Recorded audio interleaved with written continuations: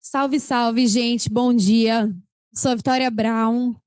Eu vou ser a mestre de cerimônia. I'm Victoria Brown. I'm going to be the MC for our activities at Global South. I am an African Amazonian woman. I have a yellow dress with flowers and animal print. I would first of all like to thank you all for connecting or for being here with us. By the way, you may find your headsets over here. Number 2 is Portuguese, 3 is Spanish, and 6 is English. You'll find restrooms here to the left, and over there as well, our cafe is open.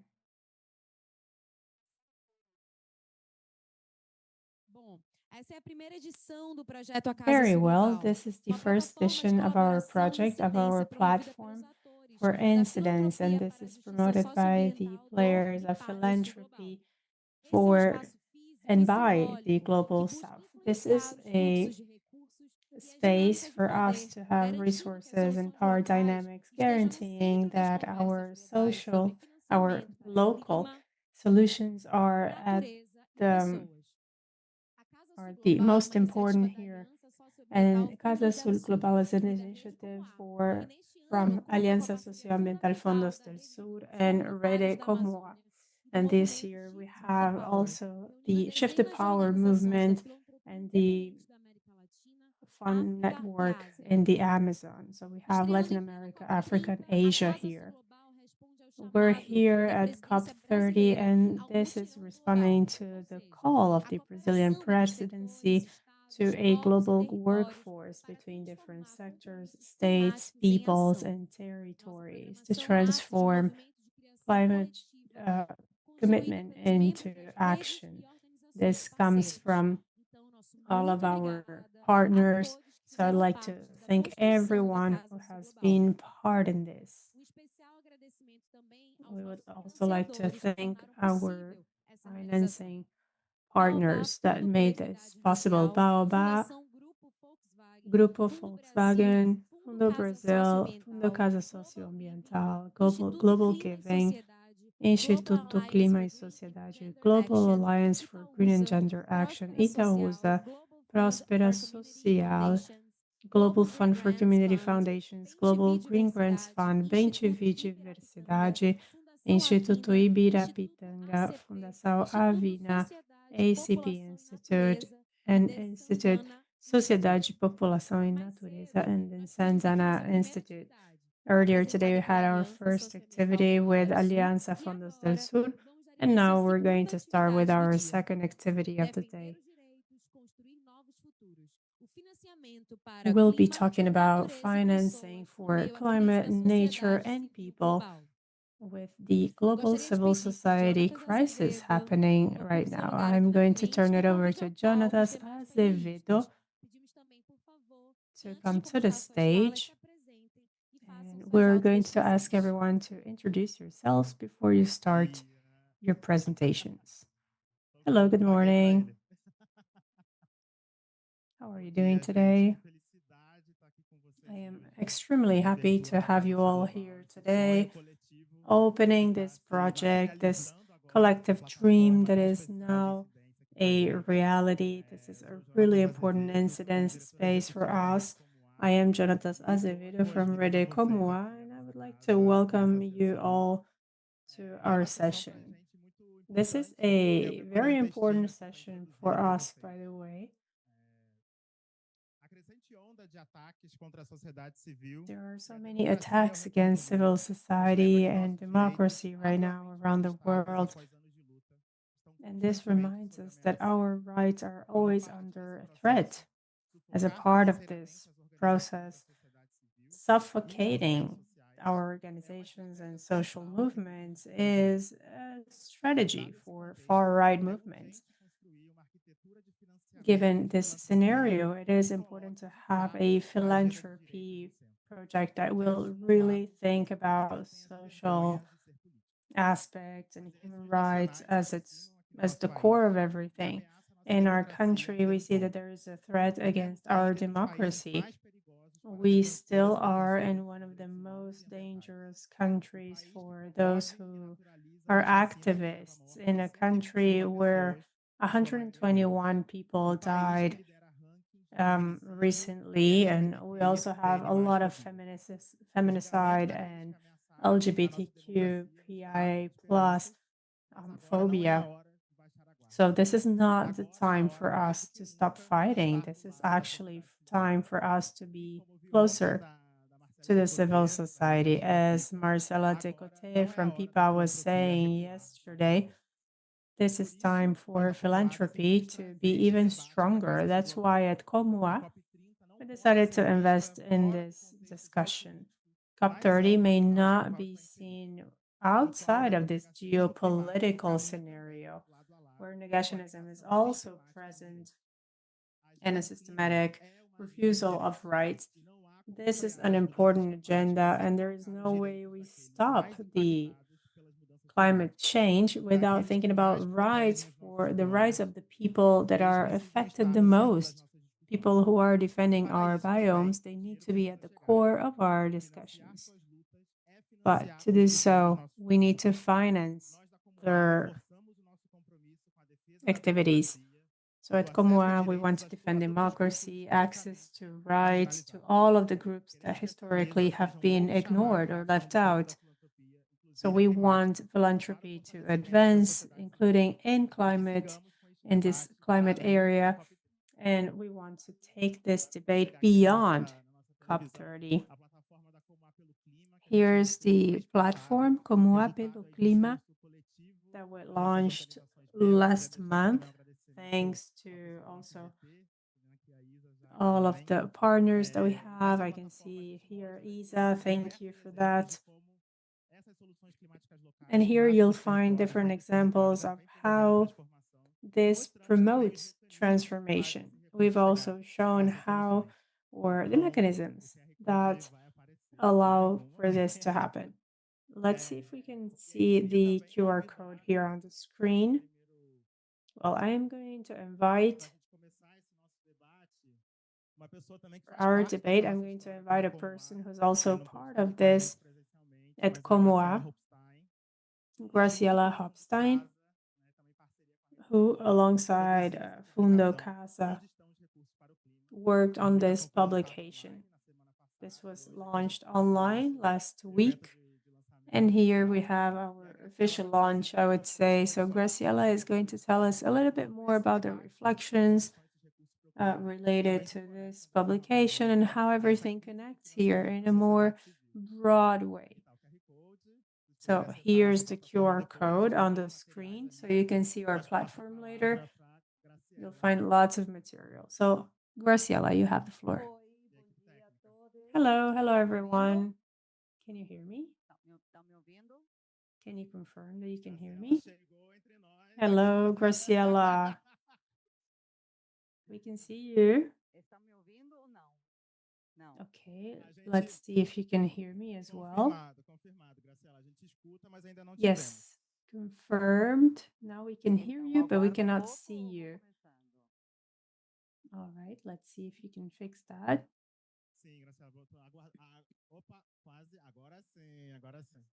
Apareci para todas. Can you see me now? Yes. Excellent.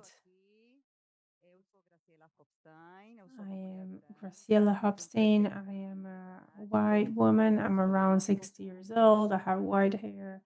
I'm wearing black glasses, reading glasses, and a black t-shirt. It is truly a pleasure to be here on this panel. I would like to thank Rede Comoa and Casa Sul Global for the invitation. It's great to be part in this. And it's one of the main matters for us. So, Casa Sul Global and Comoa pelo Clima are central in this discussion because it shows the power and the resilience that we need. Because talking about climate is talking about people, rights, communities, and the populations that live in these different places that are impacted by climate change. And at the same time, they have the solutions to respond to this crisis from local solutions. And of course, it's fundamental as well to think about shift the power. I actually am here as a fellow of the Shift the Power program because we're thinking about the communities, the movements that have the possibility to find solutions for the problems, as I said before. So about the publication now that is being launched officially today in this space. And as Jonathan was saying, I am one of the authors. This was coordinated by Fundo Casa in partnership with Rede Comoa. By the way, thank you very much to Fundo Casa, Chris Orfeo, Rubens Bonus. Thank you for your contribution for the review. Thank you to Guilherme Aid and Paulina Tro as well for your contribution. Well, this publication comes at a very important moment for biodiversity, for climate change, with important impact on the global south. We're talking about changes in an impact on nature, a focus on civil society. And this shows a lot of contradiction between the commitments and the agreements and multilateral agreements and what happens in the territories and communities. This scenario is adverse in the sense that we have a lot of um, far right movements right now advancing. This is something that is unprecedented. We see a lot of negationism as well for environmental change. And in Brazil and in the countries of the global south, these trends will lead to a regression in the rights that had been established. So now we have a lot of people that are being left out, a lot of communities, a lot of groups, and we need to think about these spaces. Cuts in financing and philanthropy as well have changed the structure that we work with. And this is not temporary. This leads to an important reduction, around $75 billion in financing. It's important to say that this crisis is impacting the civil society, and this is not just economic. This is not the result of the financial systems. Actually, we have never seen so much wealth being established, and this is the result of systems that will try to empty these strategic agendas, especially when it comes to the identities and political minorities, the so called woke agendas, which are the most innovative in philanthropy. If the scenario was already adverse before, according to certain investigations, 12% of the resources for human rights went to these social institutions. Well, now the current situation is going to be even more complicated because we're going to have a sudden stop of many initiatives, many activities. This is going to be scarce now, and people are going to have to adapt their agendas. In the long run, the perspectives are not very good either because the forecast shows that we're going to have fewer social organizations working, especially the small and the medium ones will, many of them will just disappear. And we need to think about how that power is shifting. Well, we have to have a critical reading of these scenarios. We need to think about the trends in climate financing, and we need to think about incidents for collective action. It's important to expand any voices that have been left out in the decision making process.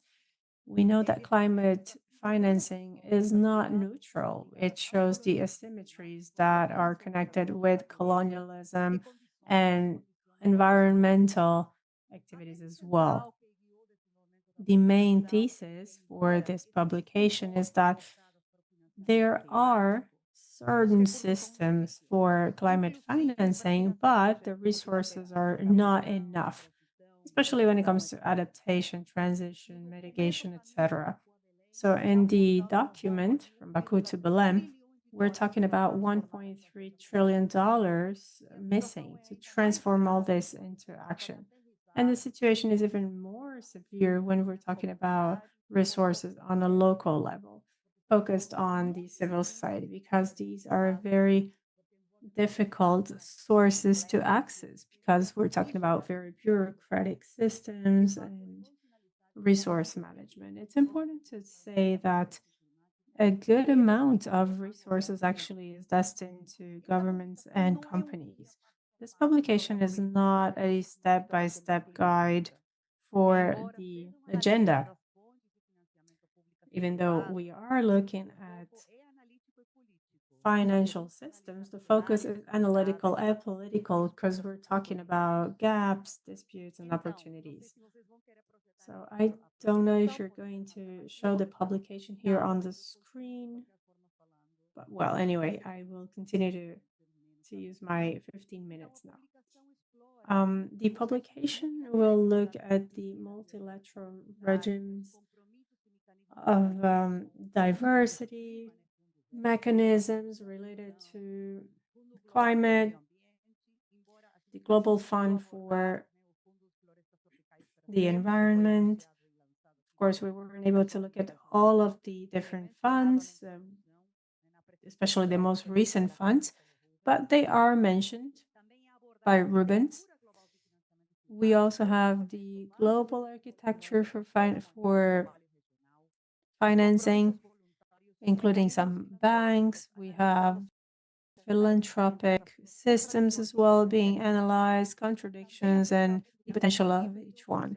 We also have hybrid activities with risks and possibilities being analyzed, and the scenario of the local, regional, and global philanthropy.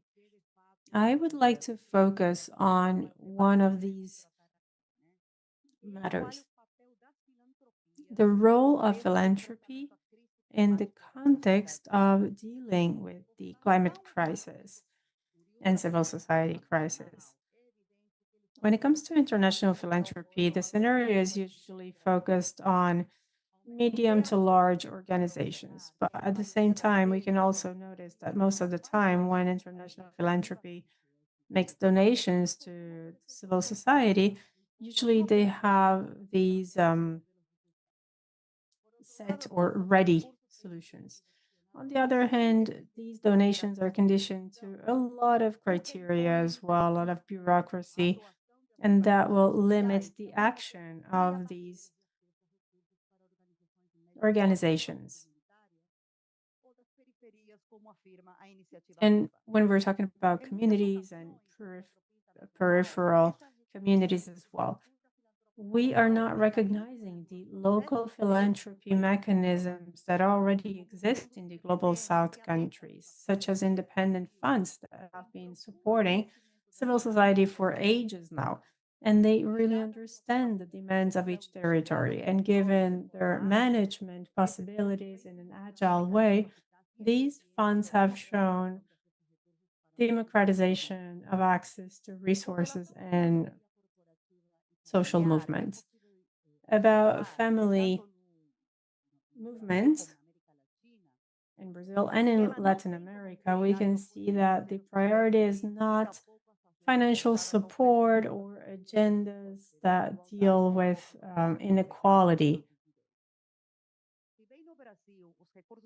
In Brazil, the philanthropic resources are significant, but they're usually focused on developing their own programs. And in terms of the agendas, the support for minorities or rights agendas are not very significant. So independent philanthropy represents not only an innovation in the ecosystem, but also a legitimate source of financing for different groups. As an example, until 2021, the organizations that are part of the Rede Comoa, they donated millions to social movements. And between 2022 and 2023, almost 400 million reais to different initiatives dealing with climate change. So the thing is, what strategies do we have in place? What future perspectives do we have? One of the keys here is to have good articulation so that we can have a collective thing. So we'll have initiatives generating social transformation, and we'll have different models and dynamics. In this scenario, it's important to talk about the Reimaginando el futuro de la sociedad civil from the Argentinian Network for Cooperation. This is from the Global South. I am part in this. And this is for collective action for the civil society. The idea is to have articulation and rethink the role of organizations as central players in the future. So the initiative would like to strengthen those local networks, community networks, with many different actors engaged in the protection of rights to really advocate for common goods, innovation, sustainability, and to be able to overcome this dependency, promoting autonomy. Of course, philanthropy could have a broader way of dealing with those networks. Incidency actions could be used, changing the financing architecture. That would be a possible and strategical way to move forward. I would like to bring some central ideas that were mentioned by Jonathan as well in the first letter to the COP chair, and to make a common effort that was inspired as well in Muchiro's indigenous theory and concept. So this is to bring civil society, philanthropies, local groups to really face climate and how to finance democracy and climate change. So we really have to have creative solutions coming from open debate as well as cooperative agreements, so as to have alternative financing models that would then underline the importance of the autonomy of civil society organizations, common good, and democracy. Thank you very much.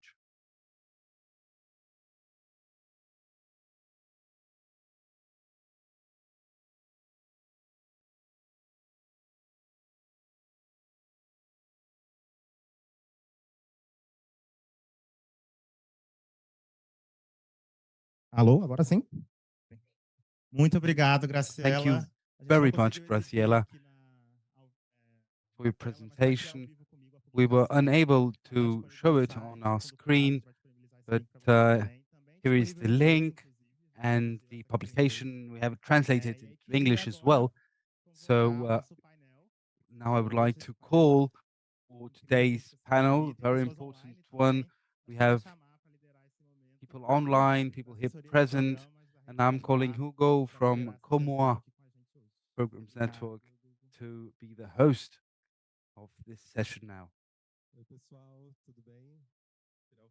Good morning to you all. Good afternoon.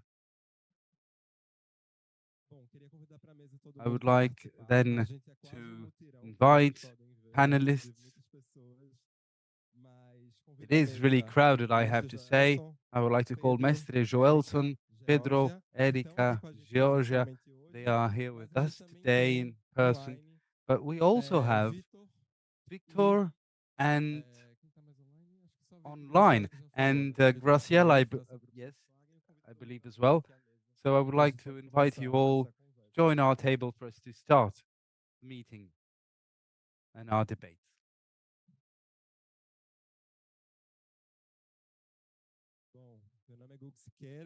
I am Hugo Siqueira.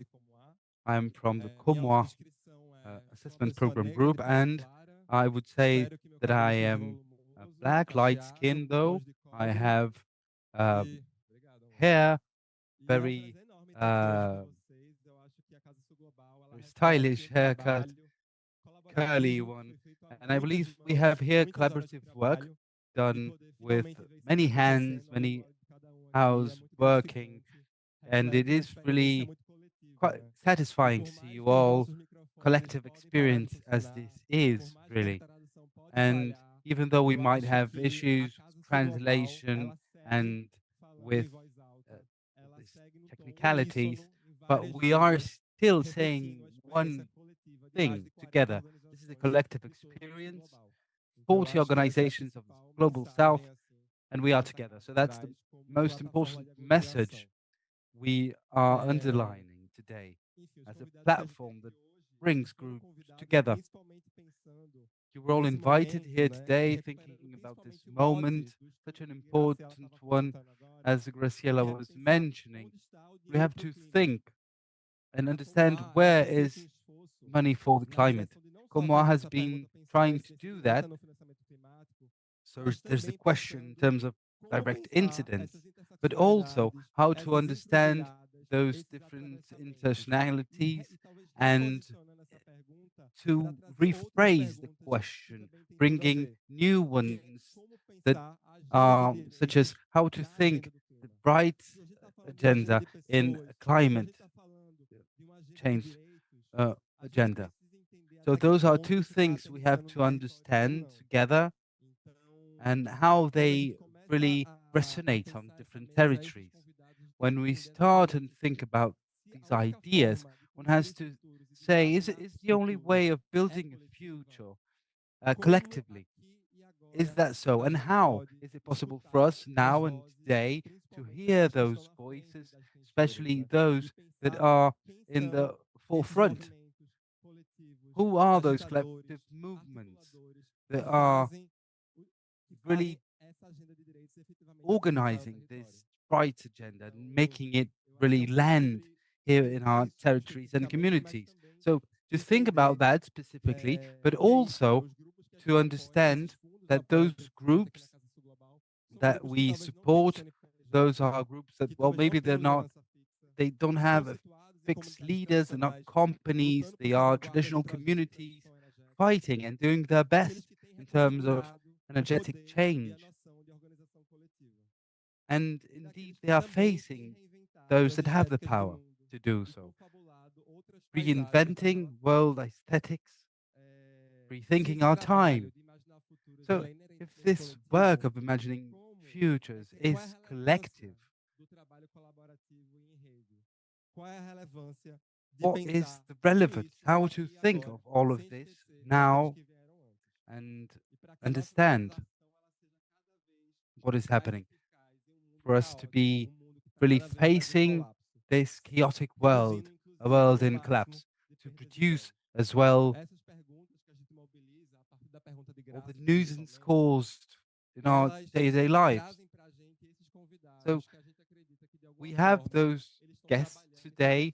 They are working a very important job they have, and I would like to invite now to talk with us Carlos. He is online. He is from Vina and Brass, and he has been doing very important work directed to think financing crisis we have nowadays, especially the civil society, and reimagine this future of civil society. So, Carlos, I'll pass you the floor with a question. How do you see the actual situation and our opportunities nowadays? What perspective to understand and think this future in the crisis that is installed now? A very good morning to you all. Thank you very much for the invitation.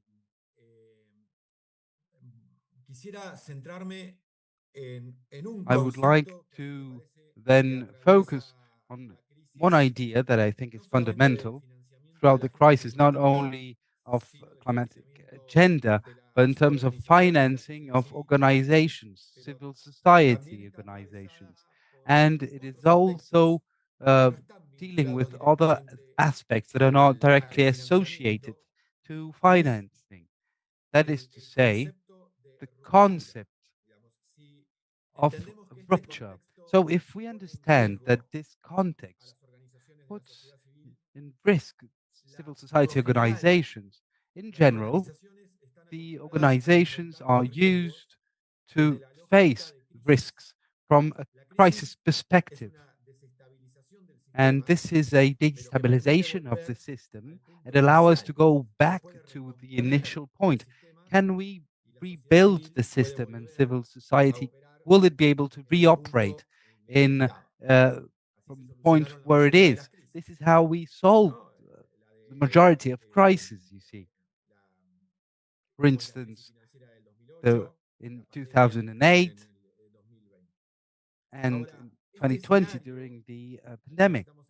This scenario we are facing, it's not anymore in the crisis logic, and it makes us face the risk from a rupture perspective. The difference is that in a rupture, I have to say, that is also a destabilization of the system, but it does not allow us to go back to an original point that doesn't exist anymore. That is to say, measures of the US government in terms of USAID were not to reduce budget, but to shut down USAID. It doesn't exist anymore. It's broken. So we can't ask them budgets anymore. We have to reinvent a strategy to operate in a context without USAID. This is then indeed a context, a unique one, a rupture context, I would say. And then, furthermore, so as we said, we are in a context where democracy starts to be then questions. Its centrality is occupied by autocracies. Any governments that are legitimately in a democratic government, they dispute power, but in terms of government action, they reduce the pact we have in the Western world, organizing us collectively in terms of rights. And another aspect of this rupture is the radicalization that we see, and it depends on the emotional narrative. It substitutes the ideological one. It ignores basic values, collective individual values as well. And a third component is a violence that we can see from the government in a narrative and hate promotion, that it creates collective micro-violences and social fragmentation.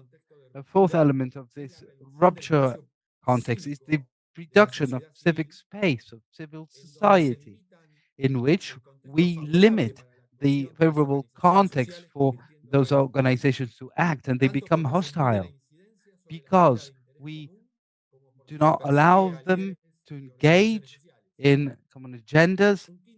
Only leaders are present, and sometimes they are censored in terms of their different ways of expression. Media publications are forbidden, and we can say as well that because they can feel pressure from big groups, they can alter censorship themselves, you see.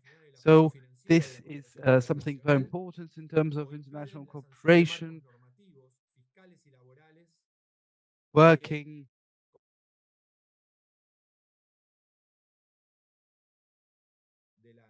de los organismos de la sociedad civil. Hay una we filantropía were talking about fiscal milestones, fiscal landmarks become broken. So there's a philanthropy now finance agendas, and this is the situation with US aid, but also European Union has changed strategies in a unilateral manner, in a logic where they say today to finance what the world needed, and now what the countries need. This really leaves behind very basic agendas for the democratic system. Our Latin American countries, it's a situation when it deals to human rights and strengthening democracy. Those are things at stake, and it's generally financed. You see, there are two other elements I would like to share: the hostile narrative, media operations promoted by the governmental trolls as well, that try to install, and they do so, installing lies, fake news, disinformation. And the last actor, I would say, is functional states that are really acting in an illegal way. So the leaders are threatened, and this is a problem for institutionality itself. The organizations can be taken in territories. You see, this is something that is not new. We all lived, know this, and suffered it as well. But it's very important to understand in this context that if we do not incorporate rupture as a tool of management, there is very little we will be able to do, because the operation in a crisis level is not fruitful for us yet anymore. Now, in terms of future, I would think that one of the main problems of civil society is that we all have great diagnosis. We express it many times from place of hate. I think we need less diagnosis and less hate as well, because we need strategy and we need clear proposals. And to build those in those rupture frameworks, we really have to understand deeply this rupture context. There are new things happening, new elements present, and we have to identify their opportunities in this rubble that has been produced. If we do not separate and look well into that rubble, we won't be able to separate and understand what we have to do now to move forward. This is to be able to understand what happens in the short term, also to understand in the long term the organizations need to have more space to plan. So this is something very important for us. Intuition, knowledge that we have.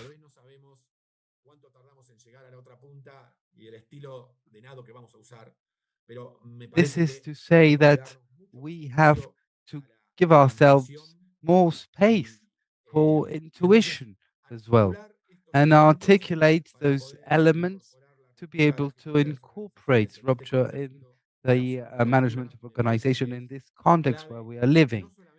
I believe that is very important, not only to start identifying how to get to financing, but also to understand how we can operate in these framework of a democracy in risk. This is what I wanted to share. Thank you very much.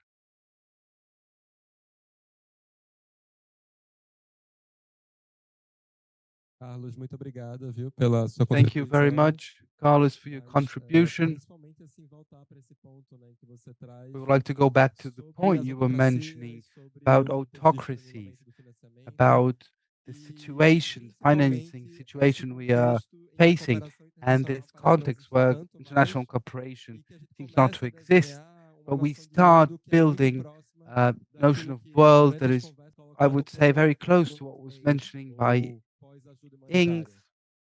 Então, eu queria trazer, inclusive, esse contexto I para I perguntar para wanted a then Érica to Miller, que é do ask ex-secretary Erika representatives, Miller, representing INS, quando vocês trouxeram when essas you conversas, né, brought sobre those post-aid, sobre ideas pós-ajuda, about post-aid, como é que vocês how estavam visualizando esse how did contexto you see the e context? principalmente qual é o papel da And filantropia para what esse is outro the mundo, role né? of Parece que a gente está numa philanthropy ruptura in de this mundo new agora, world? que não We're é in a mais o moment mesmo, a of gente a precisa seguir de rupture. outra forma. The world is Mas not the assim, qual é o same. We papel da have to carry filantropia on nesse outro differently. mundo? What's the role of philanthropy in Qual é this o papel que new vocês world? pensam que estão And what is levando the role of especificamente através these do churches doing with the e como philanthropy é que isso for pode, de climate? alguma How visão, can it, in a way, construir também fortalecimento build da as sociedade well civil, strengthen, de I alguma have to say, maneira? Qual civil é a direção society que in isso a pode way or levar? another? What is the direction you can bring to us, please? I'll pass you the floor. Good morning. It's afternoon. Can everyone hear me? I'm going to speak in English, so I hope it gives you a moment to transfer over to the Portuguese. Thank you to Carlos for the context. I think it was super helpful. Thank you, Google, for the question. And I just want to start by saying parabéns to the Global South House. It's really a pleasure to be here today with so many members, partners, and friends celebrating this space that has been long missing from events like the COP. My name is Erica Miller. I'm from an organization called Wings, which is a global network of philanthropy support organizations. And we work with members and partners all over the world to strengthen the philanthropy ecosystem, which is the infrastructure that makes sure resources move more effectively, move more abundantly, more fairly, including networks, community funds, research bodies, learning spaces, and more. And I think when we think about this crisis moment that we're in, we turn to the ecosystem. What can the ecosystem do? What do we need from the ecosystem to be able to work through this moment? And we've seen that the collapse of international aid and traditional aid models is a major structural shift. And in figures, the cut of USAID is, they cut almost 90%, right? And it's a $60 billion gap, which represents nearly a third of global official aid. And across Europe, we're also seeing several government cuts redirecting budget towards trade, defense, and domestic priorities.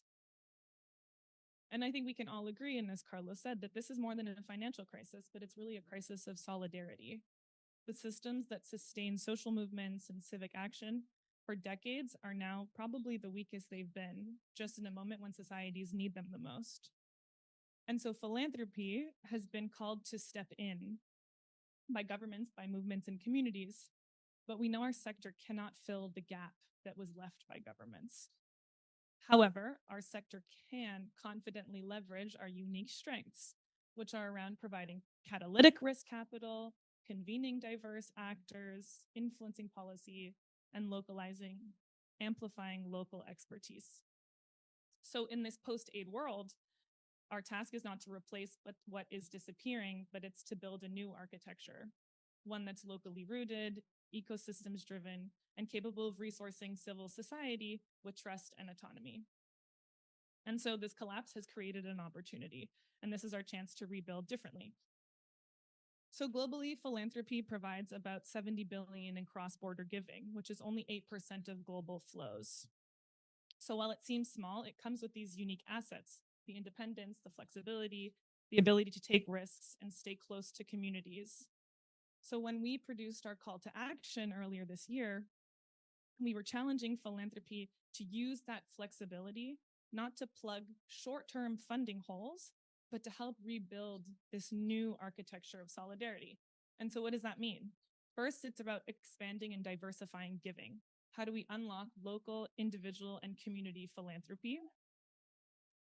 The second is to invest in infrastructure, the connective tissue that moves resources, that creates data, and that builds trust. And the third is to partner across sectors, because we know no single actor can meet the scale of this crisis alone. So how does philanthropy act as that bridge across different sectors? So while we can't look to replace governments, we can enable communities and civil society to stand on stronger foundations by investing in these networks, in the data, in the community funds, and the enabling environment that actually really enables civic action. So instead of being a replacement for aid, how do we be a systems builder? We did some research recently on the philanthropy support ecosystem for social movements across Africa and Latin America. And the evidence is very clear that movements don't just need funding, but they need strong ecosystems to thrive. And these social movements depend on intermediaries, networks, community funds that build capacity, visibility, and protection. But these structures are largely underfunded and often invisible. But when they are strong, like here in Brazil, for example, with Rede Comoa, with the Alianza at the regional level, we see that these movements are far more coordinated, they're more resilient, they're better able to sustain long-term struggles for rights, climate justice, and advocacy and democracy. So these actors, these infrastructure actors that translate between funders and movements are combining financial accountability with cultural legitimacy and can therefore be catalyzing the funding that is needed.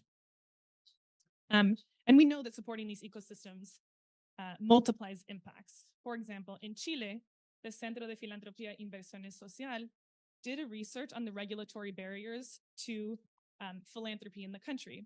And they leveraged that resource and that research to advocate for philanthropic reform, which in that same year ended up mobilizing $56 million in new donations, just in that 1 year, which is a 15% increase in overall giving. So from an initial ecosystem investment of under 200,000, which they needed to do the research, they leveraged $56 million out of that.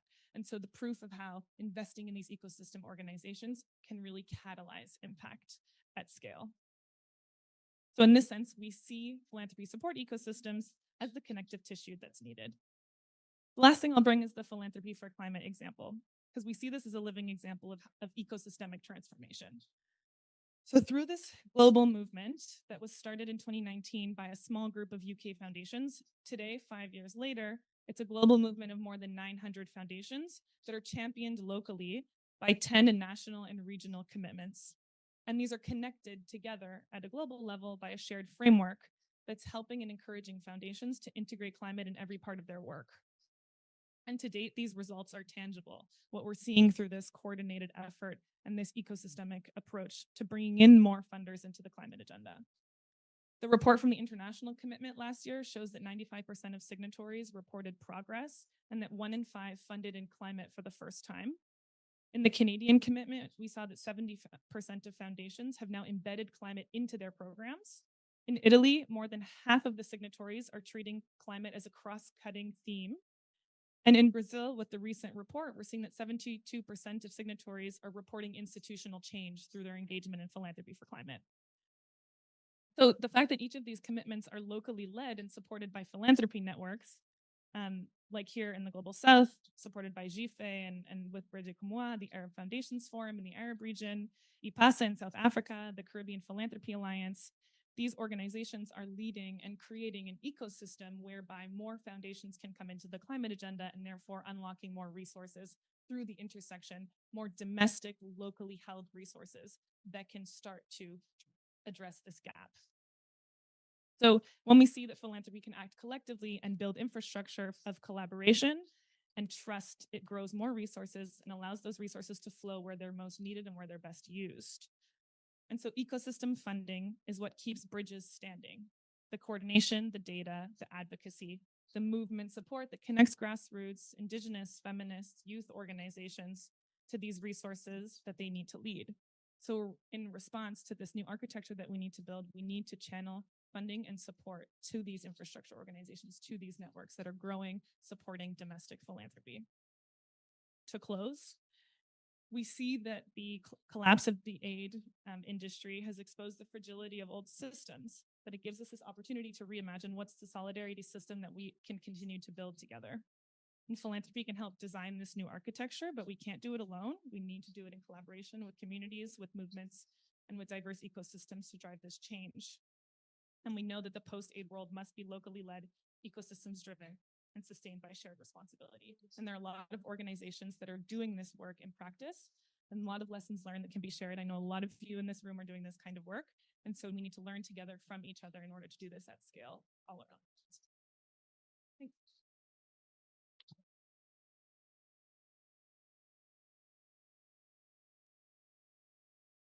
Obrigada, Érica. Muito bom assim também ouvir essa perspectiva global, né, do panorama. Thank you so much. It's really nice to hear from you and understand how you think we have to react, to all the changes and revisit our initiatives.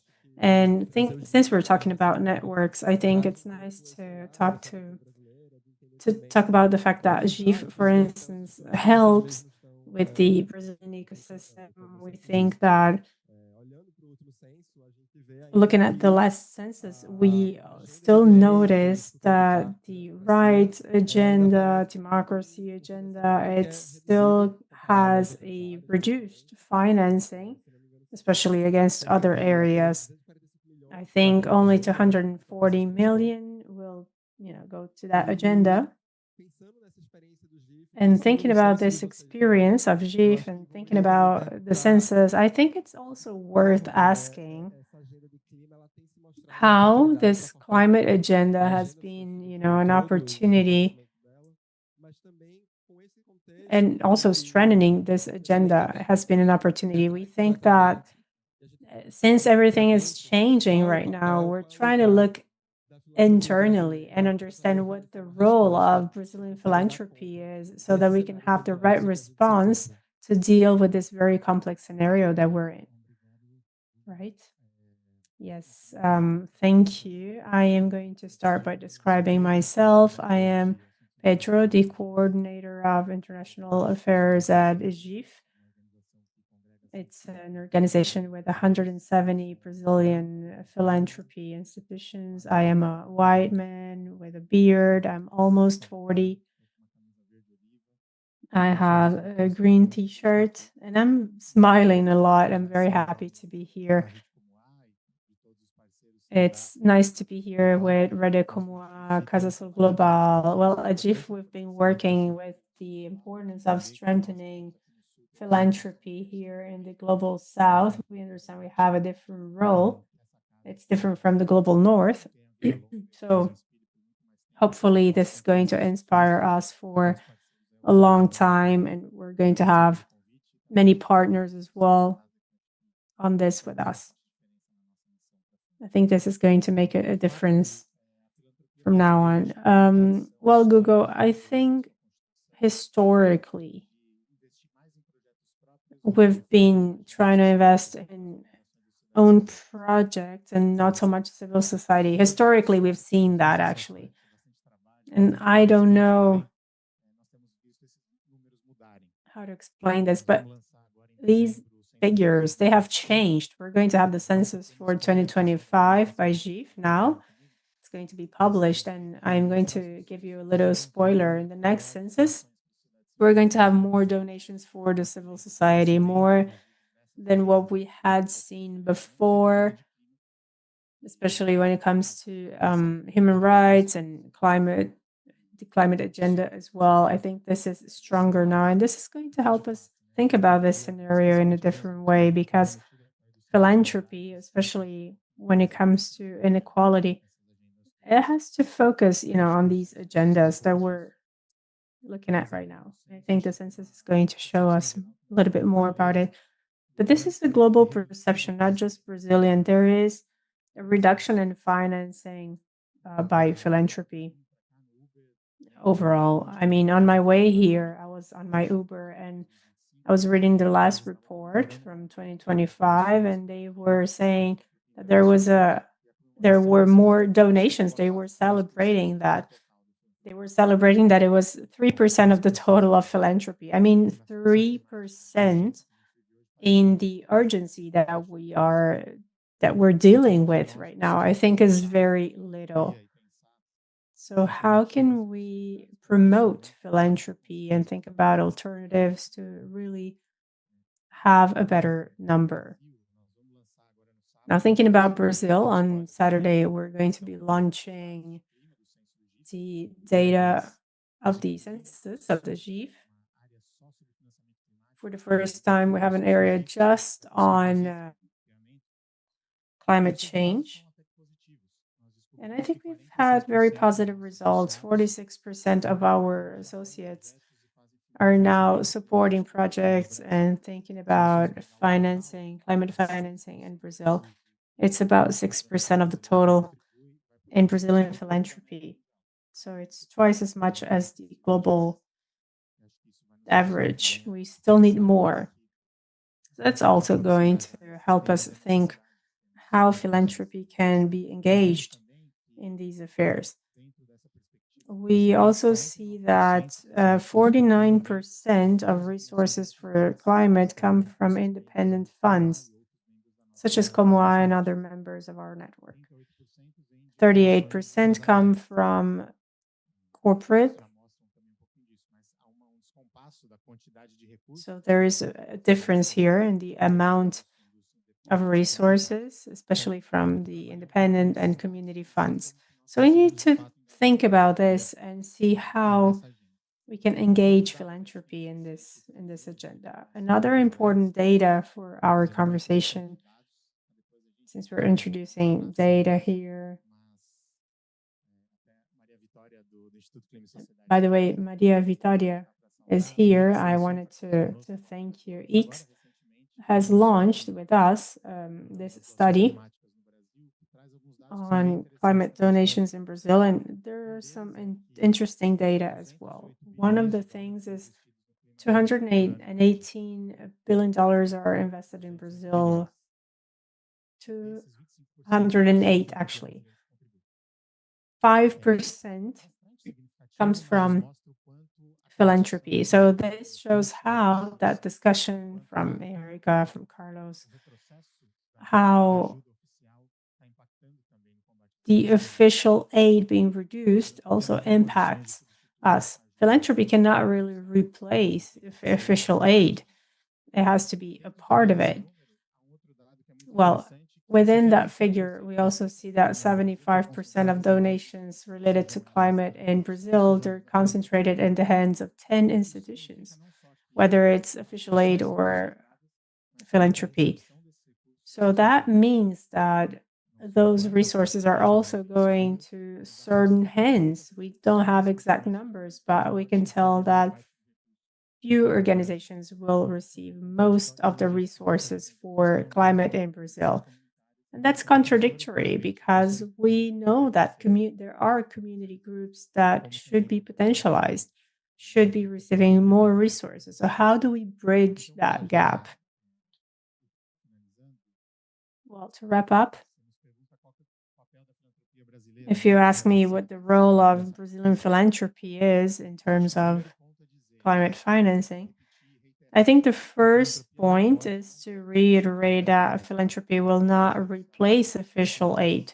It should not replace official aid, not just because it's impossible. I mean, if we think about all the resources that we have, but also because the task here is for rich countries to also think about the climate, think about the environment. It is their fault, after all, in a way, right? So I think it's important to highlight that. And I think philanthropy should complement these resources. They should be a force to complement these resources. Over the past few years, I think the activity has been to raise awareness, to convince everyone that they need to think about the weather. I think we're past that now. I think climate is an urgent matter right now. It is a critical moment. So we should either deal with the things right now or we don't know what's going to happen with our planet. So it's our role now, Fondos del Sur, the Alianza, everyone that has incidents, everyone needs to think about acting and implementing, not just discussing climate issues.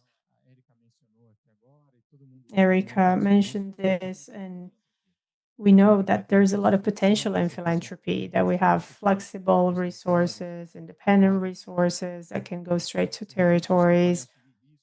They could also present risks. I mean, there's this whole potential. And I think right now we have to use this potential, not just talk about it.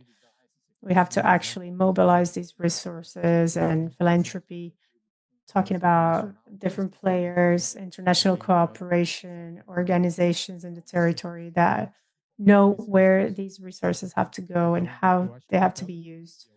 So I think the role of philanthropy right now, nowadays, no matter what word we're using, it's more about donating more, contributing more, but also doing more. And I think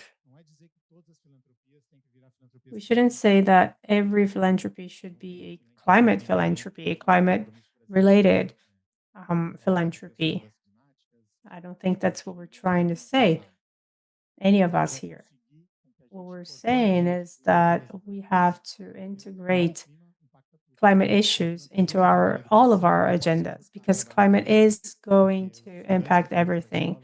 If a philanthropic institution deals with, I don't know, education, they still cannot ignore climate, because students trying to go to schools and dealing with climate change, they're going to be suffering that impact on their learning process. So whether we're working with race, gender, anything, all these agendas are going to be suffering that impact. And if we're talking about philanthropy that has a commitment, we know that this is going to impact the most vulnerable population. So dealing with climate is also dealing with inequality. So just to wrap up, I think we have to think about the future and mobilize philanthropy, incidents, partnerships, and we have to, as we usually say at GIF, this is our mantra, we have to say that without the planet, without the people inhabiting this planet, there's no philanthropy. So we should not put our planet at risk. We have to act now to keep this working in favor of a more equal society for the future, maybe in a better climate justice world. Thank you.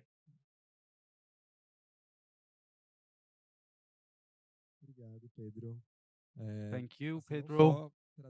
Not only you're mentioning this issue of climate agenda, that's really important, but also all for action. This is something really important. Multi actors involved.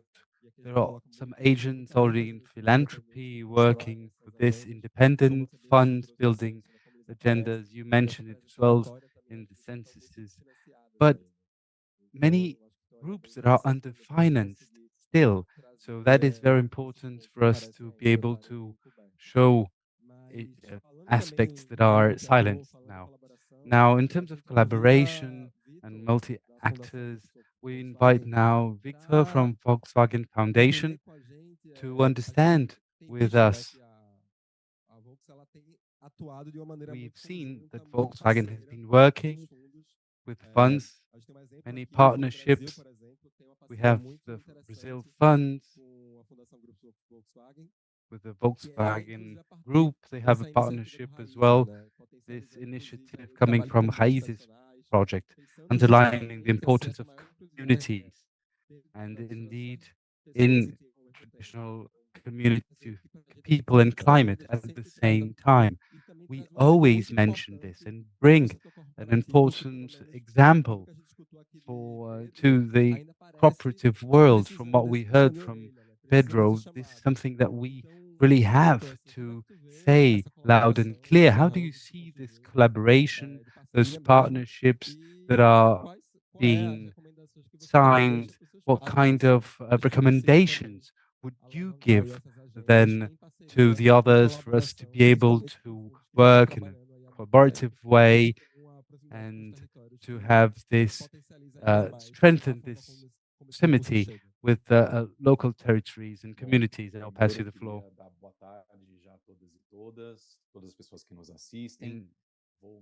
Good afternoon, good morning, good evening. I am Victor.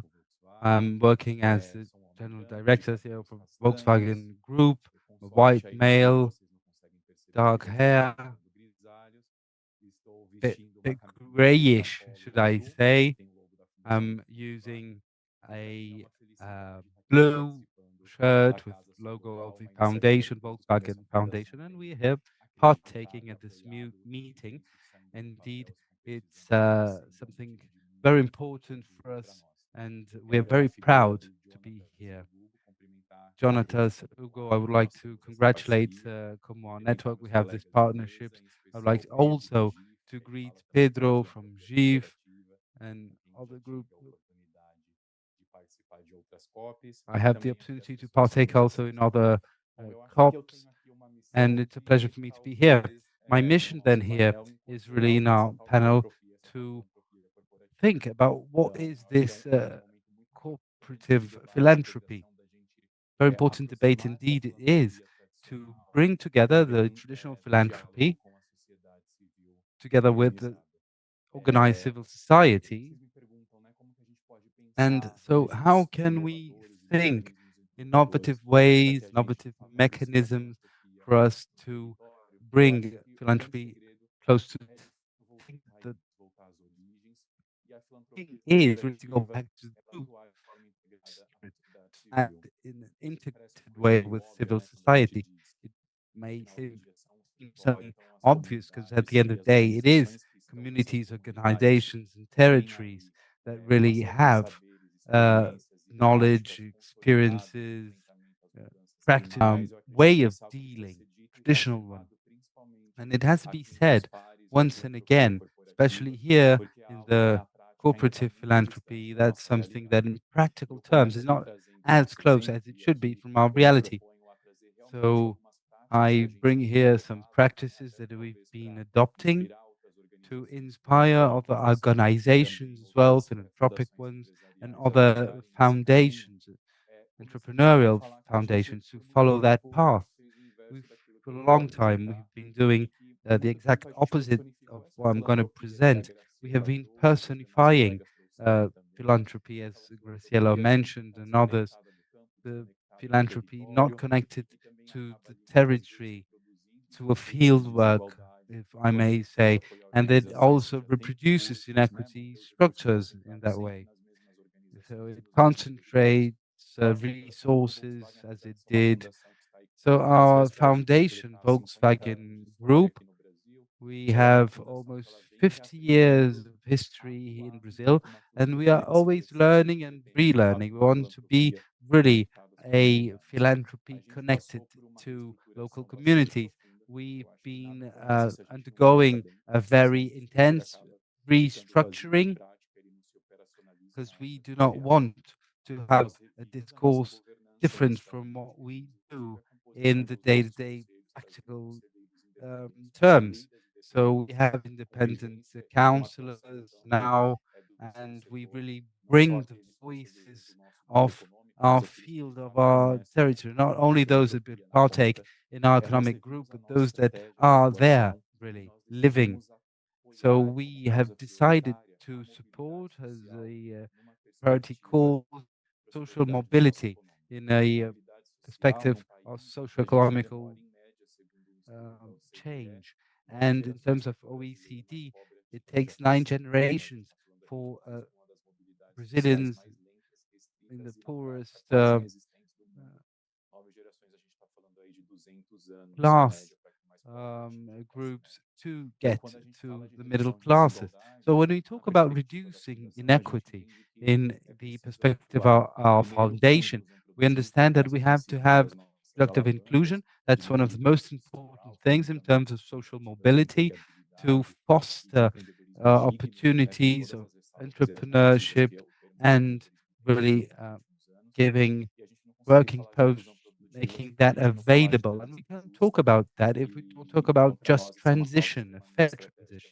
This is something very important for us, especially when we think about all the opportunities and challenges that Brazil has at this point in time to become more dependent in carbon emissions. But at the same time, in this strategy turn, we have also decided to prioritize another acting path. So local strengthening. We're not a foundation anymore that supports. We did own projects and we had initiatives that did not have a common strategy. And now we do. We are a foundation with a territorial perspective associated to community-based organizations. So one of the things that I have to say, really,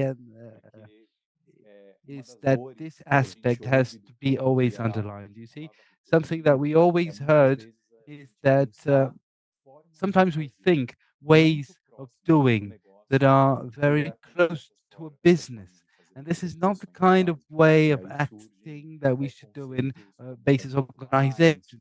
So ideas like compliance, like accountability, well, this only reinforces inequity structure. So when we talk about really confidence and trust, how to look into our processes, policies, how do we choose different projects, social organizations, so that we can really stop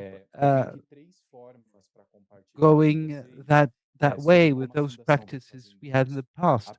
And what have we been doing now? Well, we have started acting in specific territories, in the peripheries, where vulnerability was an issue. And this is, we worked in groups, in states, south, south, east, and northeast of Brazil.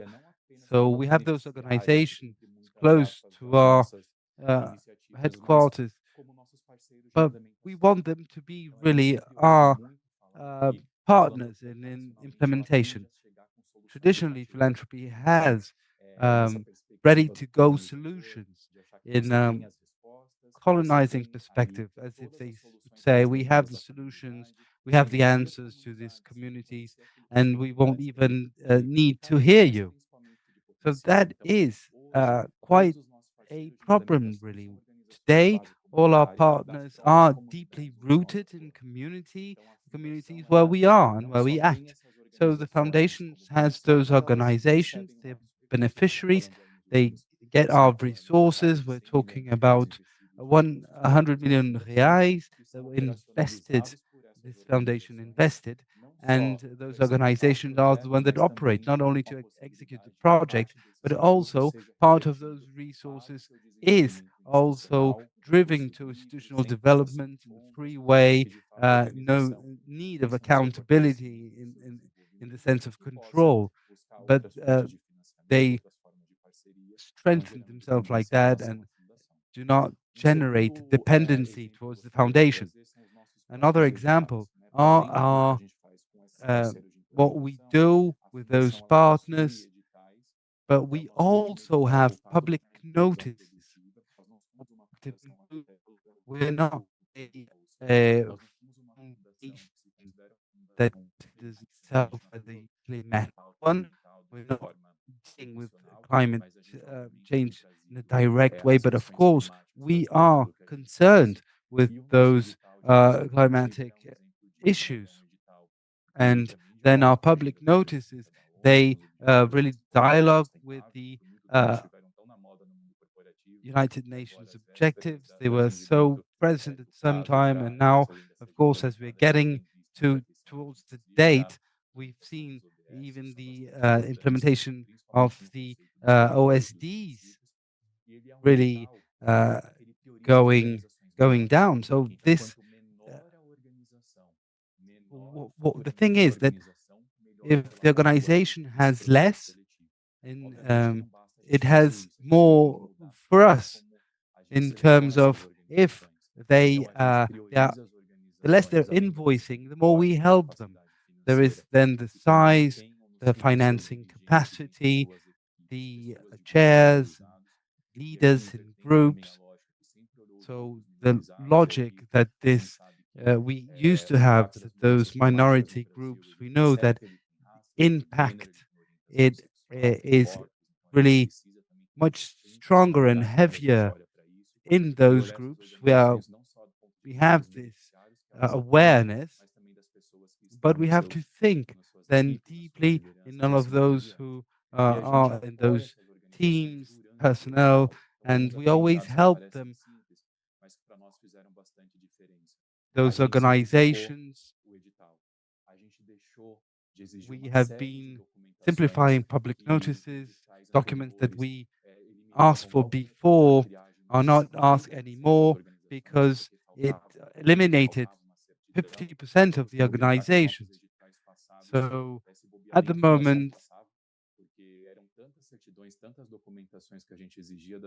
in the past, really many things in those called for projects were many documents, bureaucratic challenges that really left them behind. So our call for projects, call for proposals has changed very much. It's much more inclusive now. And we have organizations and we support them that are very diverse. We have organizations that are race related, but also others more rural one in the outskirts of São Paulo and other regions. So for us, it shows, it summarizes that if we have really the intention and the desire, we can bring those associations to work. So independent funds, I want to say as well, are a very important strategy for the foundations and philanthropy in the general way and the cooperative one, so that it's able to get to territories and organizations where we don't really usually get. So the example with the Fundo Brazil went in that sense. We were saying that the Raízes, Labore, we had then a call for proposals with them, disabilities, racial issues, traditional communities. So our call really now gets to organizations in the north and northeast, groups that do not receive the support of philanthropy, national philanthropy. So we are getting to organizations that are really forgotten. Really, if they don't have legal entities, for instance. So now we are doing partnerships with independent funds, and that's a way, very important way for us to get to those organizations in those territories and not make those challenges to become a reason for not to invest in those contexts. Through Brazil Direitos Humanos, we are also supporting projects that have a political background. This is something that is not normally supported when we talk about crisis of democracy, global and national level. But there is the issue of legitimacy of territories, local knowledge, and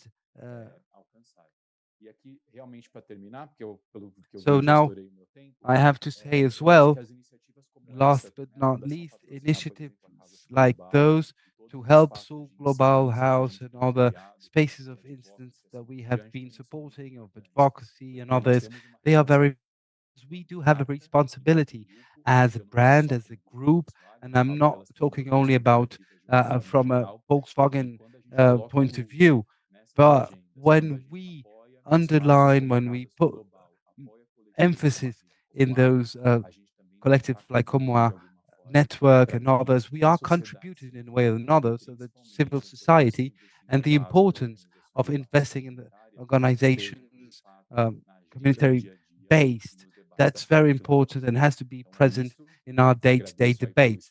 So that was the contribution I had to make, and thank you very much for your contributions, possibility of being here. Thank you very much, Victor. I think that those experiences are so important and they bring new horizons for those who want to learn and develop. This is really a long way you've gone through, and this honesty of yours to say that you had to change. This is very important for dialogue, to see philanthropy looking into itself and being present in public debate. That's really important. And to bring now an experience of Como our network and one of our members. So, but it's great to have these contributions here. When we think about networks and collaborations, we think about the Procomún. This is an organization. It's a community organization in Santos outskirts, and we've been working always in networks, not only Comoa, but Alianza Territorial, and also other alliances, South-South alliances. So the question I would like to make is as follows: how is this collective way of doing? How to be a part of a meshwork of other networks as well, and to propose solutions? How is it to create collectively? What kind of results do you see lately? Can you hear me well? I hope mic's working properly. Good morning, good afternoon, or good night. I would like to thank very much. Well, actually, first of all, I would like to say that it was very intense work, Comoa and Alianza, restlessly working. Really, we saw the list of donors, and I think that this is a clear example of a meshwork of networks. I think this is something really very powerful. I hope you all the best, Sul Global House, and congratulations for such dedicated work, not only those working in financing, but also cooking and so many different areas needed for us to be here together. We saw today a unicorn. I think it's nice to. It's also nice to hear from Grupo Volkswagen. I think it's really rare to hear a humble speech and to see that we have partners on many different aspects. I think it's important to have these partnerships. I hope Victor can also be a champion with other peers, right? Because peers usually pay attention to other peers. So I hope you can be in different forums. Let us know if you need anything, Victor, because we do need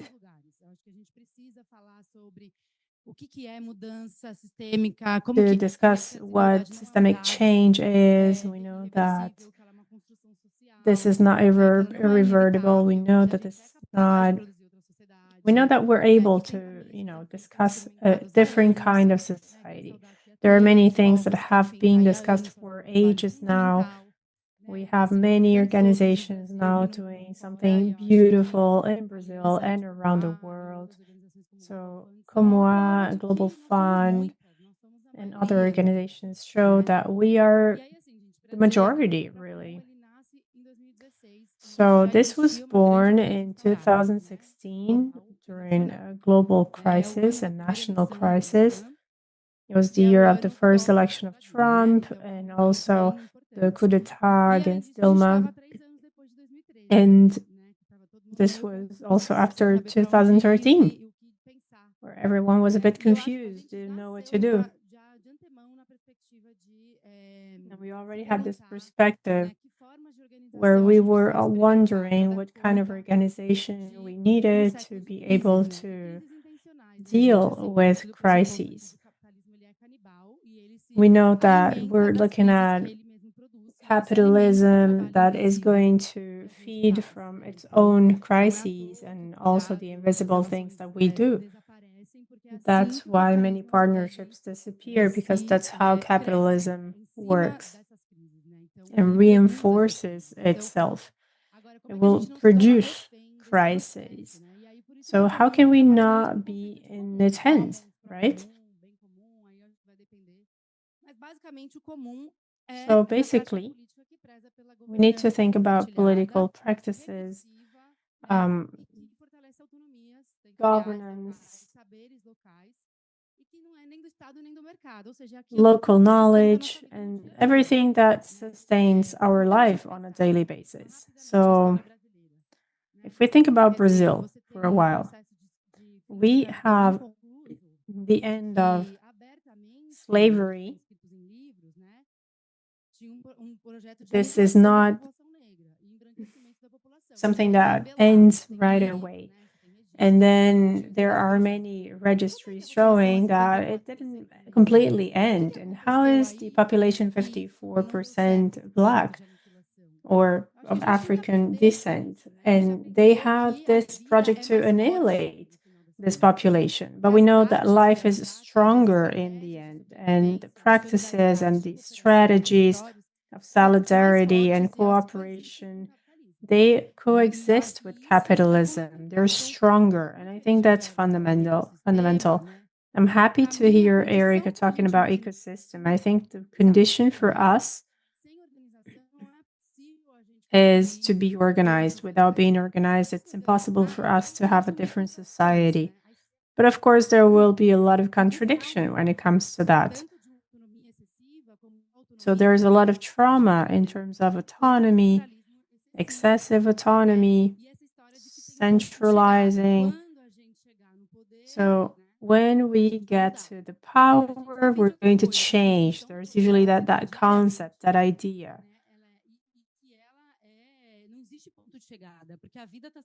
There is no finish line, right? The finish line is not the goal. It's actually living together. So if we think about care, collaboration, communication, that is enough. You see, the whole thing about power, well, first of all, we kind of lose politics as an exercise where we have to live together. For us, politics is about living together on a daily basis. Nobody knows how to do that. It's not given. That collective action is not something that is given. All the time we learn that we're better off alone. So that idealized independence is also a project so that we will forget about connections and relationships. And this is connected with climate as well and our interdependence. So basically, we're investing in donations, but more than that, we've been investing in collaboration ecosystems. Investing in that is investing in people, their ideas, and the learning systems as well that politics will allow us to have. So it's not a prototype at a certain lab. It's not about that. It's more like we're not going to be the same after we're engaged, after we are connected with peers and others. So we're talking about incubators to produce the future and collective solutions. We have to think about what this project is serving. Is it reducing inequality or is it just keeping things as are? There's one more thing that I wanted to mention with the partnership of the Global Fund. We're also looking at self-managed funds. And in our experiences, we see that most people do want autonomy, good management, transparency, and they want to also have their own rules. So we need to think about governance, political organization. How are we making decisions? Are we talking about them? When we do not agree, are we able to think about different resources? Live together to mediate.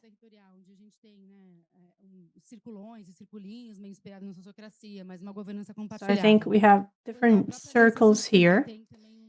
And we have pilots as well that have been implemented with different organizations, different countries. And even if we think about the lab, Procomum has a lab called Procomum, and it's a physical infrastructure. We believe that's important, and we want people to be there, to meet. It's important to have spaces, places where we can hear each other.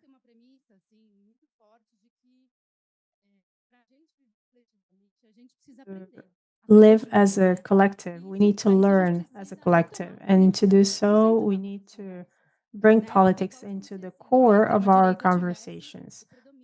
Otherwise, it's as if the far-right movement had their hands on power. But we know how to do that and transform things. So how do we build power? It starts with our singularities. There is a famous person who says there is no capoeira without a capoeira player. There is a difference between being an individual and participating in a place where there is singularity, but that doesn't exist without a circle. What kind of circles are we building, right? So all of our projects, all of our partnerships, they're looking at that, at this experiment. But of course, we work a lot, maybe even more than we should or needed, because we have to show that everything that we're saying is leading us somewhere. I mean, all the time we're doing something that is hard to do, but we still have to experiment. Creativity is something that we all have. We all have solutions and the possibility of creating, and we sometimes forget that. Anyway, I think that's a fundamental value for us. So art, culture, all that is important. Just to wrap up, I wanted to show you that investing in invisible infrastructure is extremely important. And we're talking about our connections, we're talking about time. We're talking about this orisha, let's just say. I mean, who has time to sit down and discuss and talk about what we have done? How can we produce time? We also have the emotional work of sustaining an organization that works, discomfort, differences. We are here to defend these things, but it is a lot of work, isn't it?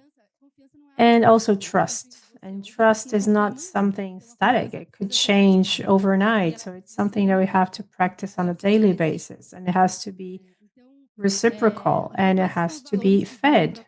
So these are the main values for us, the networks where we participate. And well, let us know if you have any questions. I'm happy to be here. Thank you.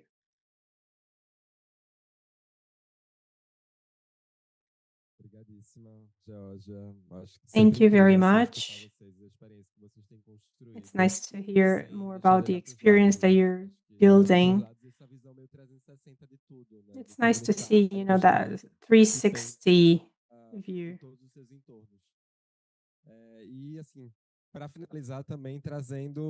To wrap up, I think we also have to think about those who have a lot of experience. I think the experience that you have, that you bring, can show us what kind of future we're able to build. And we want to know, what you've been working on, and from your experience, what do you think philanthropy can learn so we can enable all this, everything that you're discussing, everything that you're saying right now?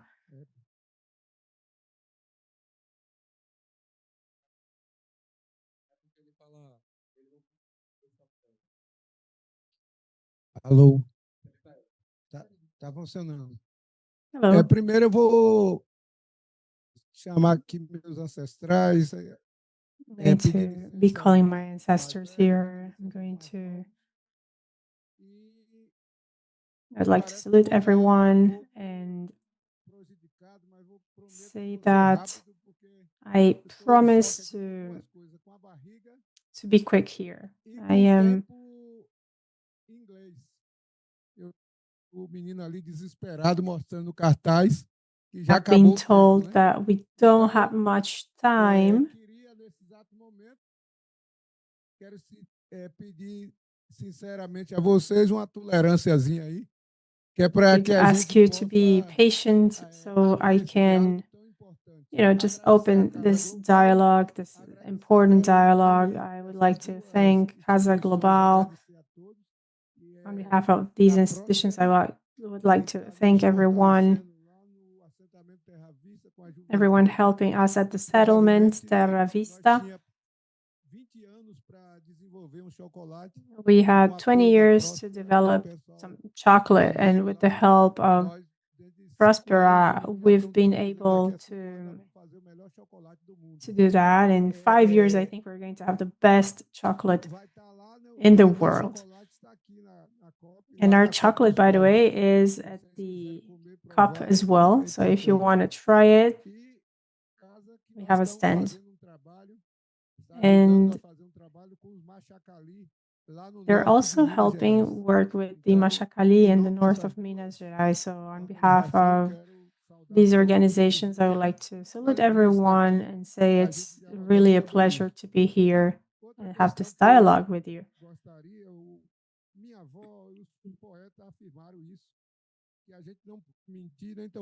My grandmother says, or used to say, that we should never lie.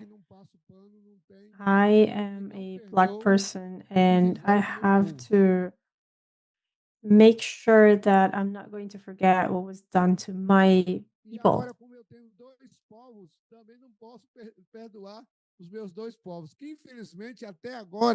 I have two peoples now.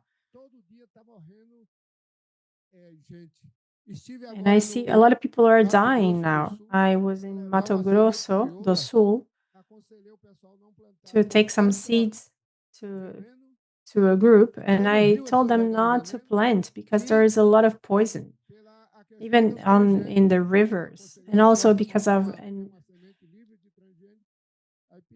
E quando eu volto para a cidade, encostada da cidade, tem campo de concentração com mais de 20 mil índios, com várias etnias. Todo dia está morrendo. And also because of the genetically modified organisms.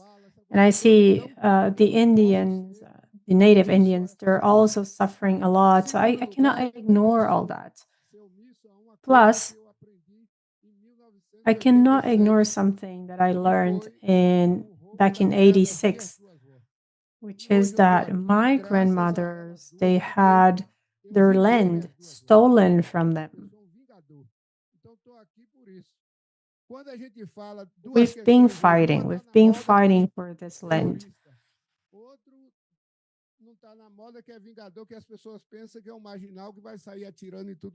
I think a lot of people think that we're fighting for it in a different way. I mean, my revenge is not a simple revenge. We're now working with a project for many years.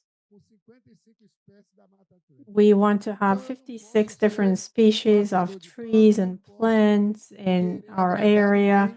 We're trying to work on this project. So we're not going to ignore everything that has been done against our people. I've seen many movements, Black movement or popular movements, being dominated by the wrong things.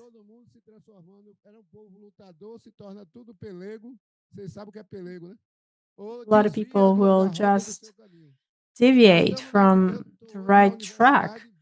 Now I am in university and I see the suffering of my people going to university, both Native Indians and African Americans. So we see that we've suffered so much and we're still suffering. We see a people that is ashamed of everything that has happened. So I'm not going to ignore all that.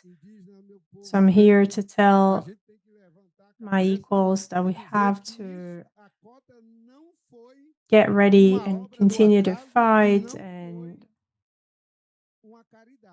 the rights that we have received so far, they're not charity, and that's thanks to our fight. We have to go back home with all the knowledge that we're going to take to university. We have to bring more knowledge, because knowledge is also about an exchange things. And by the way, I wanted to tell you that it is an honor to be here talking about these networks. I'm not going to have time to talk about it actually, because it's everything and nothing at once. It is truly a network made up of minorities or marginalized communities, and also the intellectual community, students, everyone who wants to help in a different perspective. We're here thanks to the fight of the left-wing movement. So I'm not going to talk against the left-wing movement, but there are certain things that we still have to change.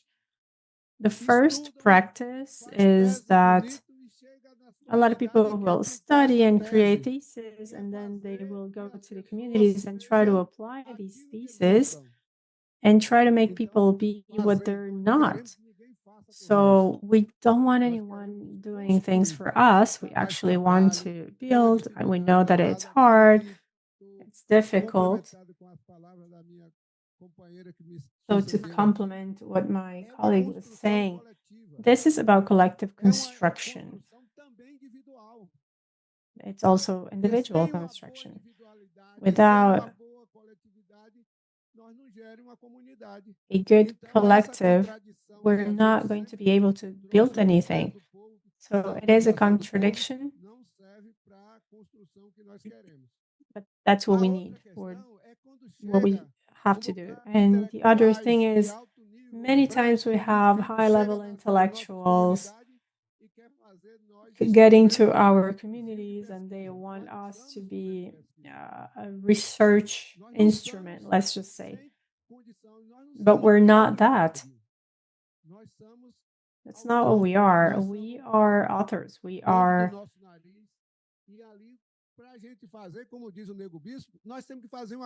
independent, and we need to get together and not impose things on others. So we're trying to have both an individual and a collective practice. On the other hand, just wanted to tell you all that there is a problem that we're going to have to solve, and it's not something that we have created. Ever since the 1500s, with the Portuguese coming, they took the land of the originary peoples, and we have to solve that. We cannot sleep at night and just ignore that.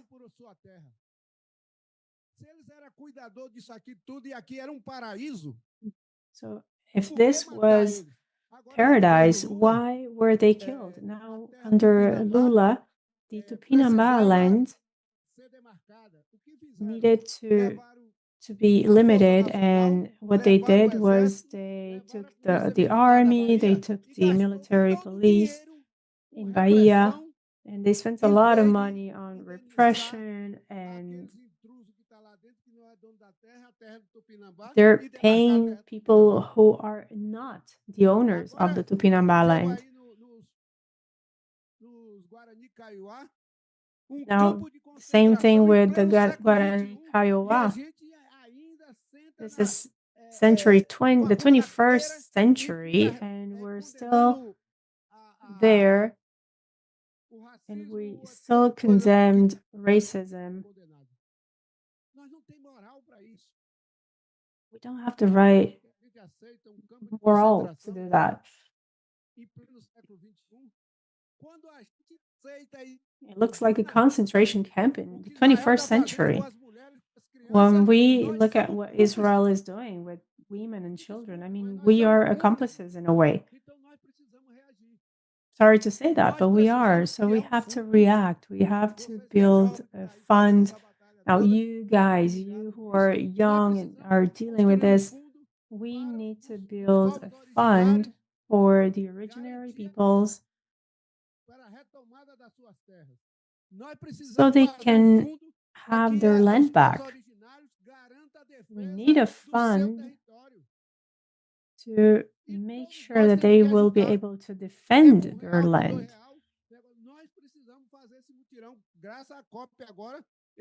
So now we'll have a workforce for climate to guarantee their land, the native people's land. There's one more thing that we have to do. We need to demand what we have the right to have. What we had in Africa, a lot of people were brought here. There was a lot of violence in that. We need to get our land back. Nobody's going to give us our land otherwise, because land is power. So as the Black people, we have to take that back. And last but not least, I just wanted to say, I'm sorry, I may seem like I'm screaming here, but I don't speak English or French or even Portuguese. I do speak the language from Bahia, which I called Baianese. It's a language that I love.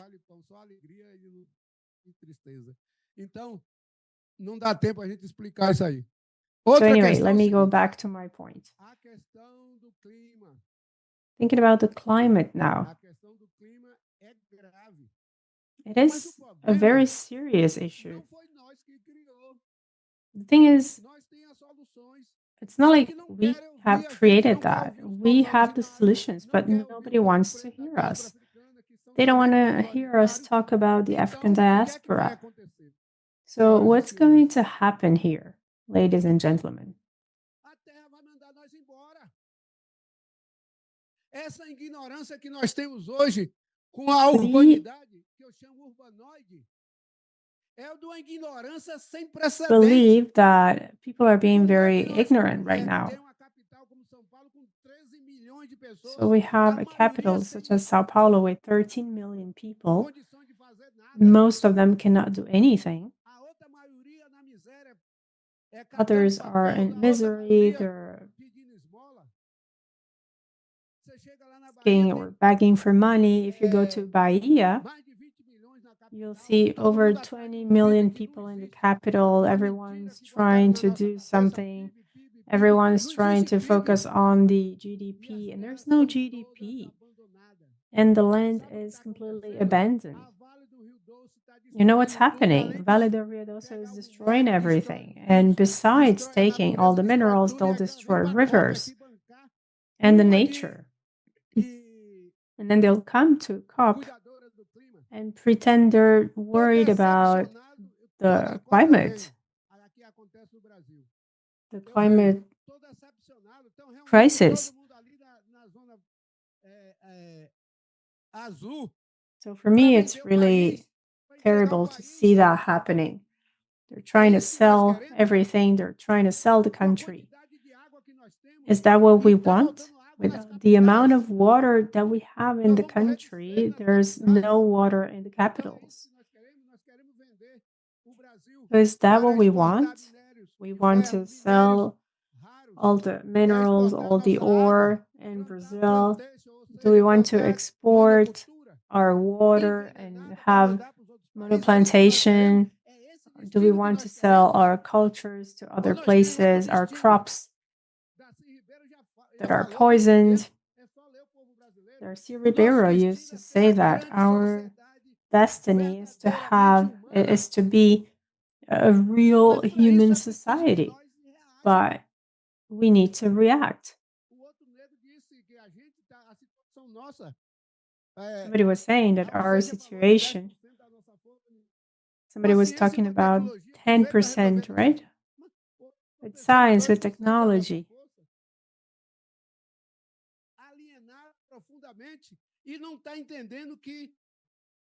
It's complicated, and they don't see that the small things that separate us, they are not worth anything. We have to think about what unifies us.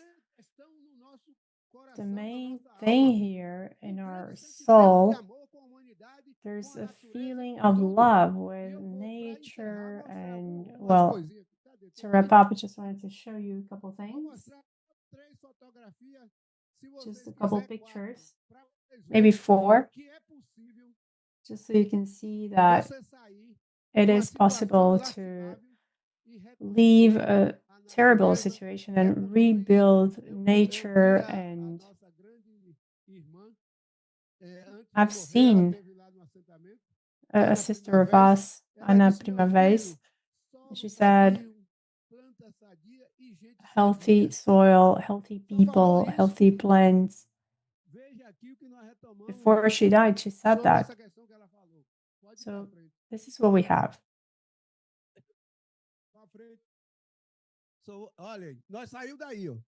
you see? This is where we came from.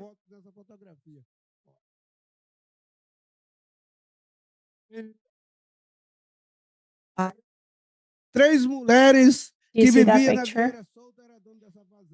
3 women who owned that 900 hectares, and they would go just to sell cocoa.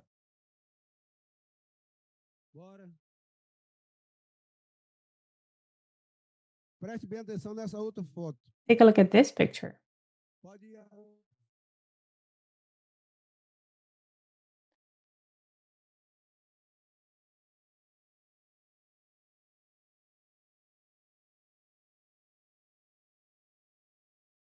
E para encerrar, quero dizer, nós temos força.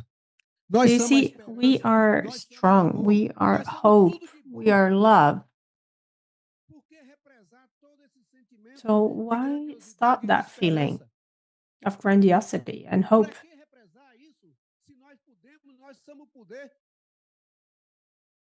I really hope that we'll continue to have power to transform, to multiply, to improve our situation.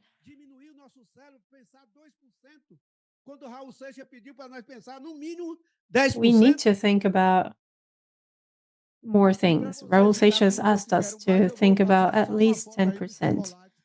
And I'm going to show you a picture of the chocolate here.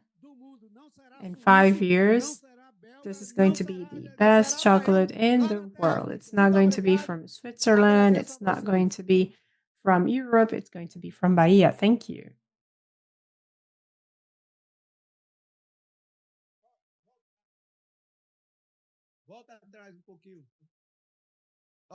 Chocolate Rebelde Terra Vista. This is our chocolate.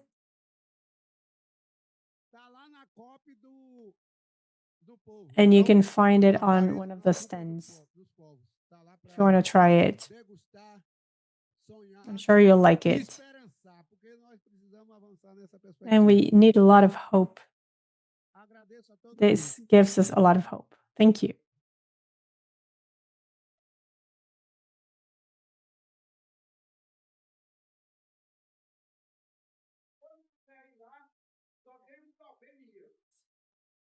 Lá no assentamento, vocês têm que ir para passar no mínimo um mês. Escute o que eu vou falar. É 15 dias descansando, 15 dias festejando, sobrar tempo a gente trabalha.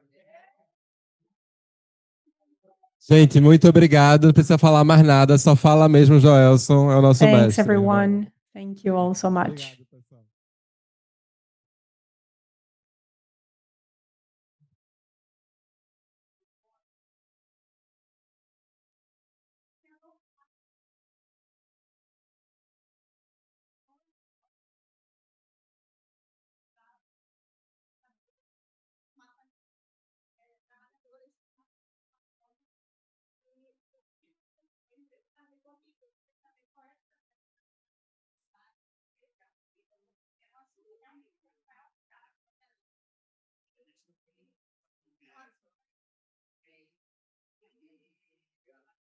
A gente também precisa encerrar.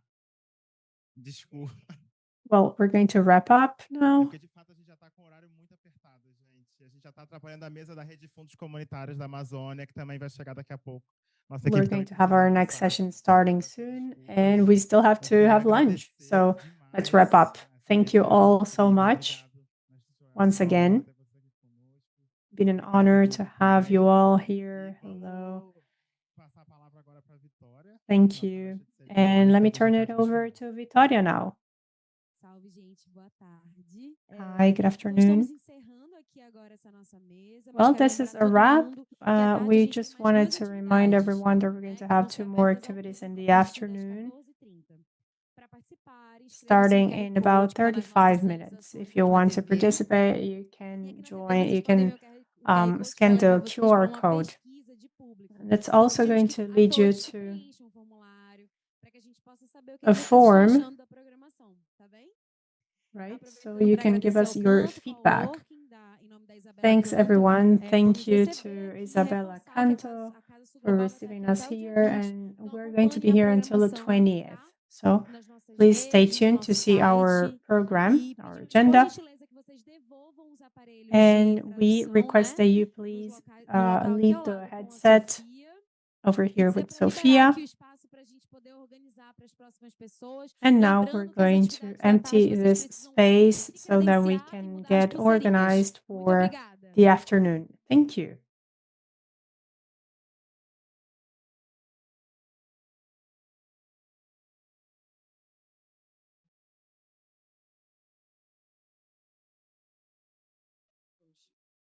Salve, salve, gente. Boa tarde. Eu sou Vitória Brown, para quem ainda não me conhece. Sou mestre de cerimônias e vou estar aqui com vocês conduzindo Good todas as afternoon, I am atividades Victoria da Casa Brown. Sul I'll Global. be your host and I'll be here conducting all the activities here at the Global South House.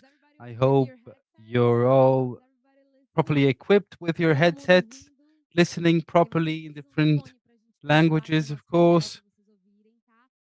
You will need your headphones. Many languages will be available. And you can also follow our meeting here at the coffee area. You can go there with your headphones and follow the meeting. I would like, therefore, to thank the presence of you all here and following us on YouTube. Remind you to get your headsets, please, with Sophia. I would like to thank Sara Carrillo, Rangel, our interpreters of Brazilian Sign Language. This is the first edition of the project Casa Sul Global. This platform is a collaboration partnership for socio-environmental justice for and by the Global South. This is a symbolic and physical space that wants to influence the fluxes, resources, and power dynamics, ensuring that the debate on financing, climate, nature are at the center of the debate. The Global South House is an alliance together with Fondos del Sur and Comoa Network. It has also the partnerships of the communitary funds of the Amazon and Shift the Power movement. Many organizations of philanthropy from Latin America, Asia, and Africa. They're independent movements as well. Here at the COP30, we were called by the Brazilian government to cooperate among sectors, states, people, and territories to transform those climate engagements in real action. We start with a collective movement built by the members of networks and organizations. So thank you very much to all our partners and to all that partook in the construction of the South Global House. And I would like also to thank donors and financiers that made this possible. Baobab, Fundo Social for Social Equality, Volkswagen Group, Brazil Group, Casa Socioambiental Group, Global Giving, Climate and Society Institute, Global Alliance for Green and Gender Action, Itaúsa, Prospera Social, Global Fund for Community Foundations, Global Green Grants Funds, Bem Diversidade, Instituto Ibirapitanga, Fundação Avina, Institute ACP, Society Population and Nature Institute and Samdhana Institute as well. We will now start then the first activity of our afternoon, open to the public, initiatives, policies and financing by and for territories facing social, environmental challenges and climatic ones as well. This is Olguero. I invite you to be the host and to invite then the other panelists present today. Before you start your presentations today, please remember to make an auto description, please, of yourselves. Thank you.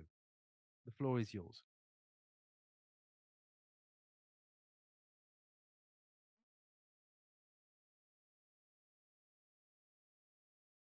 Olá, boa tarde a todos. Espero que Very todos estejam bem. Meu nome é good afternoon to you all. I am Josimara. I am from the Baré people, indigenous First Nation in Brazil. I measure 155. I have dark black hair, and I'm here today to mediate this such an important dialogue. I hope you will all be enriched by this debate. I invite now Communitary Funds of the Amazon. I would like to invite as well Marinalda Rodriguez. She represents the Babasu Fund. Graça Costa represents the Dema Funds. Francineide Correia, she represents the indigenous funds of Rio Negro region. Marta Campos, Luzia Dorothy Espírito Santo Funds. Valeria Carneiro, she represents the Quilombola Funds, Mrs. Idudu. Valeria Paye, and she represents the Podali Fund.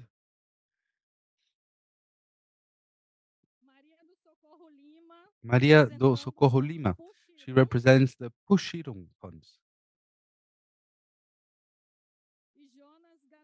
And Jonas Gavião, representing the Timbira Funds. Paulo Ricardo Makushi represents the Urete Indigenous Fund.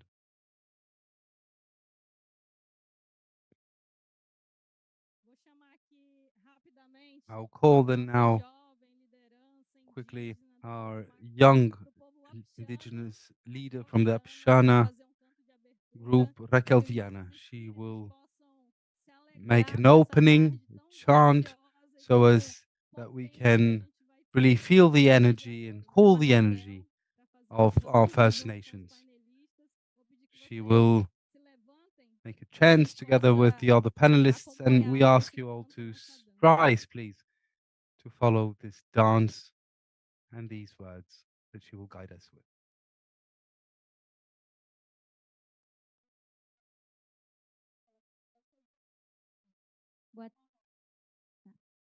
Boa tarde a todos. Vou convidar a delegação de Good Roraima para a gente afternoon. fazer o I'm calling the Roraima delegation for us to make our traditional chants.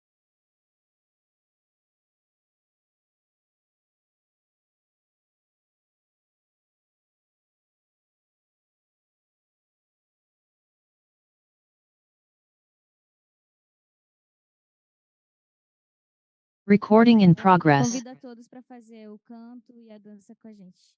I invite you all to partake in this song. Kewe shiriru mauya prandarai, kewe shiriru mauya prandarai, kewe shiriru mauya prandarai, kewe shiriru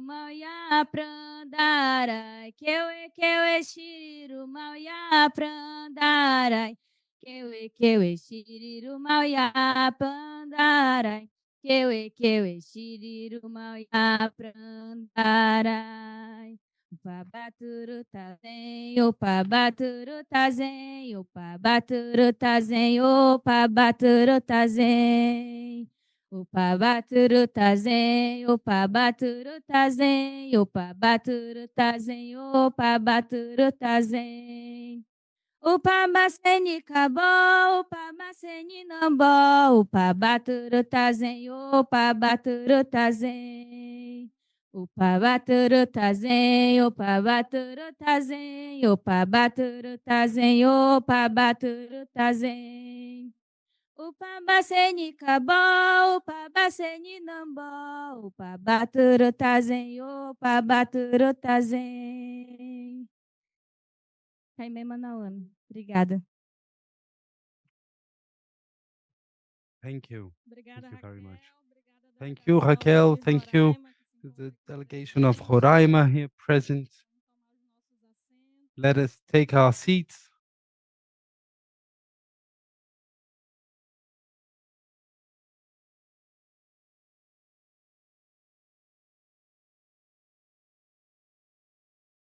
Como é que passa aqui? Bel, precisar só de uma ajudinha para a gente ver como é que funciona aqui.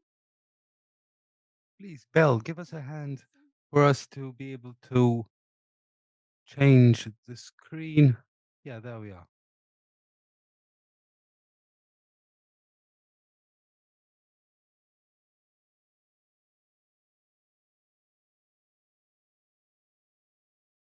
Ok.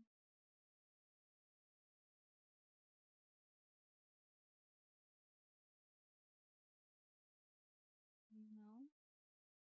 Agora tá. Obrigada.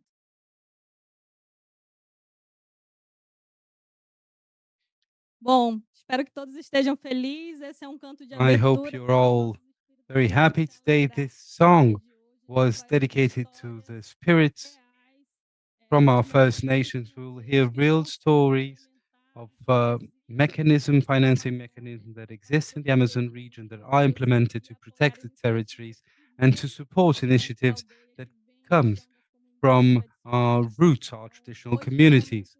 So today, very symbolic day, a very important moment as a network. We've been together for a long time, and it's very important for us to be together today. We are here present today at COP30. So expect such an expected encounter that deals not only with climate, but the future of humanity, the future of our sons, our planet and daughters. We will then present here real solutions of community funds, territorial funds that do this work in a very beautiful manner and very powerful way too. We are today 9 funds composing this network. We have indigenous funds, we have Quilombola funds, funds also from the extraction domain, and to remember, we met during the Foxpun 1 year ago, and we recognize ourselves as allies or partners that should walk together. We have to be in the same boat, and we have to move forward together. We've been doing this interchange for many years collectively, embracing our strength, and we were able to build this network for us to foster our policies, like recognizing funds of legitimate mechanisms of financing communities, because more often than not, they believe that we are only a temporary project, but this is not truth. We are a project created from the territory with concrete results that we will talk about today. We also have different guidelines, agendas, recognizing sustainability of those funds, base organizations as investment to ensure and support our territories and our groups independently from issues dealing with land demarcation, with land tenure and land reform. We have many funds. We will hear from them their experiences, the views, the perception, and we will have the opportunity to have a Q&A session that will contribute a lot to our panel. I'll pass them the floor so that we can start our panel this afternoon. This moment is ours. It belongs to our network. It's space for us to show who is the network, who are territory and communitary funds. So I'll start right to left. I'll call then Marinalva. She represents the Babasu Fund. You have the floor.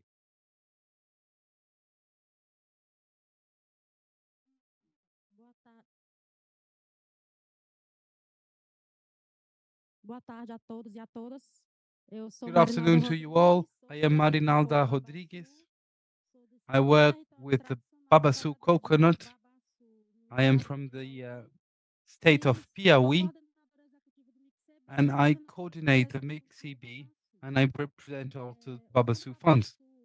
So to tell you a little bit about it, it was created in 2012 by interstate movement of coconut workers. We support projects, income, environment, and advocating for coconut workers. We have made now many projects, call for projects, call for proposals, many families, thousands were benefited. We have partners like Ford Foundation, Amazonia Fund. This fund promotes land rights, food security, preservation of coconut traditional territories. And today I have to say we have two traditional territories, Vila Esperança and Santa Rosa, where we have coconut breaking activity. These two territories were supported by the tenure facility and the Bakeli project. It has as a function to deal with land tenure and reform. The Esperança territory was already regularized, but we work at Vila Esperança with life plan for the territory. And the Santa Rosa territory, we managed to have that one through a project. The tenure facility, it's the Bakeli project. And they have really supported us in the past and still do in our traditional communities of coconut breaking, Babasu activity, extraction in Tocantins and the state of Maranhão. These funds helps a lot the activity, women working with coconut breaking. With the project, we really get, I have to say, to the communities. These Babasu funds, they then do a call for proposals. The communities have access to it thanks to the call and thanks to the projects. Then MIXCB gets really to the communities. I would say that the Babasu funds deals with communities and coconut breaking. And because they act in those communities with these funds, they are really able to create a strong alliance. Babasu funds as well, I have to say, helps not only communities with production groups, but also communities that still do not have formal production. So it's very important for us as coconut breakers to have this fund helping us, supporting us. It really is something very important for us all working in the coconut breaking industry, in our territories, in our communities. Without these funds, without the Babasu funds, I believe that MIXCB would not be able to have such a strong activity as it does, like how to get to the communities, how to work there, because MIXCB is very big, and but they wouldn't be able really to get to those distant communities we are today able to access thanks to Babasu funds. Thank you very much, Nalda. Round of applause for you. And I would like to remember that our panelists at this moment have around 5 minutes to talk. I'll pass the floor now to Graça to talk about the DENA funds. Good afternoon to you all.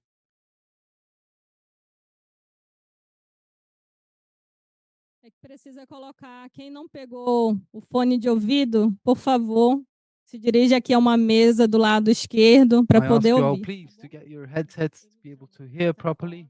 I am Graça Costa, and I am a member of the committee of the DEMA funds. We did not have this possibility some time ago to come here and talk about this, all those funds, all this network in the Amazon region. I'm very glad to have this opportunity and to be here and to say that we really are way together with the Fundo Dema, like the others here as well. We are an expression of a struggle to emancipate people, First Nations of our region, and to really believe we are an initiative to face domination and economic exploitation. Dema Funds is an initiative, environmental protection, a unique one. Social movements and struggles in the Xingu area with a very important struggle to stop crimes, illegal extraction, wood extraction in territories of our First Nations from the Amazon region. In this process, Fundo Dema has been working in the territory of Pará, but also states of Mato Grosso and Maranhão. It has gone beyond an average of 700 projects that were supported with 24 call for projects, public calls that organized very close to grassroots populations. We are really working in that sense. Many kilometers of degraded land were really transformed into spaces of food production, income production, territory protection. And all of this was done with community management. Our funds, and in this case, the DEMA funds, we have a lot of experience, very legitimate one as well, as a mechanism to get access to resources. Thanks to its governance, the DEMA funds has a steering committee, representation, formal representation of funds governance. It's composed by people that work, social movements, community organizations of the region they belong to, responsible for all the policies in regards to access to resources, generating also the definition of the themes that then become the call for projects together with this steering community. Accountability, efficiency depend on this community participation. We are a fund that is not only an experience of money transfer, financing agency. We are a new methodology, and we want to have community management, emancipation, and strengthening community organizations from different people in the Amazon region.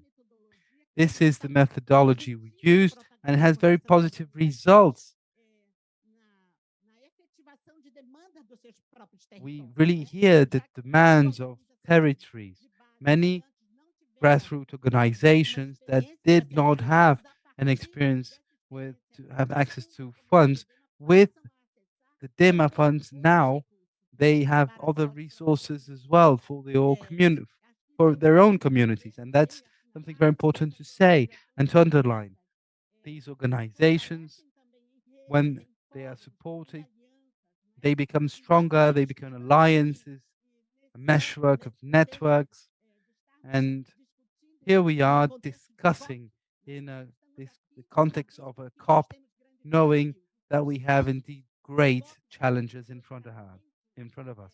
We know that climate is the main topic here, adaptation, mitigation, climatic impact. And we also discuss losses and damages, agreements, the complexity of this world. But we are really part of this process, and we believe we have an important role. We are here to dialogue with you all, but to dialogue as well with the authorities, those responsible for the results of this COP, the policies that deal with our direct access, adequate one to financing and resources. Thank you very much, Grace. A round of applause. I will pass the floor now to Fran. She represents the Indigenous Funds of Rio Negro to have her say. I am Francineide Maria Correia. I'm administrative manager and of Rio Negro Indigenous Funds and Financing. We are a tool and a mechanism of management to be able to capture resources and take them to the Rio Negro River and region, distributed in 3.5 million hectares in one of the biggest rainforests in the world. We are a fund, an indigenous fund, and this is different in the sense that we are not there in a territory simply transferring resources. We are an entrance door for those organizations to have resources from other funds, other possibilities. We are a territorial fund as well. So we are there. We have indigenous people working, monitors, groups of people translating for indigenous peoples as well in terms of accountability, project elaboration, how to measure results. There they are working on the front lines and contributing with the indigenous funds of Rio Negro. They are essential because they are the link that bring together our knowledge, our First Nation knowledge, with the knowledge of the non-indigenous people. That said, we were able to do in sort of our base grassroots organization to not restrict themselves to Rio Negro, but for them to have support from outside as well. Many other funds that are not territory based ones, they ask the indigenous organizations to have management experience. But how are they going to have this experience if they are so far away from those conventional financing mechanisms? So we are also a school, a door, a path for them to have access to other resources and financing. Here I have in my hand some results of the Rio Negro funds. We supported 40 projects in themes like culture,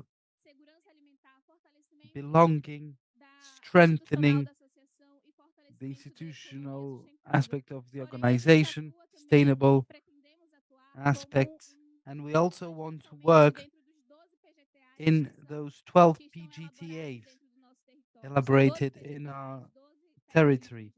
12 then First Nation parcels of land working together. And I have here a letter from the Yanomami First Nation group. They organize a guideline. It's something made in the Yanomami indigenous language with words, drawings that we recognize in our territories.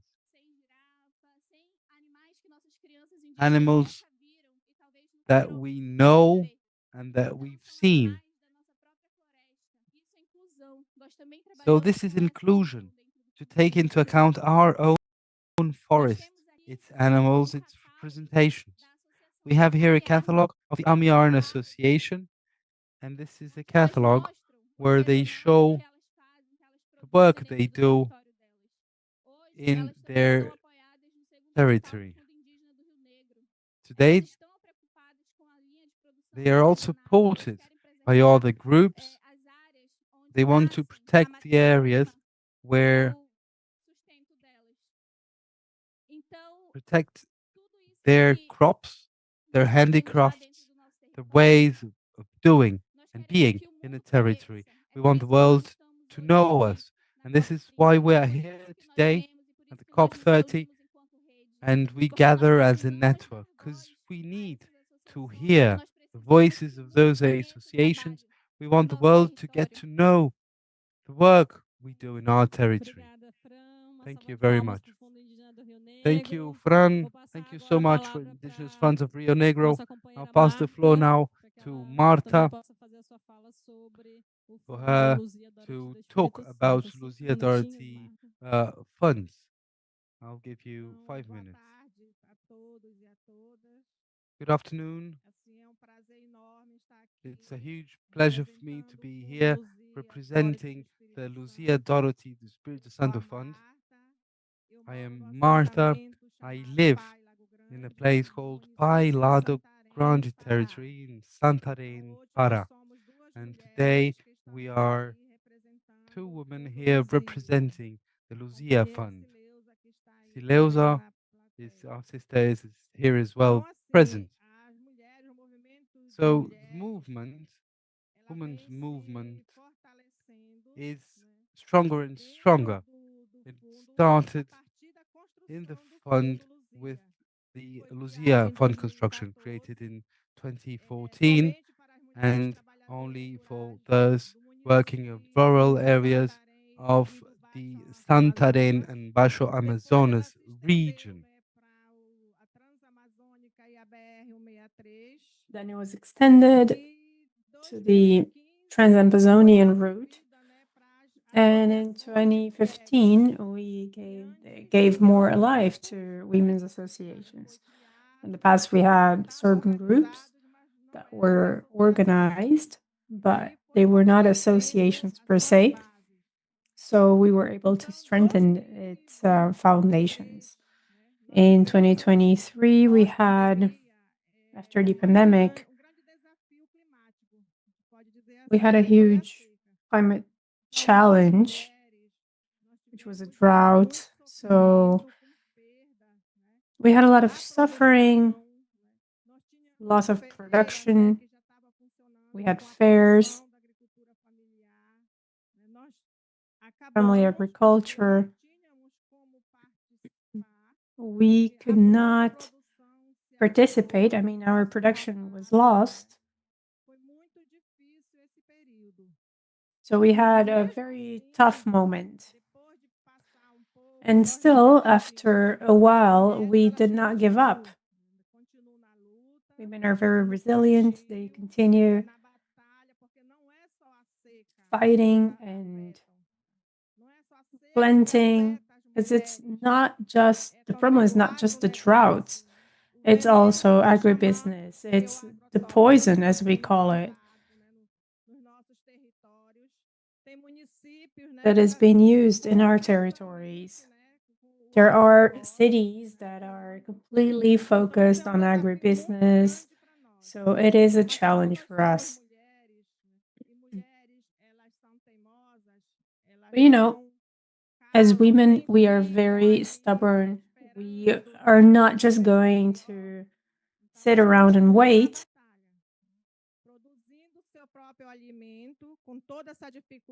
So we continue to produce our own food.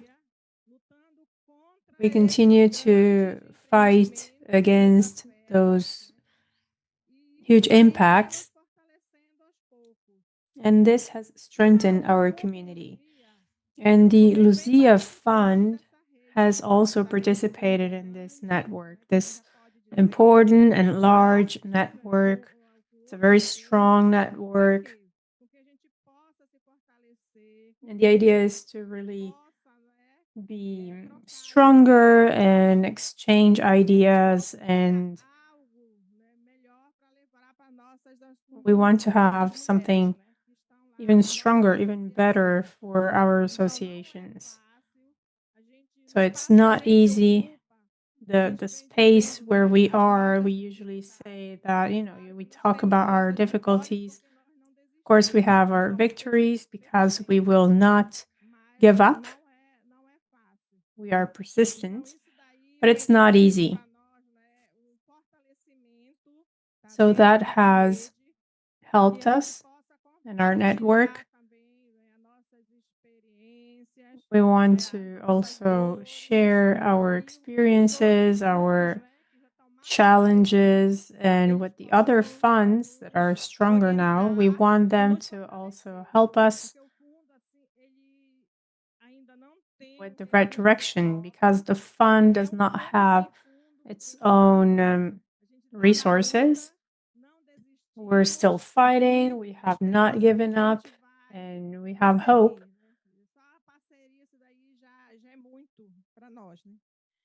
It's great to have these partners. And when it comes to financing for climate change,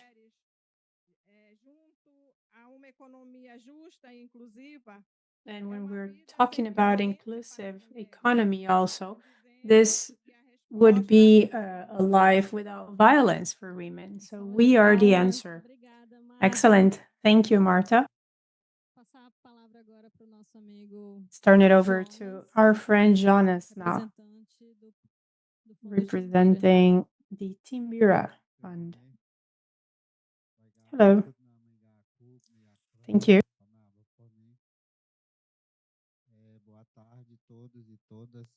Good afternoon, everyone. I am here to represent the Timbira Fund for the people in the north of Tocantins and south of Maranhão. The Timbira Fund supports indigenous peoples with a resource for a dam that was built on our strait, and you've probably seen that a part of the bridge fell last year.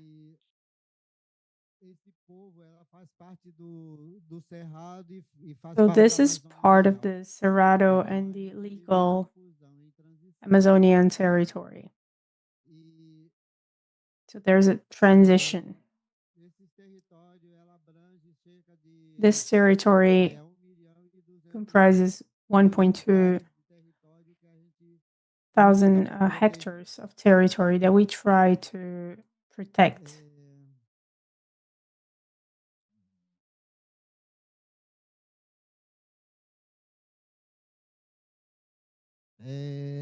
Foi concebida a partir de 5 eixos temáticos, né, que é There are 5 main pillars to this. So food security, cultural security, environment, territory, and institutional.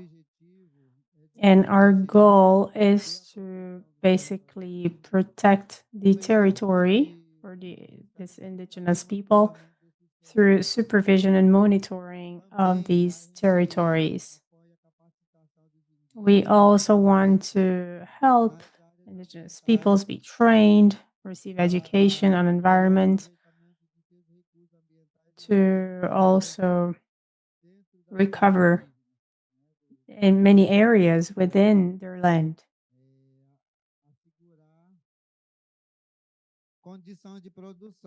We want to have the right conditions for food production in these communities and support these communities.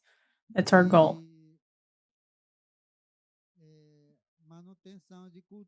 And also cultural maintenance, I would say.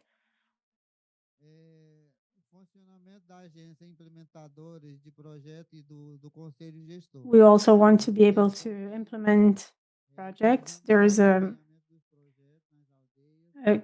committee that will help these communities. We want to offer specific support for local associations, training. We live in a very bureaucratic world, so the indigenous people, they need to understand how that works.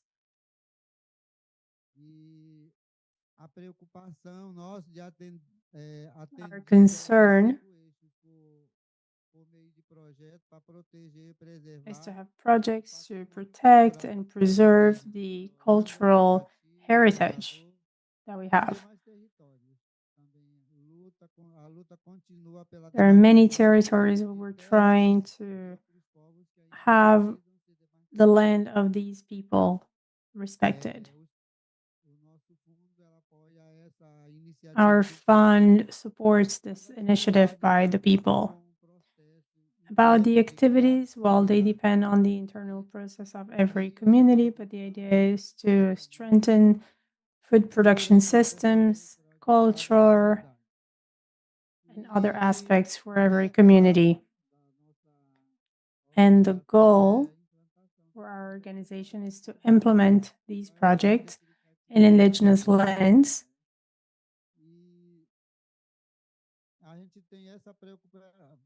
We have this concern of training, educating people about these rules.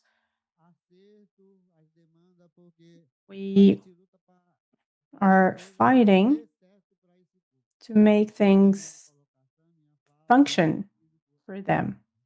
Well, that's what I wanted to say. Thank you. Excellent, Jonas. Thank you. Let me turn it over to Maria do Socorro now. She will be telling us about the Pushirum Fund. Hello, good afternoon.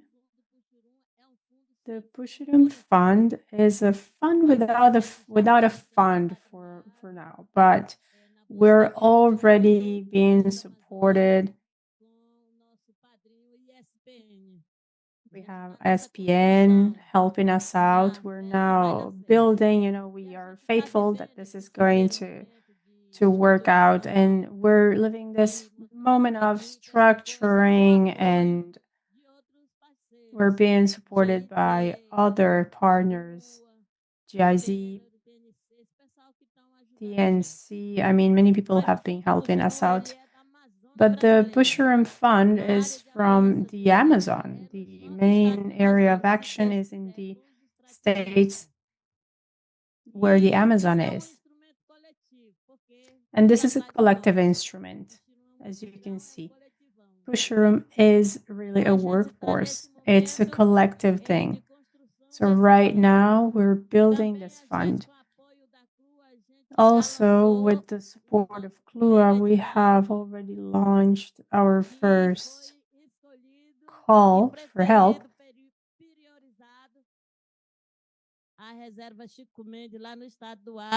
Working with the Chico Mendes reservation in Acre, in Chatory. So we were there to launch this. We have received many propositions. It wasn't a public notice per se, it was more of an invitation. We can only finance or help 5 concessionaries in the reservation. So they have already sent us the propositions, and we're now looking at the contracts being signed during December. So that's what we're doing now, but we need resources to cover for everything that we do in terms of climate, because we are the ones doing all this. Ever since women plant something, whenever they do plant something, that's what they're doing. When I was born, women were already doing this, and I am 74. So I think that's what needs to be repaired. Women will take water from wells. Women will be the ones who are out there trying to solve these issues, trying to find water. Somebody said here that the climate change is impacting so many things. I never thought in my life that our palm trees would be affected.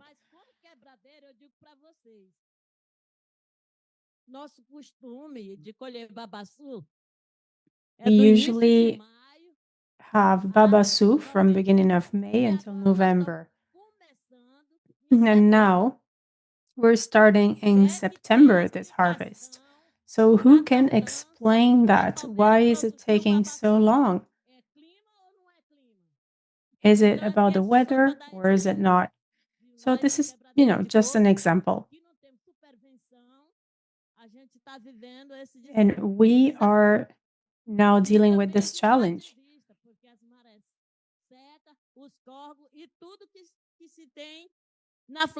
Same thing when it comes to extractive activities. Everything is dying because of climate change, because it's too warm. It's too warm for plants.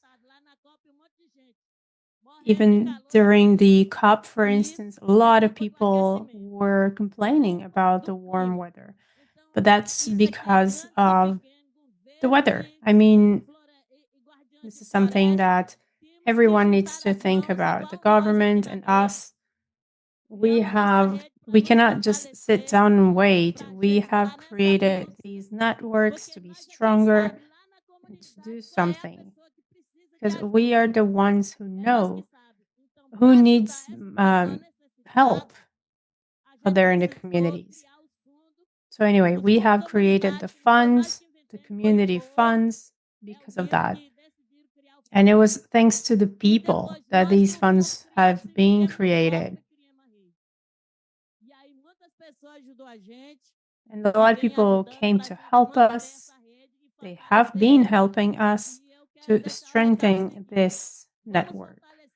And I just wanted to say we have to strengthen this even further. Thank you. Thank you, Socorro. Let me turn it over now to Valeria Carneiro, representing the Quilombola Fund. Thank you, Josie. Good afternoon.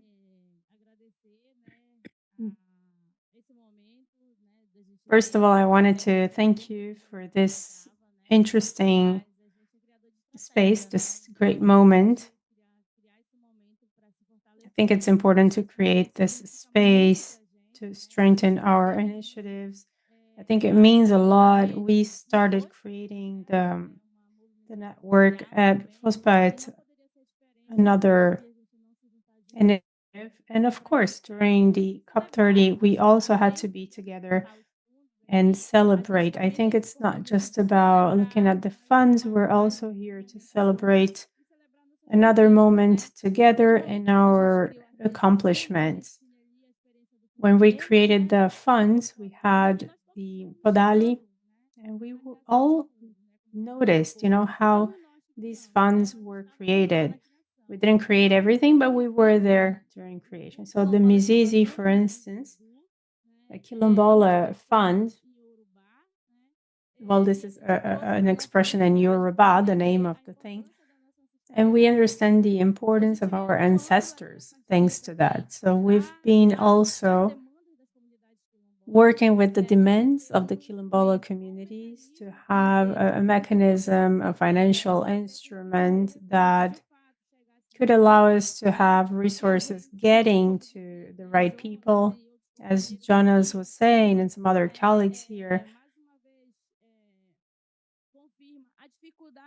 this confirms the difficulty of our community to access resources again. So whether it's lack of technology or lack of information, and the community funds, they come with this perspective to eliminate bureaucracy in this access and to also look at our communities from close. We've been working with this experience.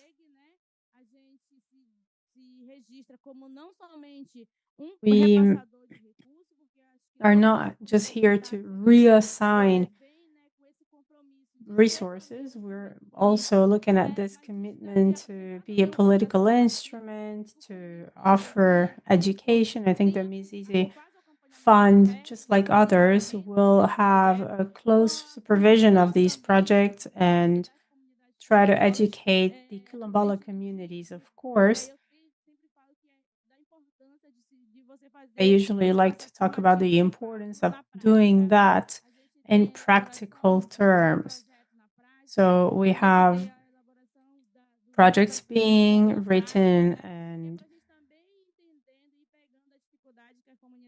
thinking about how to implement that in practical terms. I usually say that having access to information is fundamental, and we have to have that commitment with communities, something that does not exist necessarily. I've seen that in some programs, just like Luz para Todos, Light for Everyone. That's not something that everyone has access to. So when you don't have access to electricity, you won't have access to many things, just like internet, for instance. So since we have this commitment, when you have to coordinate an organization or a fund, you're also committing with a certain audience, showing your responsibility towards a group. So it's important to create the right strategies, and that's the commitment that we have with the Quilombola group. Zizi Fund is already helping with some initiatives. We're also supporting the acceleration of some policies in the Quilombola territory, just a referencing. The idea is to accelerate this very important policy for the Quilombola people.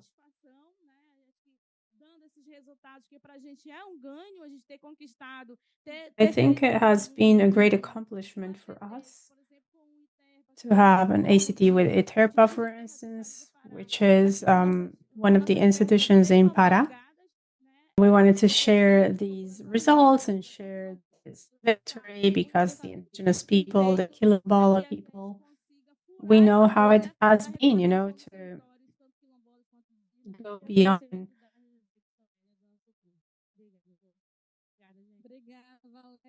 and do that with them. Thank you. Thank you, Valeria. Let's turn it over to our leadership now, Valeria Paye, with the fund.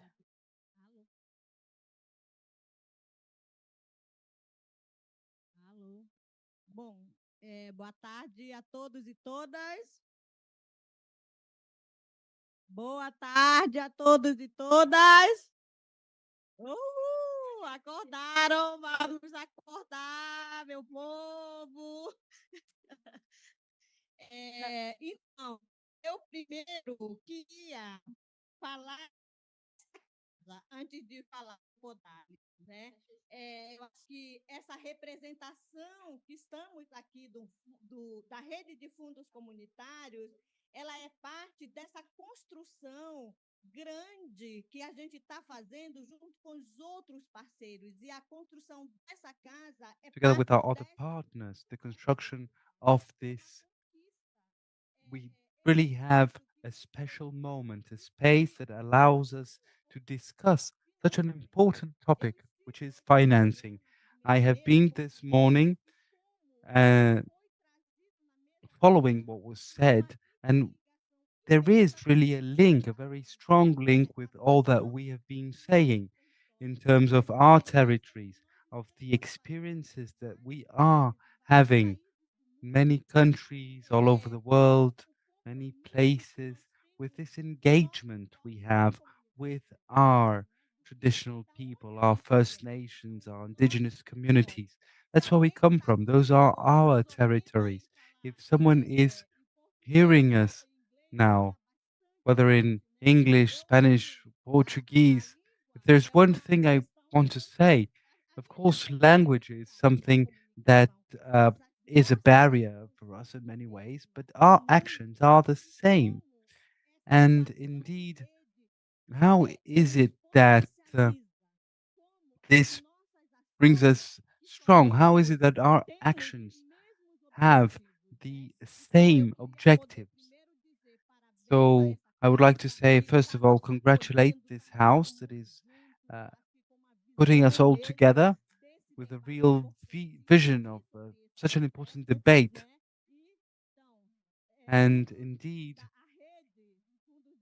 the network, South Funds, Comoa, and as well some institutions, some funds that have been here for a longer time. And as an indigenous First Nation I am, called Valeria Paye from Churioca Shuyana people, my territory is the Tumucuyaki, the borders of Brazil and Suriname. And a very, the biggest part in the state of Pará, and then borders as well with a foreign country, Suriname.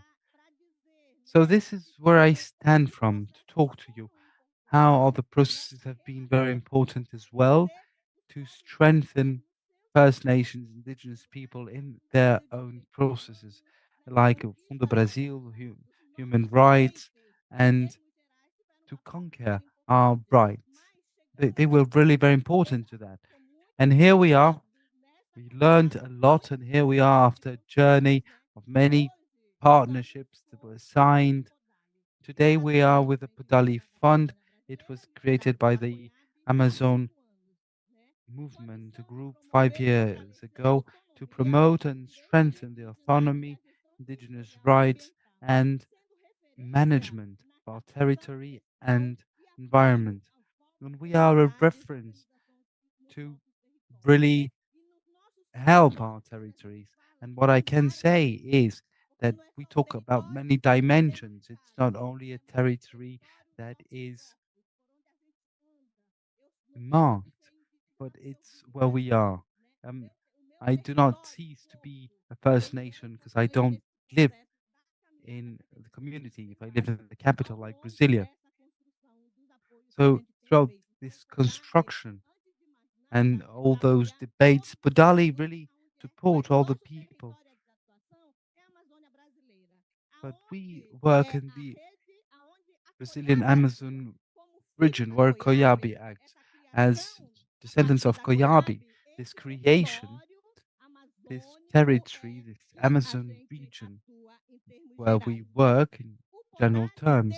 So Podali, since the beginning, because its mission was precisely that. Podali exists, has 5 years of existence, but 3 years from now, we have started supporting initiatives of our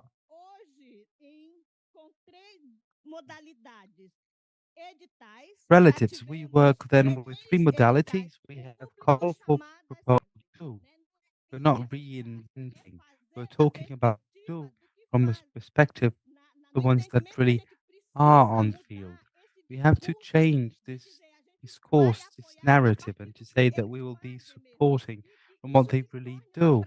We want this to become really an action, a way of doing, practical way of dealing with different knowledge, different ontologies in terms of climate. Now, in other aspects, from this point, standing point, we have supported 87 initiatives in the Amazon region, including the 68 prizes that were given in this same territory. And it's important to say as well that Podali is not a fund in itself, but it is guided by women. We have 3 women in the committee and 1 man. Before it was 100% women guiding, managing this mechanism. And we have to recognize this. It's not the fact that I am somewhere, that I am a chair, that I'm a manager, doesn't mean that I won't support. Indeed, it's very important.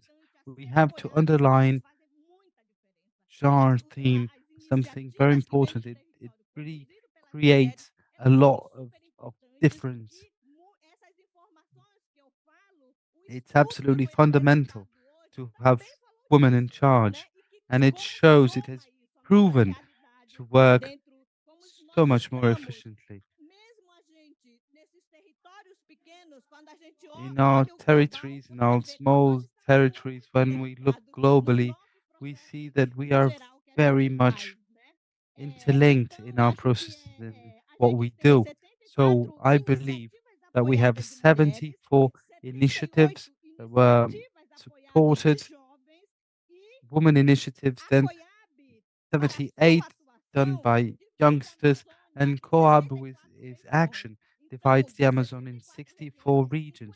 So 54 among those, in a way or another, Badali has supported some initiative. So, in general terms, I have to say that we have been conducting a debate process, discussion, dialogue, this relation between us, indigenous funds, and donors, the financiers, to have in a horizontal way power relation. It's not what it used to be.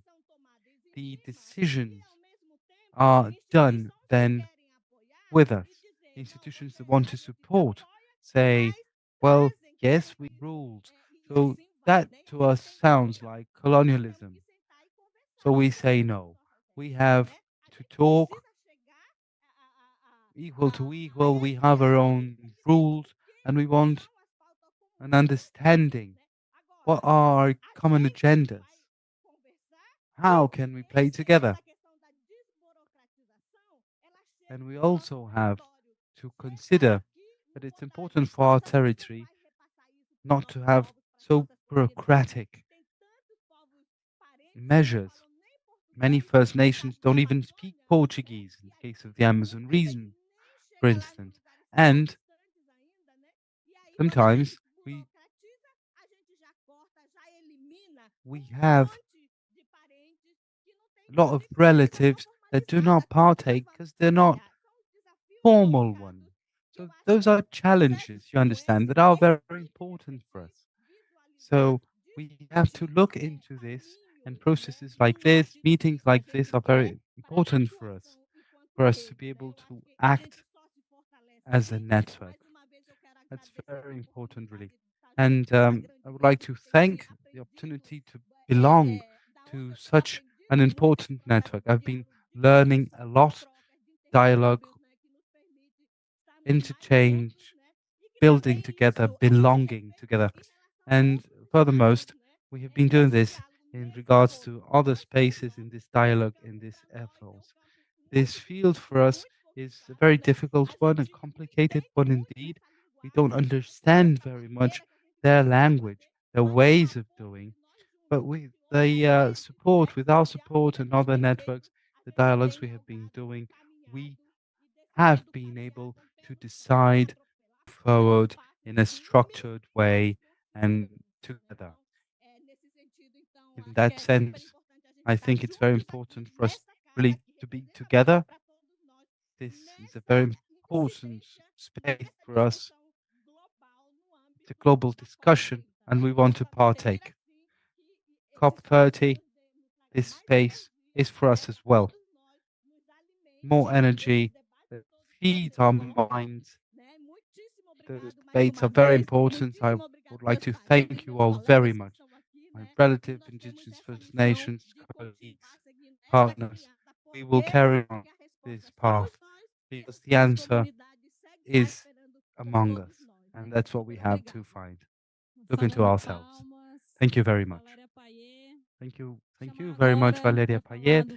And I call now to talk about the Earth Indigenous Fund, our great leader, Paulo Ricardo Makushi. Boa tarde, lideranças. Leaders, colleagues, partners, I am Paulo Ricardo from today. General Councillor, Marido Makushi, I salute you. Women's movement, Oxokelye, Bom, o Fundurutu, né, grassroots que leaders, I salute you as well. é do We are território from de Roraima. né, que na In língua portuguesa Portuguese, se diz Roraima Yamashi, means que para nós é uma Yamashi. ferramenta, né, onde It means a carregamos, tool. né, as nossas mandioca, It's carregamos where we lenha, carregamos carry caça, né, dentro many da nossa things. comunidade. Timber, E a gente traz hoje, né, para food, vocês, a food gente também é stocks. parte da rede e também parte da We are Casa part Sul of Global this através network now, da rede de fundos comunitários da Amazônia. together with the Mas a community gente traz funds of the Amazon region. uma percepção do que é o And Fundurutu para nós. the Somos Rutu nós, funds. né? Então o So, Fundurutu ele what are nasce they for us? de Historically, uma I can say necessidade that das we were nossas born lideranças from a need que our há leaders had. 54 anos 50 vem years ago, atuando na luta we've, no movimento this indígena de movement, Roraima. Então a indigenous gente tem uma movements in organização Roraima de base started. que tem We have a 54 grassroots anos organization that is que 45 years focou old primeiro and em that has been trabalhar as demarcações de terras indígenas, focusing na qual first demarcou 32 on terras indígenas. land tenure. Porém, faltou complemento que é trabalhar a But gestão dessas terras indígenas. the management of that land De was not ausência dealt de with. políticas públicas, que We é need public responsabilidade do policies. Estado, né, a gente não conseguia That's the acessar responsibility of the muitas state. das vezes esses And then we recursos could que not vêm em have nome das access to comunidades, those que resources. também vêm Land em issue is nome important, dos enfrentamentos but those climáticos que muitas communities das vezes o governo and the climate executa de debate, uma outra forma, what the né? government does E o governo and how local, they do. eles têm Local usado governments sometimes have dessa been nossa using of necessidade our para favorecer need grupos de interesses, para trabalhar to através das políticas públicas como politicagem, com projetos de invasão, favor projetos specific de groups working with agronegócios, invasion de exploração mineral, de projects, garimpo ilegal, através agribusiness, das nossas necessidades. Então a gente abre essa extraction, discussão dentro do Conselho and Indígena de mining. Roraima So in the para a Indigenous gente qual Council of vai ser Roraima, a we opened nossa this discussion alternativa, a and we nossa wonder, solução what is our diante da solution? demanda que a What gente are tem the alternatives de 32 terras in indígenas, terms de of mais de the 77 demands we mil have? More than parentes no estado de Roraima, 77,000 né? of our A qual brothers and corresponde sisters a in the 46% state of do Roraima. It corresponds to território estadual de 46% Roraima. of Então o the Fundurutu ele vem para potencializar state e of fortalecer as Roraima. So comunidades this indígenas, fund is no sentido strengthening de local fortalecer a produção communities, First alimentar, Nations, as nossas criações, as nossas plantações, fostering os nossos trabalhos comunitários e our principalmente community as work, our iniciativas plantations, familiares. family Para nós initiatives, é o núcleo, crops. né, de This for us is todo the o beginning, sistema da is the pillar, comunidade, né, which que é stands a all the base community. de toda a It's the estrutura de basis luta of all a nossa lá em structure, Roraima, são a as struggle famílias structure as que well in moram Roraima. um Those pouco families distante, that que têm suas live roças, que trabalham as in the plantações, as outskirts, in criações, the né? plantations, Então, as in famílias the para nós também tem sido importante fortalecer e potencializar, porque fortalecendo as they famílias, estamos raise fortalecendo as cattle, comunidades, as and regiões e, indeed, to consequentemente, a strengthen them is to base social. strengthen Então, region o Fundo and the Rutu é uma community. estratégia de The luta Unity do Fund movimento is indígena a de Roraima. struggle E strategy deixando of muito the claro, indigenous movement of se Roraima. alguém ainda não entendeu And do que se trata, for things to be o very SI, clear, o movimento indígena, we'll see a gente our não está indigenous inventando moda. movement. We're not inventing new things to Eu do. já vi muita gente dizer This is que estão not an issue na of modinha de trends. criar fundos. We're Não, not in the trend of creating funds. são alternativas de luta, são This estratégias are para demarcar strategies. This is a território struggle. indígena, para ocupar, para fortalecer do We want nosso to jeito, strengthen in our way, com a gente fazendo a demarcating gestão, territories, com a gente dizendo o dealing que with que land é, issues. como deve ser We e want to para say, quem have deve a ser. say. Tem que ser do nosso jeito, To whom? porque se não How? for, não é nosso. Se vier And de our outros ways have lugares, to be se understood. vier de outras partes, If things are da imported forma que a coming gente from não other entende, places, que não other faz parte da ideas nossa in ways realidade, we don't não é understand, nosso. strategies that Então, not é uma belong to us, estratégia then de this luta project is not do nosso ours. movimento indígena de This is a Roraima, que há mais de strategy of 50 anos struggle of our vem movement. We've resistindo been e conquistando 55 years espaço. Nós resisting temos and conquering nossos space, legados voice, também, and a e legacy. que a gente fala de que nada foi dado para nós. Nothing has been given to us easily. Everything was really conquered. And this little we have, they want to take it back. And I refer to the Brazilian state and those big companies that are looking into the natural resources of our territories. So we really want to be present at COP30. Countries are present, nations are present, but they have to recognize and support, not as a favor, but as something that has to be. Indigenous people, First Nations. Look into our history. In Americas, Europe, what happened to us historically? Central America, South America, what happened to us? What happened to them? We were killed, we were extinguished. It was a massacre. And this is not a beautiful story to tell, but we know it and we know the reality. So our history is one of struggle, is one of really facing the government. Different states in Roraima region, we have in a way been following these debates, our agenda, our strategies. They have been using it as well in a way that is not our way, in a way that is means invading communities through our own initiatives.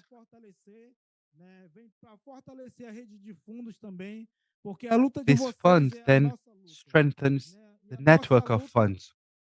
It's our struggle. We have to be together. We have to be allies.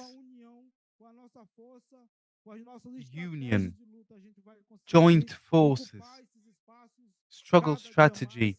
This is what we have to do to occupy those territories, those spaces, and to have a voice that is heard. We are the ones who have to speak for ourselves. We do not want to go back to those times of guardianship. We represent ourselves. Our leaders had to fight, some of them died, and now this is the responsibility we have. Thank you very much.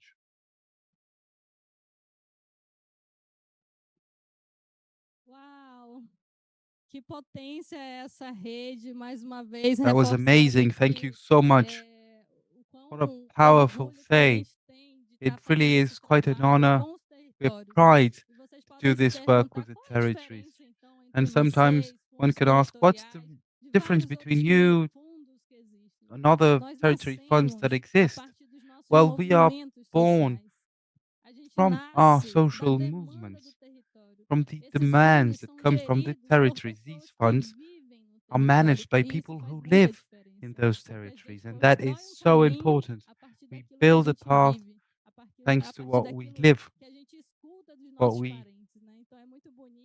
our livelihoods, what we hear from our ancestors and relatives. I'm part of that network too, and it is so important in my life and to build this journey of struggle for resources, but for us to be able to protect really our territories and life that exists there. Money is not everything. Money is not the final objective. We want to have our rights. We want our land to be demarcated. We want to protect the lives of those who live in our territories. We do not want any more, as it was mentioned here, we do not want to be guarded. We want to do things ourselves from our history. I said I was going to give opportunity to 3 or 4 people to talk in this Q&A session, but time is very limited. I'm very sorry. We still have to read a letter manifesto we have. It has been distributed as well to you all for you to be able to take forward, to foster these ideas and to strengthen the letter. It's something we say to the allies, our partners, to donors and finances those who want to be with us. We had a pre-COP in Brasilia. We have been debating during 2 days what we expected from this COP, what we wanted from this moment on to build together with the allies and the partners. So I'll now invite a call Francinator from the Rio Negro Fund to read our letter, and I'll ask you all to follow with her. We have a printed version of the letter that can be also handed over. Thank you.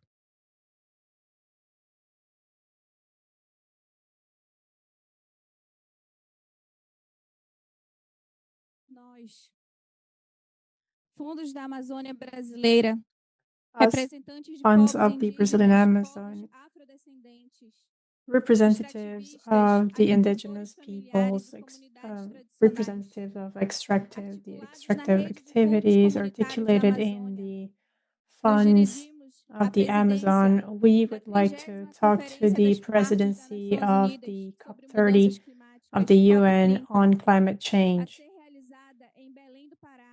in Belém, Brazil, and the secretary of the Convention on Climate Change by the UN. We need to think about the urgency and the wisdom of those who feel the impact, feel the effects of the climate crisis. This is an alliance built from territorial movements in the Amazon with community funds as well. The Indigenous Fund of Rio Negro, Tema, the Autônomo de Mulheres Rurais in the Amazon, Luzia Dorothy in Espírito Santo, the Quilombola Fund, Mizisi Dudu, the Extractive Fund, Puxirum, the Babaçu Fund, the Timbira Fund, the Indigenous Podali Fund, and Inarata Fund. All these funds are managed directly by us, peoples of the Amazon, and they represent concrete experiences of self-management and direct access to resources that strengthen our territories, our ways of living, and our sustainable economies. The Amazon is getting closer to a point of no return, and this could trigger irreversible transformations and collapse as well, with a huge global impact. So we have predatory activities that are not sustainable. But this is also a territory for experiences, for resistance and care that will sustain life, biodiversity, and environmental balance in the planet. For ages now, we have been the real guardians of biodiversity and the forests that will absorb so much carbon, helping regulate the weather and maintain balance in the planet. Our territories are collective territories, and our connection with the land is the foundation of our existence. The transmission of knowledge and our ability to deal with environmental crises or social and climatic crises. COPs are still spaces that are far from our reality. COP30, nevertheless, is now announcing to be a changing COP, thinking about action and opening to think about our practices. That's why we demand that the decisions made in Belém will embed our voices, our propositions, and our ways of organization. Direct financing that is adapted is not just an instrument, it is a condition to make sure that we'll have the autonomy of the peoples in the Amazon and strengthen its self-management. That implies recognizing community funds as a legitimate resource to have access to climatic resources, to distribute and lend the results of climate financing in these territories. It means that we're going to make sure that will have the right resources to maintain these grassroots organizations, their initiatives. We have to recognize their role in the climate crisis and also have concrete goals for financing in a scale that is compatible with the urgency of the climate crisis. We have to make sure that such resources will be managed based on our very governance mechanisms, and we'll have to make sure that we'll have transparency and legitimacy. The climate crisis has people who are responsible for it. And if the Amazon is over, the planet is over. We demand real presence and respect to our forms of organizations and the construction of a collective solution, thinking about these territories. For everyone who came before, for us, and for everyone that is coming after us, we reaffirm we are the answer.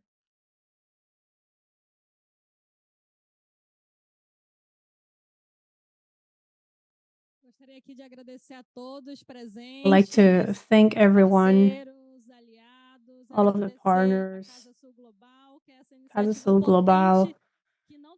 This is a very powerful initiative, and this is just starting here at COP. We would like to thank everyone at COMUA, Alianza Fondos del Sur, the Shift to Power movement, and just as we started, we're now going to wrap up with music to leave this place with even more energy and better dialogue so that we can all walk towards together. This is important for the survival of our planet. I'm going to turn it over to Nalda now for this. She is going to be singing. Thank you all. Ei, não devora os palmeirais. Tu já sabes que não pode derrubar, precisamos preservar as riquezas naturais. Tu já sabes que não pode derrubar, precisamos preservar as riquezas naturais. O coco é para nós grande riqueza, é obra da natureza, ninguém vai dizer que não. Porque da palha se faz casa para morar, também é meio de ajudar a maior população. Ei, não derruba essas palmeiras. Ei, não devora os palmeirais. Tu já sabes que não pode derrubar, precisamos preservar as riquezas naturais. Tu já sabes que não pode derrubar, precisamos preservar as riquezas naturais.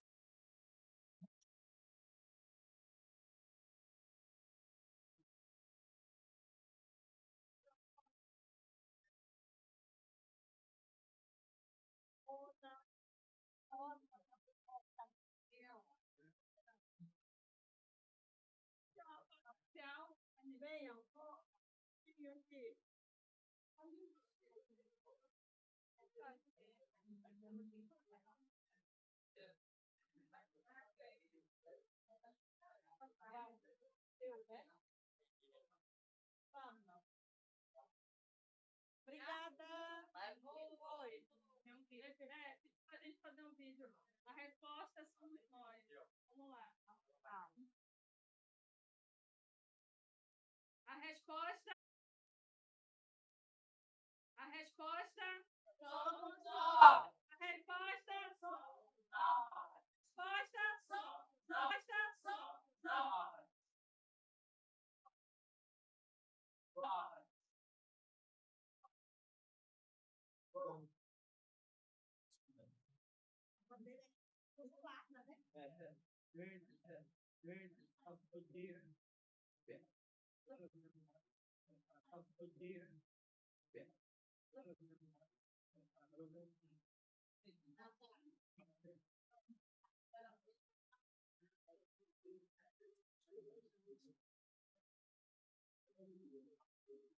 Obrigada, gente. Muito obrigada.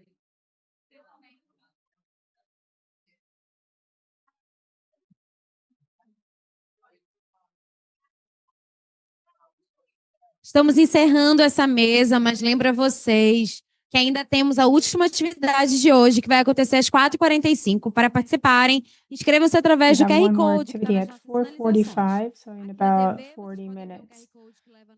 You can find the QR code on the screen. Please fill out the form so you can give us your feedback. We would like to thank Canto Co-working. Thank you to Isabella Canto for receiving us at this great place. We'll be here until the 20th of November, except for the weekend. Thank you.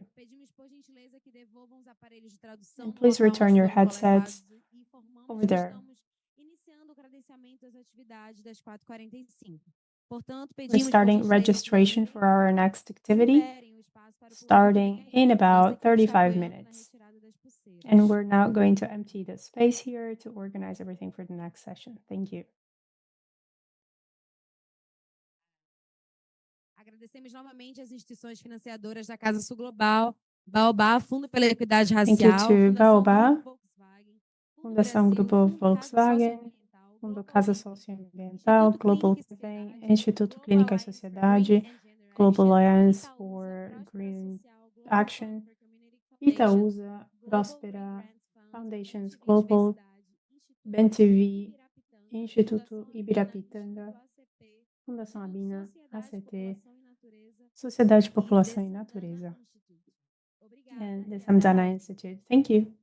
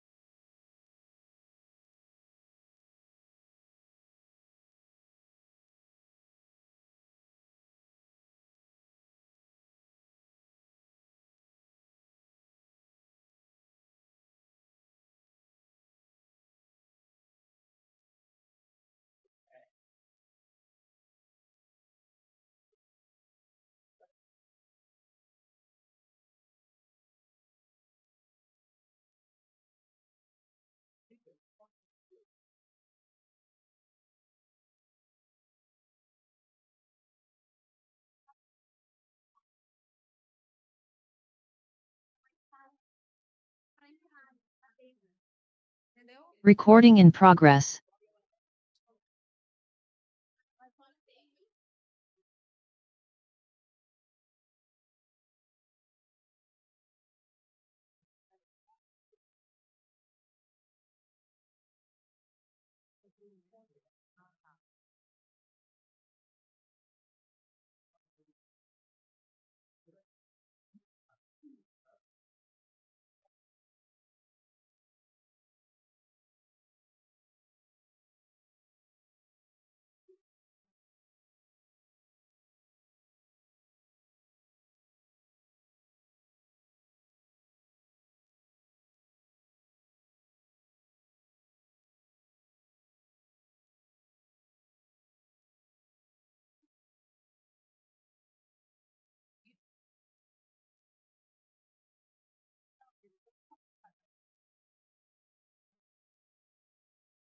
Salve, gente, boa tarde. Me chamo Vitória Brown e serei a mestre de cerimônias que conduzirá as atividades aqui da Casa Sul Global.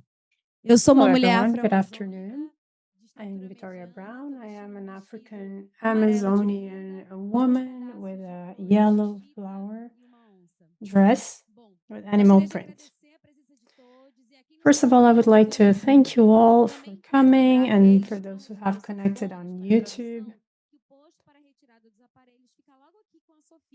You can grab a headset over here with Sophia. Can everyone confirm they can hear me? Excellent. I would also like to thank Sarah and Alice Rangel. Well, this is the first edition of our Casa Sul Global project, an incidence project promoted for climate justice for and by the Global South. This is a place, a space for us to shift dynamics and make sure that the local realities are at the core of our debates on climate, nature, and people. Casa Sul Global is an initiative of Alianza Socioambiental, Fondos del Sur, and Rede Comoa. And this year we have the partnership of the community funds from the Amazon and the Shift the Power movement, with many different philanthropic institutions in Latam, Africa, and other regions. Casa Sul Global responds to the call of the Brazilian presidency to a workforce of cooperation between states, territories, and peoples to transform commitments into action. Our program comes from a collective action built by the members of the networks and partnering institutions. Thank you to everyone that has been involved, especially those who have financed our program. Baobá,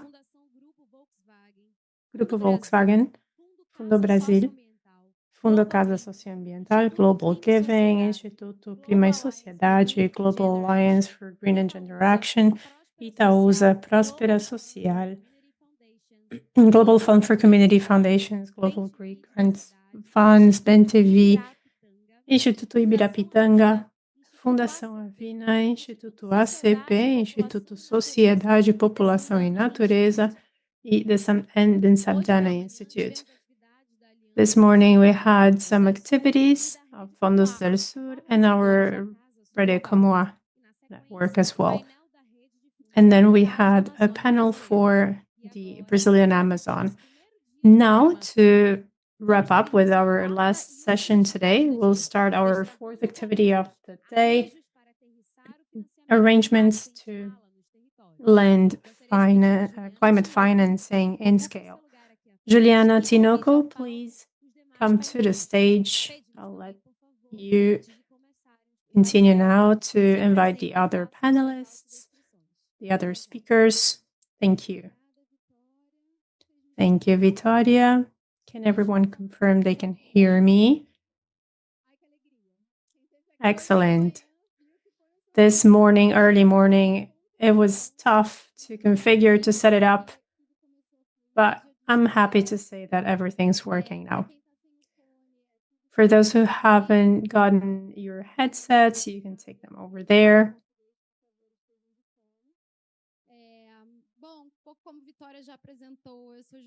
As Victoria was saying, I am Juliana Tinoco. I am the Executive Director of Alianza Socio-environmental Fondos del Sur. We're a network of funds with direct access for supporting communities in the Global South. So we have members in Asia, Africa, and Latin America. We'll have a couple partners here with us in this fourth activity, and we've been talking to some other representatives as well throughout the day. Now to finish with this fourth activity, we'll have a debate on challenges and opportunities to lend climate financing in the territories. And we'll also discuss a perspective of the collaborative arrangements. So we'll have representatives from different financial mechanisms, from banks, to tell us more about their successful cases.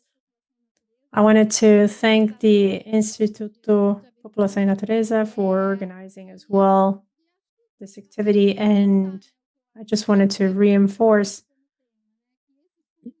one of the main things that we've seen today.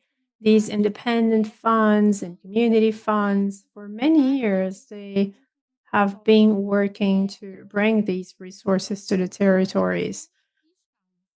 And today we're talking about adapting as well and scaling up.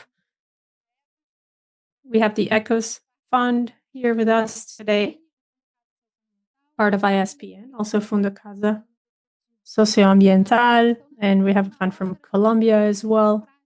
So now we're going to be hearing some practical examples. The idea is to think about certain questions. I mean, if we know how this climate financing works, what kind of mechanisms do we have in place to make sure that this happens the right way? From a national resource standpoint and international as well. And also, what about bureaucracy? It is a word that we see with a certain frequency when it comes to climate financing. So we have to make sure that it's easier for those in the Global South to have access. Now let me invite Rodrigo Noleto from ISPN, please. Feel free to come to the stage. Maria Amalia as well from Fundo Casa, Fernanda Garavina from the Development Bank of Brazil, BNDES, Felipe from the Caixa Econômica Federal, Amira from Fondo Emerger in Colombia, and our representative from the BID as well. Please come to the stage.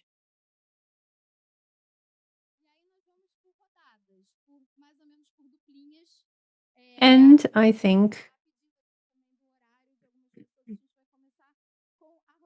we'll get started with this first round with ISPN and BNDES, talking about the case of Fondo Amazônia.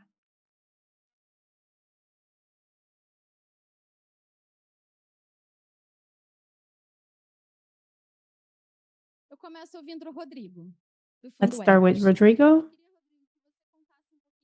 So Rodrigo, could you tell us more on how Fundo Ecos has helped to build an architecture that will really get to the right territories, the right places, and what do you think is missing for us to have a better role in this ecosystem? Hello, everyone. Good afternoon. Let me introduce myself. I wear glasses. I'm wearing a t-shirt from Cerrado. I have a bridge from the ISPN, and I am extremely happy to be here to, share this message of Cerrado being a water fountain, I would say, in Brazil. Well, first of all, I wanted to thank you all for inviting me. It's nice to have this space. It's a very welcoming space, and I think thanks to the fact that you've organized all this, we have this opportunity now to have this great debate. I also wanted to salute everyone here. And Juliana Tinoco, thank you so much for conducting this session. I just wanted to say that ISPN is here at COP with many partners and people who have been beneficiaries of our project. We are 54 people here in our team, 20 some from communications. Juliana Napolitano is over there, Chris, our director, and so many other beneficiaries as well that are here at COP with us. Thank you. Thank you to Juliana for helping organize this.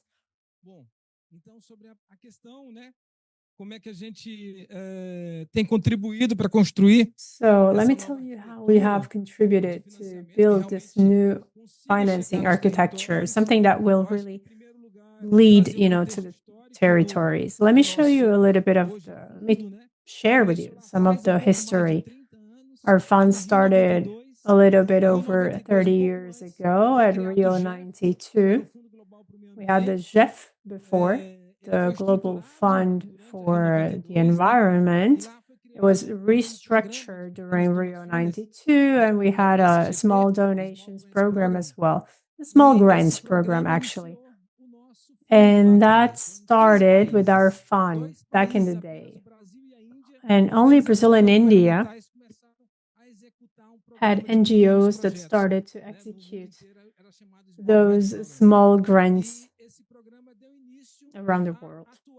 And that led to working with a biome that was the Cerrado. It was a biome that was destined to the agribusiness in Brazil. And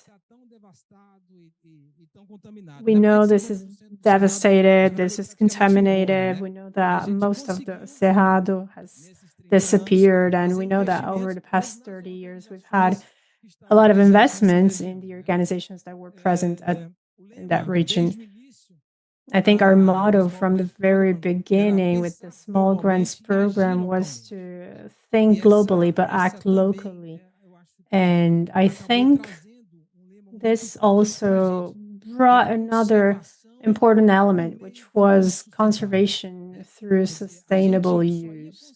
I mean, we're only able to really establish a dialogue with communities and territories if we are able to make those resources available in a sustainable manner and adding value, really. So we invested in that throughout that time. And we have a strategy today.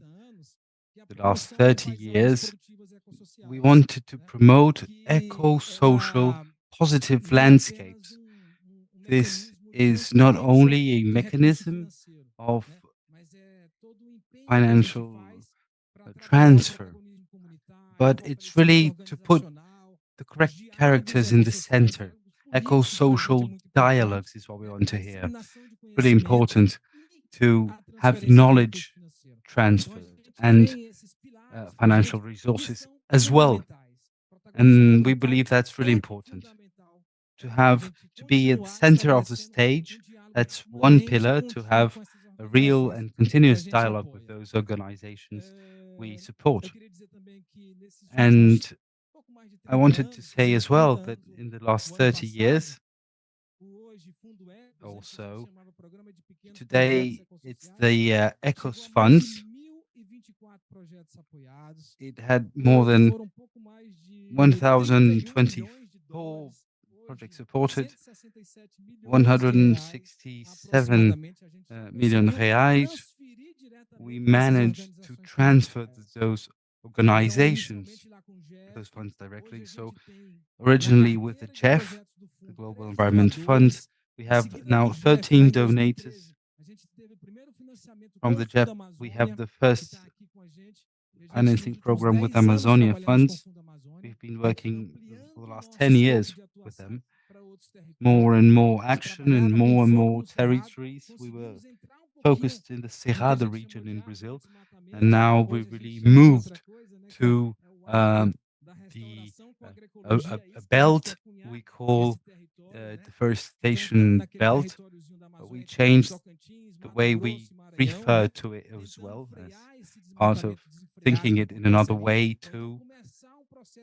So to start a process of restoration fundamentally with agroecology, that's really very important for us.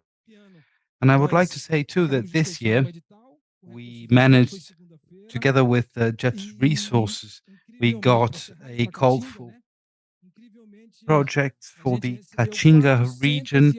We got 482 proposals in that call for projects. That was unique. We never got such a large number. We had 240 or 50 more or less before.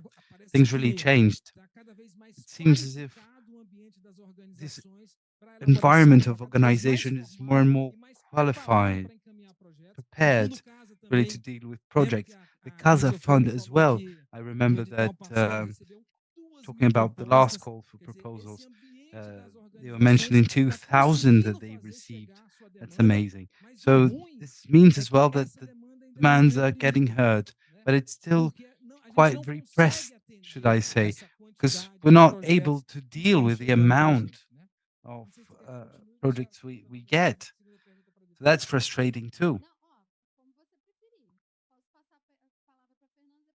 I'm sorry to interrupt. I'll pass the floor now to Fernanda. I'll get back to you. And well, to connect it what we were presenting this morning with the Alianza research, the profile of this socio-environmental funds working with this to put the communities at the center of the stage. That's so important. And that's something you all share, you have in common. Of course, each one with its size and scale. And I would like now to hear a bit more Fernanda, representing the BNDES and Fundo Amazonia. Tell us, what did you learn? What shows that it's possible to put those private and public financing structures to dialogue with the bases and the community funds? I'm very glad to be here. Good afternoon to you all. Glad to be here in the Amazon region. This is really very special. I am white woman myself, 174, so relatively tall, should I say. I'm blonde, I'm wearing a red dress, and I have skin pigment from the Kayapo First Nation, and I'm wearing also made in Maranhão, an earring, very special one as well. So to talk about this experience, the Fundo Amazônia exists 17 years now, and I can say that we exist because at some point in time, Brazil decided we were really in such a size of deforestation that Brazil started a public policy. Of course, things had to change, so we needed sustainable activity to be taken seriously and to organize territories. This means to really respect Quilombola region, indigenous land, First Nations areas. So that was very important, and that's an instrument to face deforestation as well. With the results of the PPC done, Brazil stopped his emissions in an impressive amount.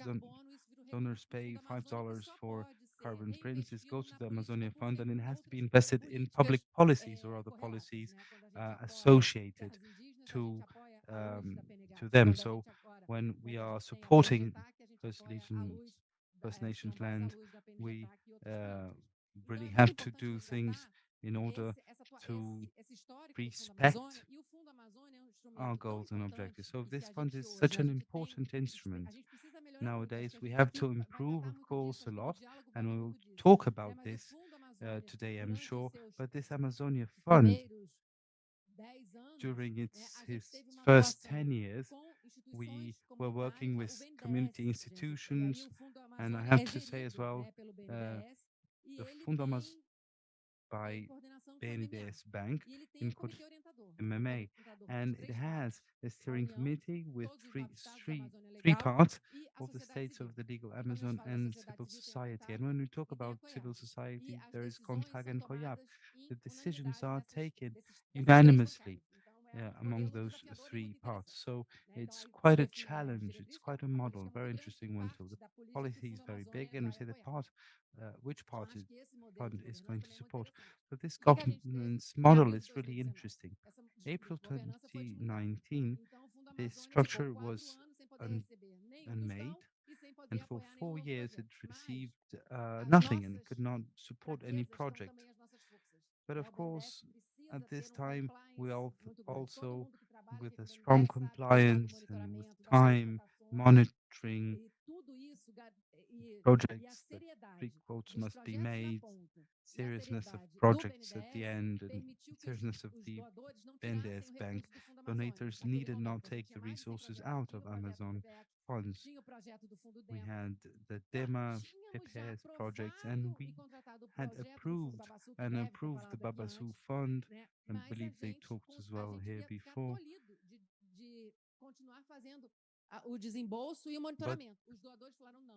But the donators allowed us to keep on with the BNDES Bank resources for those projects.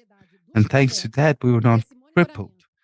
And with as serious it was, this relation, we went through many complex situations, audits that were later considered inadequate. So we had to navigate this very challenging scenario. But it shows that the bank is robust. We supported more than 200 projects. Yes, the SESPN, DEMA, Babasu projects, and we are broadening the dialogue.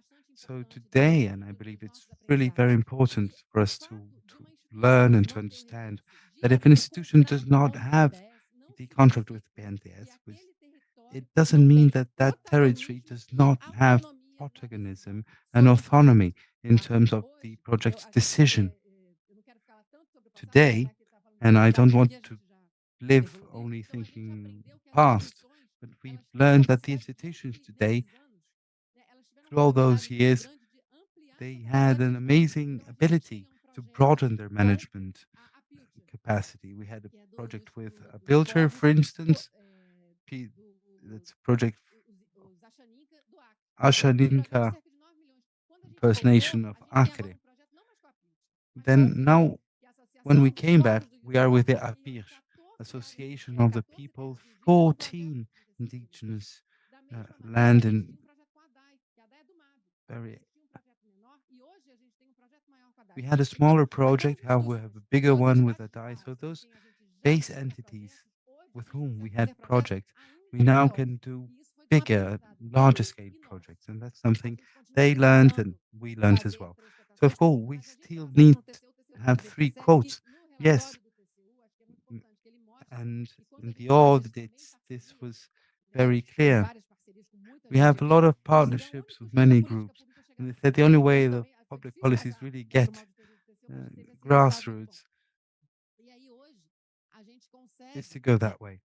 So today we are able, of course, there are many criticisms that can be made, but today we can get in other ways to make those entities to understand and so that they don't have the problem of being followed by a bank. So SES, COIAB have partnerships. So it's important that we have a project saying that COIAB partakes in the content.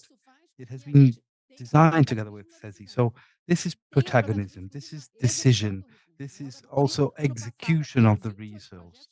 So last year, 28 projects were approved that had to be of indigenous institutions. We have 30 up to the end of the year. Indigenous land, quilombolas land as well. 25% of the legal Amazon. So these quilombola land, we have studies as well showing the importance of quilombola territories. We know the importance of having differentiated settlements. So indeed, we will have partners, managers selecting projects to elaborate management plans as well, and then implementation as well. So we are in that path. It's a path built with dialogue, to build together, and sometimes dialogue brings conflict as well. But it's a good struggle, should I say? Because in that sense, we have always those great challenges to explain to a bank, international bank, what it is to make a project with indigenous people. Teresa Campello was social development minister. She understands this, and she said, "I want you to present it to the board. This is not exotic. This is what we have to do, really, to preserve the Amazon forest." And the fund does this, and one has to say people are the ones taking care of the forest. And we have to support many other projects as well of command and control, of monitoring as well. Our main project was the Ibama project, and that project is a project of supervision, of inspection, and that is important as well. Our institutes have to go that way too. Then there was AMAS, for instance, an operation that follows the DNA of gold extracted. So that is important as well to know, to use this intelligence to know where gold is coming from and sold, for instance, if it's in an indigenous area. So we have to ensure and continue with that policy. Those funds really go from right to left, covering different fronts, and we have to face those struggles. Of course, that is very difficult. We have to always improve, but in this dialogue with spaces like this one, we have to take advantage of doing our best, slowly but steadily, putting our limits forward. Thank you very much, Fernanda. You really brought practical example and talked about how robust the fund is. And I have a question, a similar question for the two of you about innovation. What institutional innovation would you imagine for the Amazon Fund today that could be adopted to give more agility, to make a more simplified and direct the support?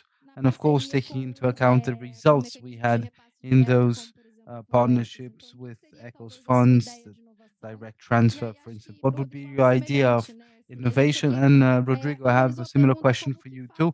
We organized the question in terms here of what does philanthropy has to do to become more structural? What kind of innovation could it make in that sense in the financing field? It's not easy, really, to have resources of big funds. We know how difficult it is. We know that those mechanisms are very bureaucratic. One has to have organizational capacity, which is huge. It's really asked for. But what is really an innovation, I would say, and looking into your eyes here, talking about how it has to be strengthened, community funds, this debate we had just prior to us. That's the field, that's innovation really for us. It's what we have to do. It's the path we have to take to transmit knowledge, tools, things that are available, then for them to be able to work, to have their core projects, proposals. So to strengthen them is part of our process. It's part of this house here. It's not limited to the COP domain. It goes beyond, really. And I would like to read here, allow me, a document we helped to build. It's called We Defend an Architecture Financial Structure, legitimate one, a responsible one, a fair, diverse, and with solidarity to show its engagement and respect.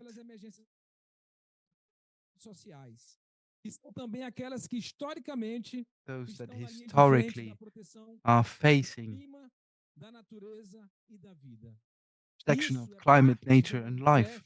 That's part of the manifesto this House puts forward for a new financing architecture for climate, nature, and people. And this is why we say that if there are solutions, they depend on the possibility of going through this transformation. Thank you very much, Rodrigo. I'm glad to hear a manifesto. Pass the floor to Fernanda. I think an important innovation started when the Amazon Fund were done, when we rewrote the guidelines.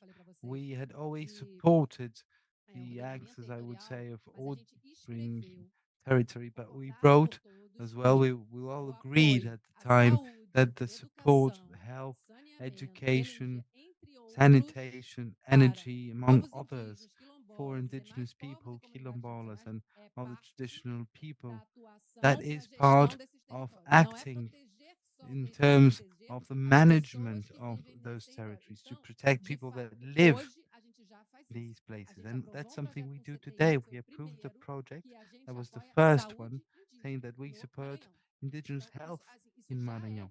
So that is a reality. Was it easy? No, it wasn't.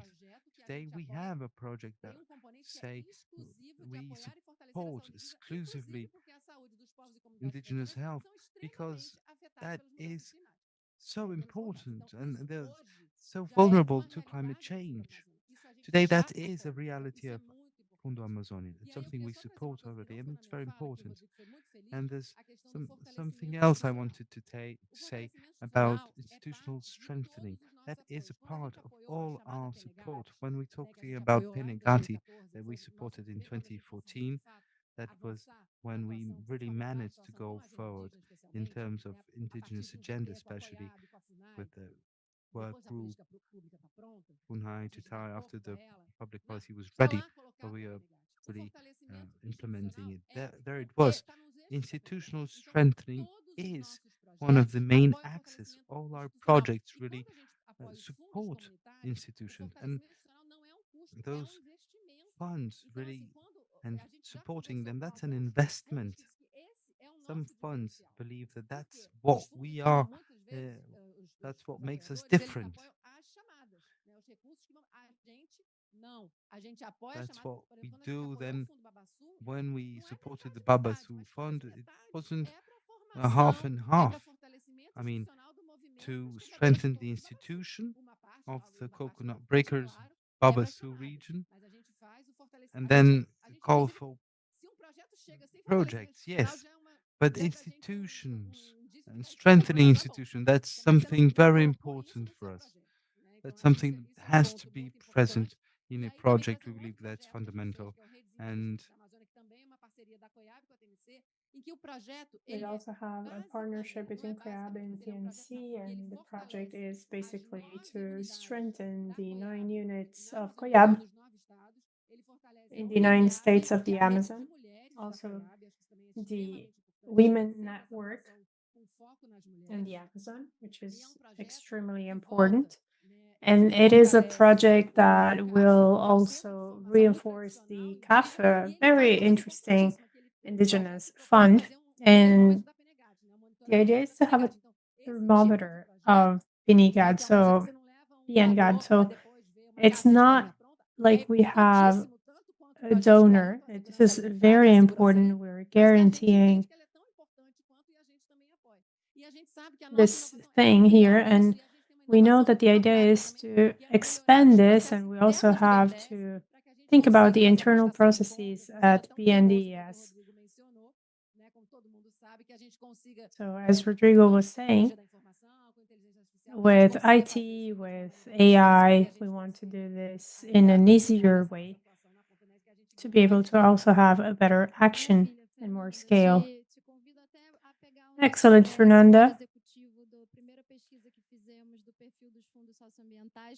We also have the executive summary that we had about this, and I think it reinforces a lot of what you've been saying in terms of protagonism of communities in the territories, and the focus is on women as well. So we are, in a way, trying to look at the same horizons and trying to notice that from the larger to the smaller ones, we are all thinking about the sector in the best way. Thank you. Let me turn it over to Fundo Casa now and Caixa Econômica. We'll now continue with our dialogue. Let me start with Amalia. Fundo Casa is now 20 years old, right? This year. And we'll be celebrating throughout the event. And I know you have a lot of data to share with us. So if you can tell us more about these structural barriers, we want to understand how you've seen these barriers stopping direct access, and how can we think about more solid bridges as well with funds, with, you know, the different parties. And I think the example with Caixa is going to be a great case as well.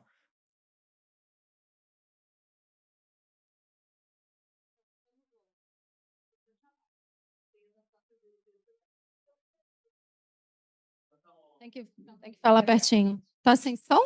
Oi, está? Okay, let's see if you can hear me. Well, yesterday we launched a second call for our biodiversity program in partnership with the Caixa Fund for Biodiversity. And actually, I have to say that this was transformative for Fundo Casa. We now are 10 years old, right? After the whole the partnership.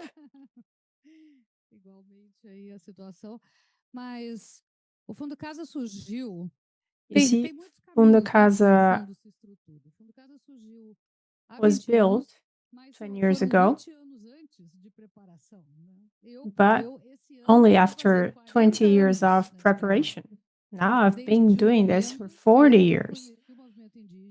So from the very beginning, I knew more about the indigenous movement. I was in the US, I was looking at the concentration of wealth to help rivers, nature, etc. And I thought, how can we be thinking about California or saving stuff in California, but they're somewhere else?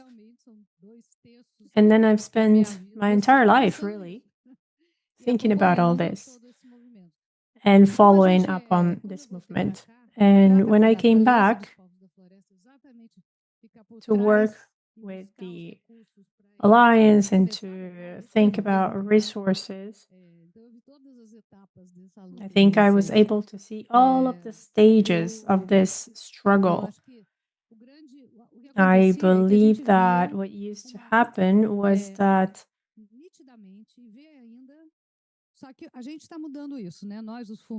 things have changed. I mean, there are new funds as well that are working alongside with us, and we're all in this beautiful trajectory together. Basically, in the past, we had to find resources outside of Brazil. It was very complicated. conseguir grande recurso de cara para nos ajudar a montar fundo. Então a gente começou mesmo So basically, we started little by little, step by step. We tried to find connections that would help us so that, a South American fund could thrive. We thought this would be strategic because we had this view. You still see that most of the resources for conservation and now for finance, for climate financing, it's mostly in the hands of huge ONGs, international ONGs. So I'm not saying this is a good or a bad thing. I'm just saying where this is going or under which hands this is. Now, we also had some national NGOs that grew a lot, and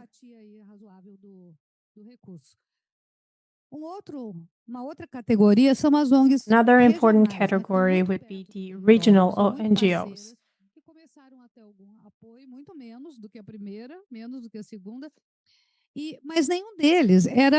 But the thing is, we're not talking about funds. We're talking about those who execute everything. They're not going to use these resources and send it to the community. So it would stop there. So what happens here is that everyone agrees that those working in frontline and the territories are the most important ones to protect such places because obviously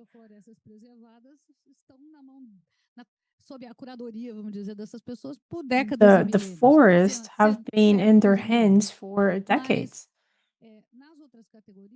But anyway, in the other categories, they would become the object of these projects.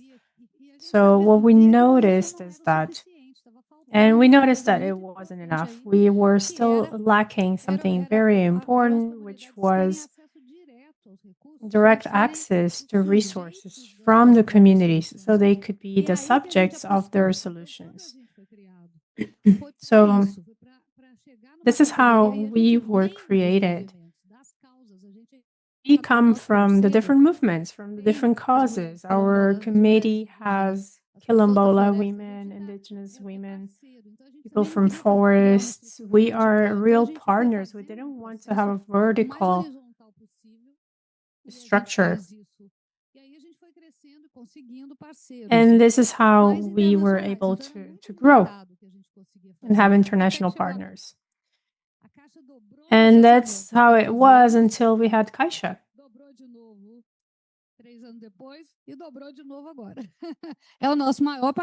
Caixa has really helped us. They're our main partner, and we are very proud to have these resources coming, especially from Brazil, thanks to this partnership. The service that we were able to offer really changed because of this direct access. It is really an art to have a partnership, a direct partnership, to have processes that are accessible, that will listen first and then do something, This is very important. And we have 10 to 12 calls or notices a year. We're talking now in 20 years. And it seems huge, but it's nothing actually because our demand is 3 to 4 times as much. So what that shows is that this first call that we had was really for 200 projects. We had over 2,000, and now we have the second call. I think it's going to be twice as much demand actually. But anyway, we're going to do what we can. We're always looking for new partners to expand, and that's the point. But this shows also something that we're taking to many spaces. Banks and great finance players as well that are not here. These are new resources. And they're saying they want to make these resources get to the hands of the right people. But the structures that are outside in, they're not adequate for these resources to arrive to the communities that need that in reais, in local currency. That's the main, I think, differential for all of our funds. When we thought that sending this to South America, even though it's very close, we thought it would be complicated for communities, then we thought it would be nice to take everything that we learned as funds and offer that to other partners that know the territory so they could create a mechanism for financing. So that's what happened in Peru, in Colombia, in Bolivia, in Ecuador, Mozambique. And this is how we came up with the Fondos del Sur. So anyway, I know I didn't really answer the question as you were expecting probably, but that's the architecture that we have now. And now we're going to see more about the legitimate funds of the territories. But us, we know how hard it is. I mean, how long it takes. We need to dominate a lot of new information. This is all new. This is a new universe. And this is what we have done with our partners. We take this to other spaces with this narrative where people enter these new spaces and we're available if there's demand to do something. Because, you know, there's a whole design, a mapping really of common strengthening. We know that nobody here can do this alone, on their own. So we're screaming to the whole world, saying that there is no solution for the great biomes on Earth if it's not with the local communities that are there in the territories. They're the most important people in the universe because they're the only ones who have the tools and the science to, you know, take care of the great biomes that will generate biological diversity. And if we want to do something, we have to make sure the resources get to their hands directly and not in a selected way.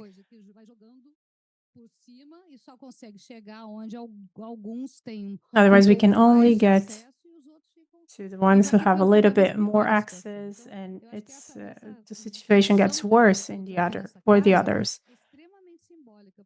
So I think this is all very symbolic. I think it shows that we're not competing, and in the end, we're only going to change the structure if we're together. This is much bigger than us, but we cannot do this alone. I think we have to adapt things, adapt our narrative as a collective. Thank you. Thank you so much. I think it makes sense what you're saying. Oh, and by the way, we've had 3 publications that might be very useful.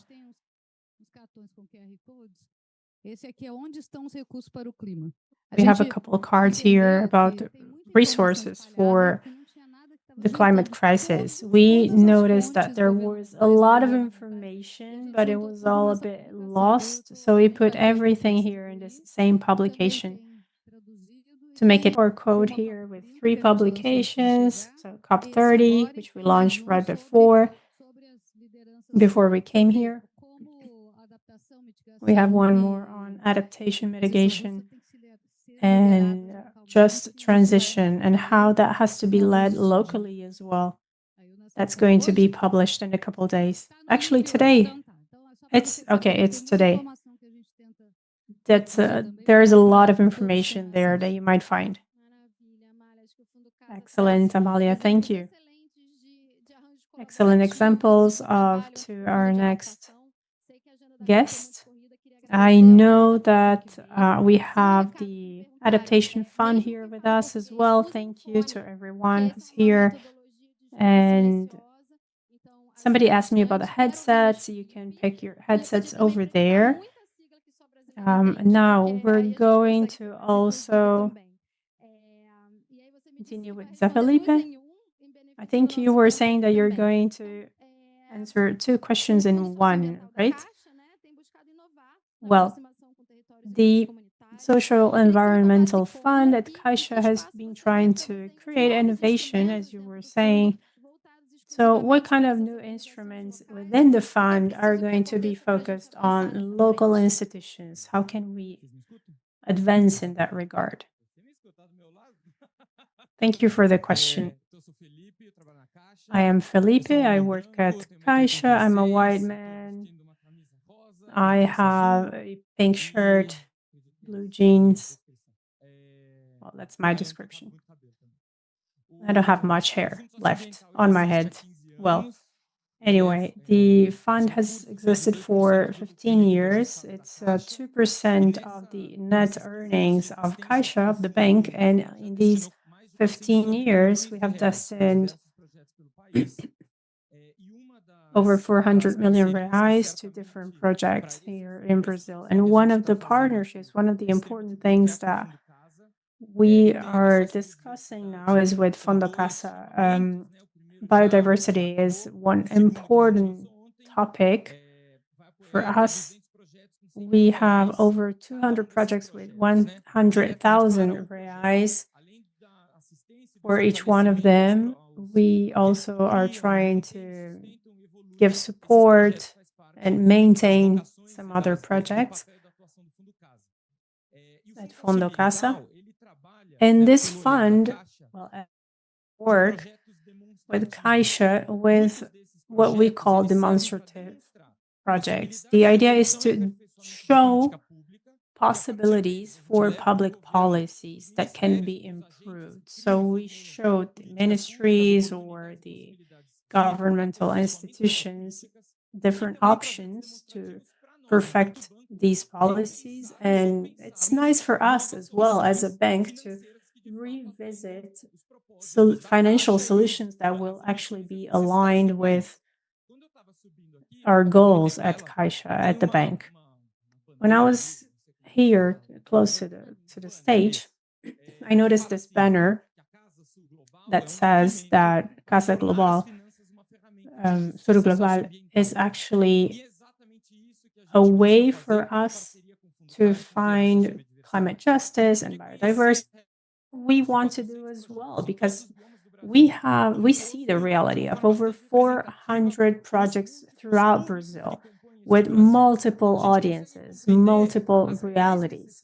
And since we know that, we understand the limitations that they have as well. And we're able to rethink the way we're assigning these resources. We want to see how to make sure that these resources get to the right hands. This is one of the things that we focus on. So when it comes to financial architecture or financial models, we cannot just rely on philanthropy. That's not enough. So we know that it's never going to be enough. You see the amount of the number of projects. We're not going to have unlimited resources, unlimited money for everything. So if we were to think about all of the projects, it would be trillions. So our goal is to understand how these groups, these projects can receive the amount of resources with the right conditions. I mean, resources that are going to be paid back. I mean, making that this investment is truly going to put finance at the service of society and the creative and transformative possibilities. I like when Vandana Shiva says, I want to get out of the mind models, the green mind models, and really do things. So with this movement, with social biodiversity, how can we create a global agro rainforest? Understand the demand of societies and people that are entrepreneurs as well. People are creating things. This logic of new economic model is what will save the climate complete collapse and crisis. So in this agenda, and it's impossible to talk about sustainability thinking about preservation and conservation of nature and human poverty. So it's very complex, really, to dissociate the social from the environmental aspect of things. That's what we're trying to do in our agenda. How can finance really be regenerative and redistributive to measure its value properly, to be fair, its criteria, selection, access? So many things that are macroeconomic have to be taken into account, and they have to follow what is determined by nature and society. So Caixa Bank was created. I don't know if you know the story of our bank. It was created by a king, a Brazilian king, Pedro's second, and then it was used for all people, and slaves included, that were able to buy their liberty with those economies. Is something terrible. It shouldn't have a price, but they could somehow have a savings account. And at the time, was very important for women and slaves to have an attachment. So Caixa had accounts for women, for slaves, for them to buy their freedom. So we were created somehow to hack the financial system, to understand the instruments we have. We don't, of course, face the system directly, but we change its tools so as to have something really that serves people. So to think about plurality, social biodiversity in a financial dynamic. That is possible, and that's what we are trying to do. And we believe it's something very important, fundamental, and we are here. We are available to discuss this. We are creating a regeneration agenda, thinking about biomas. We are hearing people living in territories, understand the specificities, the needs. So the network of this biodiversity meshwork, should I say, is very important for us to contribute and develop bioregions, a world where many worlds are possible. And it is important for us to create financial models in that world to be able to support many different worlds and ways of living, livelihoods. So indeed, plurality, diversity, and creation possibilities, innovation, ourselves, BNDS, Caixa, we have to do this. We must show alternative ways, solutions, financial solutions, and answers. That's how we see these partnerships with TEIA, Casa Funds, and all the other activities that we can do. So to change our portfolio and really serve social biodiversity and people that build and live in it. Thank you so much. That was very inspiring, and it comes from the speech of someone who works in a bank at Caixa Bank. So thank you so much. It's great to have you there and to hear the vision and point of view that where you are. I can say that Caixa belongs to Casa. And now we're inviting Juan Mira from Colombia. He's part of the steering committee of Alianza. He is a personal friend, really, at work, and wanted to hear a little bit about the Fondo Emerger in Colombia, innovation and answers to emerger in Latin America. Juan, I'll pass you the floor.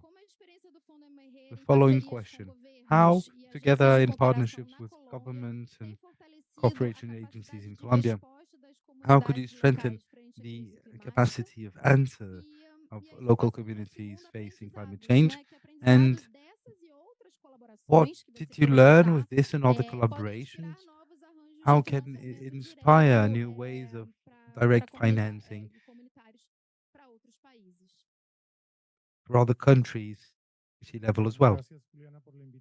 Thank you, Juliana, for your invitation. And I'm the coordinator of the Emerger Funds. And we are somehow part of CASA Fund. It's thanks to their generosity that we managed to move forward quickly. We would have taken 15 years to get where we are. And with their work, their experience, our partners, together with Emerger Funds, we are today, together with Amalia and other leaders of funds, building an initiative in Colombia that had been sought many years ago. But this exercise, really, to have resources and have organizations and community manage them, those especially that do not have access to cooperation resources normally. So that is really very important. That is the example, close example that we have.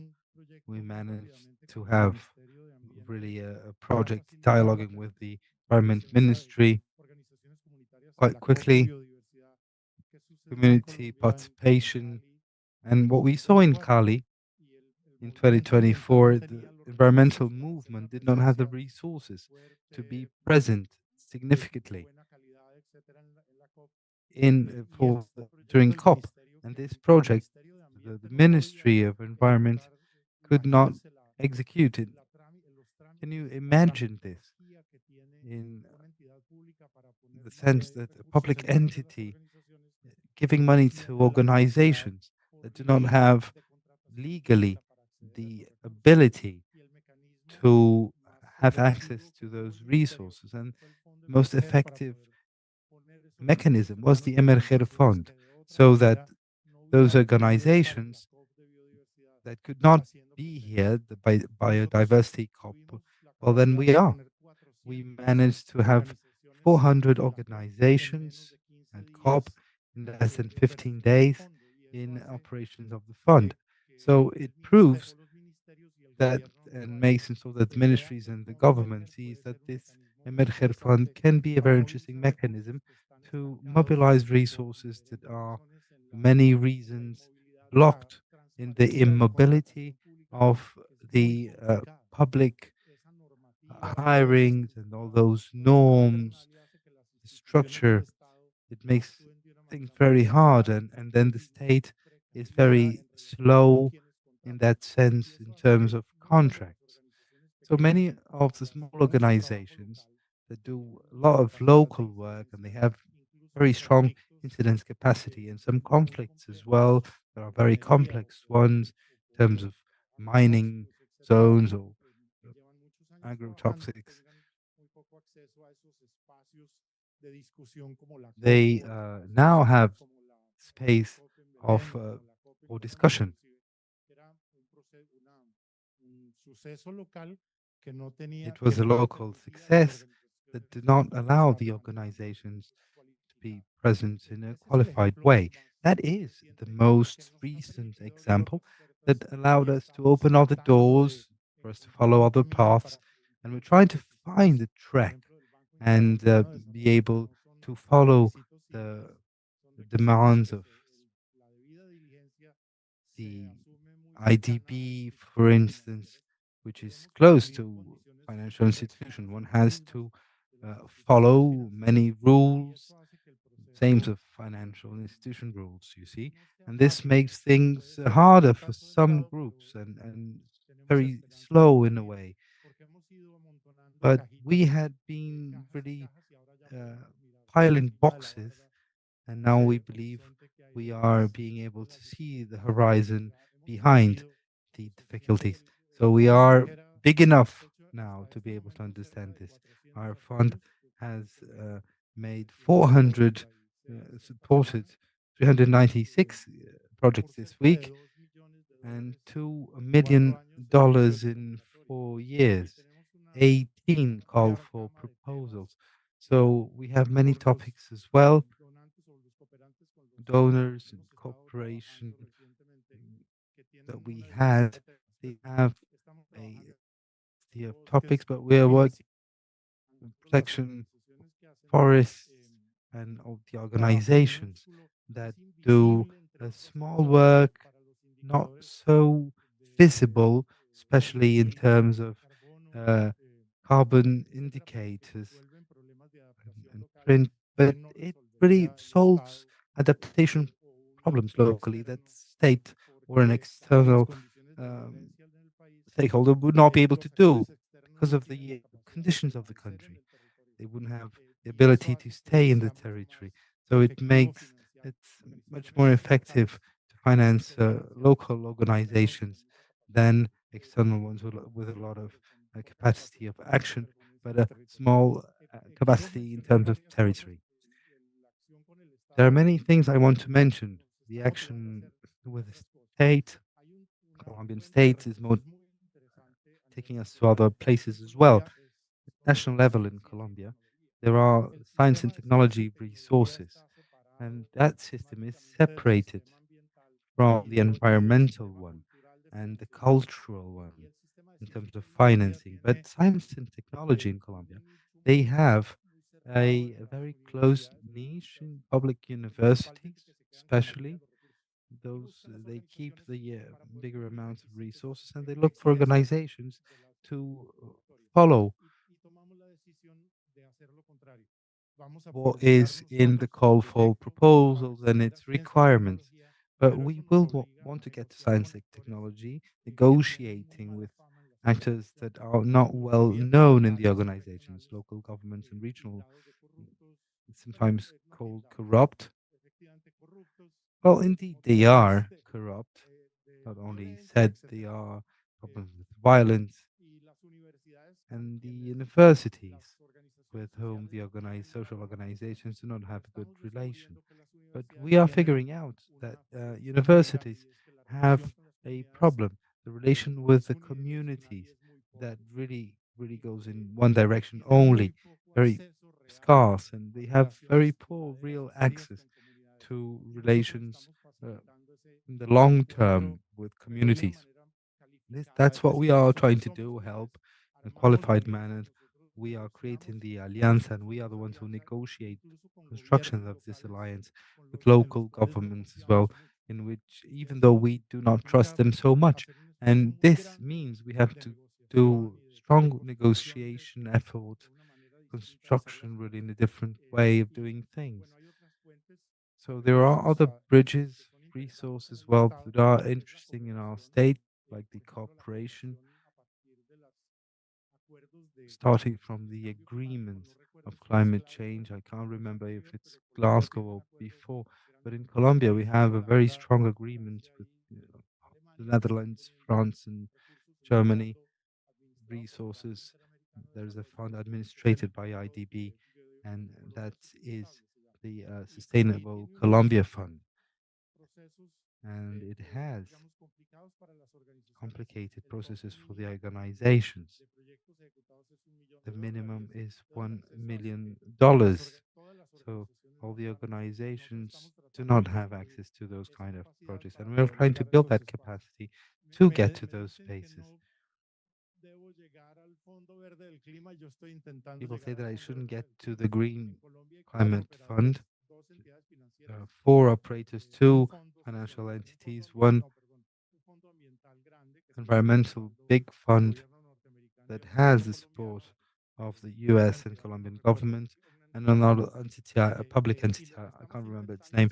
But what we're trying to do as a small operator, we're trying to have access to this green climate funds. To be able to get to them, one has to be authorized by national operator. And one has to have, of course, a government where one has friends, and they are fundamental in the government to get to those spaces. Connections are important, and of course, to build fortresses, it means intention to get to those resources is not simple at all.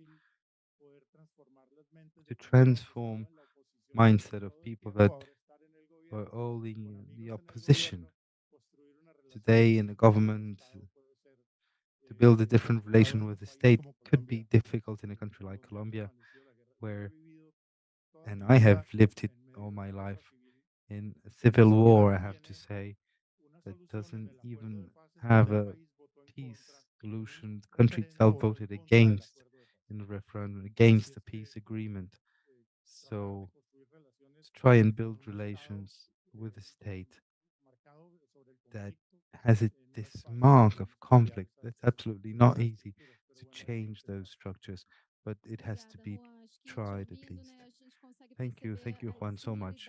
We can see similarities of the challenges in many countries here in your speech, and you really spoke very well, and it shows how the work of the socio-environmental funds are important in terms of direct access to resource, but also to the construction of relations, creativity, possibilities of access to resources. So I think that really that's essential, more collaborative, connected to territories that really makes hella difference. So now I'll pass the floor to our last presentation, Alia Scioli. I had the pleasure of meeting in Brasilia recently. She was born in the Amazon region. She's a specialist in the IBD bank, and we talked a lot about this theme we have been treating at the IDB level. So I would like to know your thoughts, mechanisms, and their relations with community organizations, independent community funds. What kind of challenges can you see, bridges between IBD and this relation in terms of scale and agility, please? Thank you so much. Very pleased to be here. Quite a pleasure, really. Many partners. For me, it's very intimidating when Fundo Amazonia is present. Now with Caixa as well, because the resources for IDB are so smaller. I am an indigenous woman, long hair. I'm using a purple shirt. It has an indigenous woman drawn on it, saying that First Nation voices are resistant voices. So IDB is a cooperative. Countries, credits. We have 48 countries, stakeholders. It is a group. There's a public IDB. There's IDB Invest, IDB Lab. So those groups are quite different inside IDB itself. And I work in the Amazon coordination department. And in that unity, we have some funds with concessional money. So that's not money coming from IDB. It comes from the GCF, Green Climate Fund, and from another fund, European countries, 5 European countries. So those two funds talk about bioeconomy and forest conservation. And we had and we still have a third fund, resources from IDB itself, and they are a little more available to be used in other areas. But it finished recently, and the resources are small. But today we have two funds. The IDB has never worked with territorial organizations. So for the first time in over 60 years, we have done that. So the first thing we have done was co-create with Koika a fund called Amazon for Life. And Koika will define where these resources go.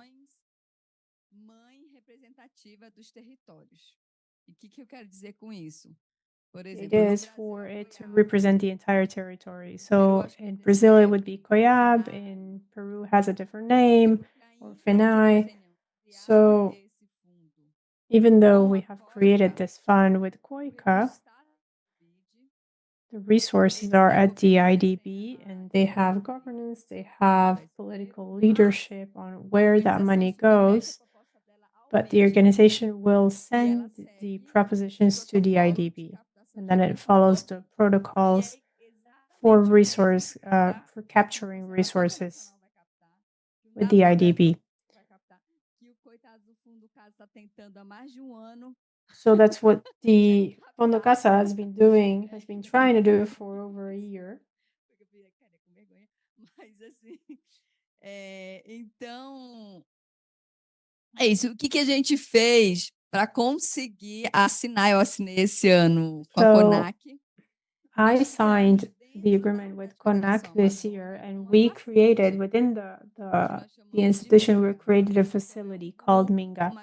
It's a group with indigenous representatives that will dialogue internally at the IDB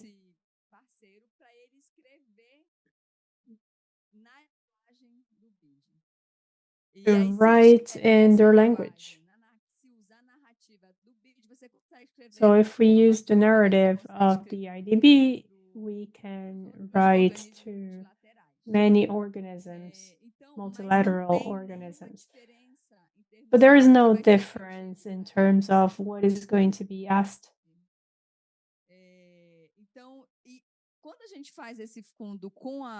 And when we work on this fund with COICA, it's also in the sense that COICA is going to have the opportunity to talk to a partner in that territory, so they will internalize that growth and try to understand the language. So they're going to internalize all that knowledge. Another interesting thing is that this is very small, close to all the operations, but it's a symbolic thing. Because if the IDB is doing that, we are able to be, a mirror for other organizations to work as well. And we are also learning, of course. So we've been able to improve a couple things and see what the organization needs. But it's really important for both sides. It's not just for the organization to adapt to the criteria of the bank. We also have to see what we have to improve internally, because historically, we've always said that organizations don't have the skill, the ability to manage resources. When we talk about Brazil, we're saying that we have a legacy of public policies, and many of these people from these groups, they went to university, they came back to their territories, and they strengthened those organizations, creating new organizations, and it's no longer just COIAB. We have other intermediaries as well. So even if you have resources, it's not going to be enough.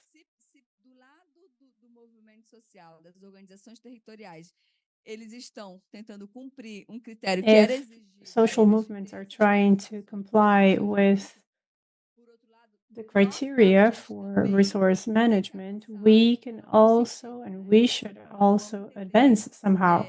So we have to understand how we can also improve that process and make it more fluid.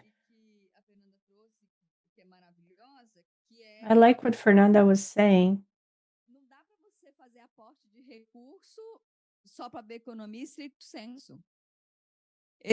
About resources. This has to be for the protection of the environment, for reinforcing activities. When we're talking about our resources, within these resources, for instance,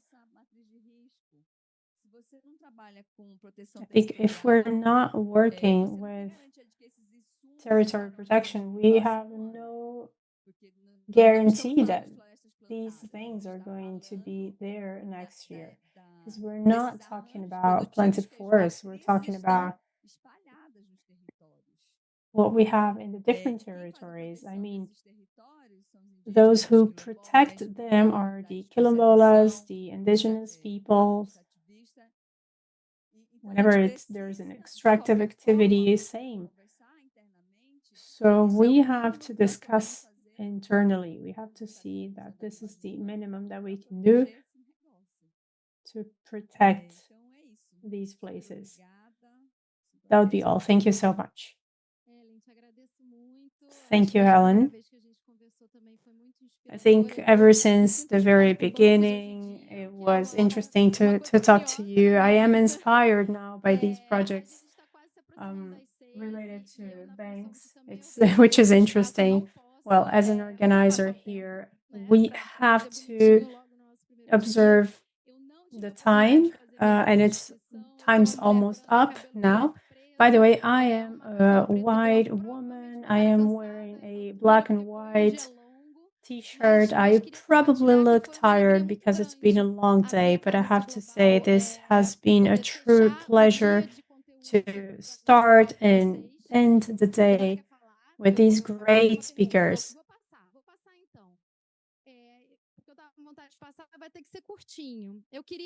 Now, some final thoughts from you, from the funds, from the banks. I am going to ask you to be very brief because our time's up. But again, it's been a real pleasure. I hope to see you again over the next few days. This has been a great debate. It should be a continuous dialogue. So, Fernanda, final thoughts? It's true. It has been a very good beginning here, this debate. We need to discuss solutions, understand what COICA needs.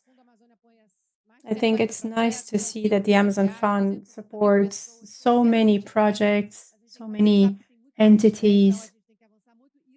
And we have to still, find more progress. We need to advance even further. We'll continue to discuss possibilities.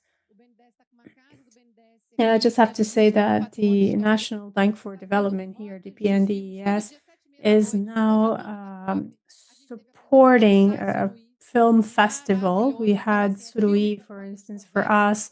So we usually will show a movie and have conversations with important people. We had the film Territory, which was great. We had another one with Felipe Cura, which was amazing. We also have films from the Amazon talking about the Amazon and investments in the Amazon. So again, 18 movies, 18 films showing just the main projects that we have with the quilombolas, with the indigenous peoples. So you're all invited. You can have some kairu ice cream after the movie, and we're having debates there as well. Thank you.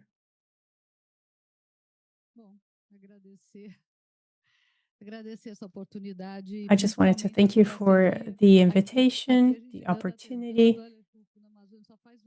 It's great to be a partner with you guys in these projects.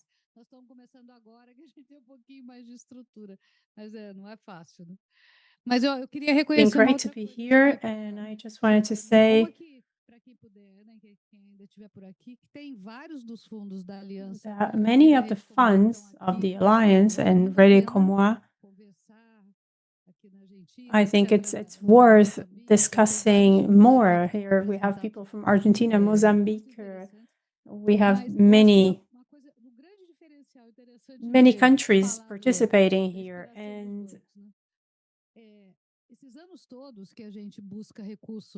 all these years we've been trying to find resources, and it's very complex, of course. We try to remove a little bit of the complexity, but the most that we can do is still limited. These are processes where, even though we're a structure that will only take that resource and send it somewhere else, because we're a very lean structure, because we are designed to help communities. But despite all that, we are supported by the foundations. It's never the same kind of interchange, except for Caixa. I think it's the first time we've had a good cooperation agreement with both funds. And this is unprecedented. We've had a very good connection. We are facilitating resources that they couldn't make arrive. And we're trying to make sure that they do, to protect these biomes. In other cases, we had to send reports and we had to prove everything. And of course, we have audits in place and everything that is necessary to do so. But it is now a very interesting structure that we have with this partnering fund. Em caixa, não adianta nada para ninguém, né? Que o recurso tem que chegar e tem que sair. I think resources have to be used the right way. What really matters is how these resources are used. And we're just an intermediary to make sure that it gets to the right place. We have an excellent team. Everyone in the team understands that this is not work, this is a life mission. We have to see ourselves in that position. And I hope that's going to inspire or other structures as well.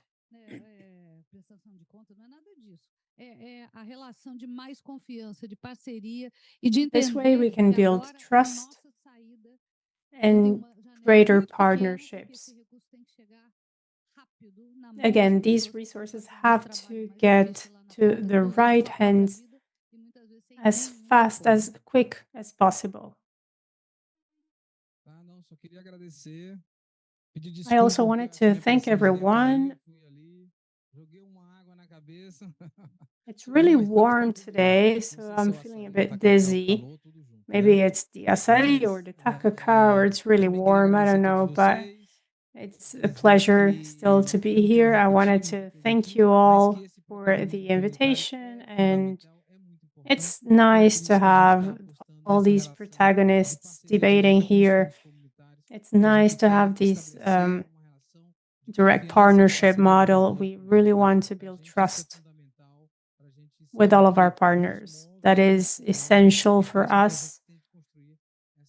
That is what moves us with this organization and many others. We're always open to learning and growing together. Thank you. Queria apenas reforçar que o que eu estou liderando no banco não é uma conquista minha. Just wanted to say that what I've been doing at the bank is not my own accomplishment. Actually, it is rather the reflection of a historic struggle. Por fazer reparação histórica. Então, continuem fazendo o que vocês estão fazendo. So let's continue to do the best that we can. Thank you.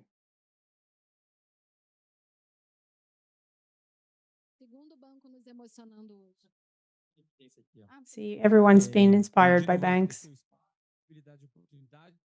Well, thank you for this space.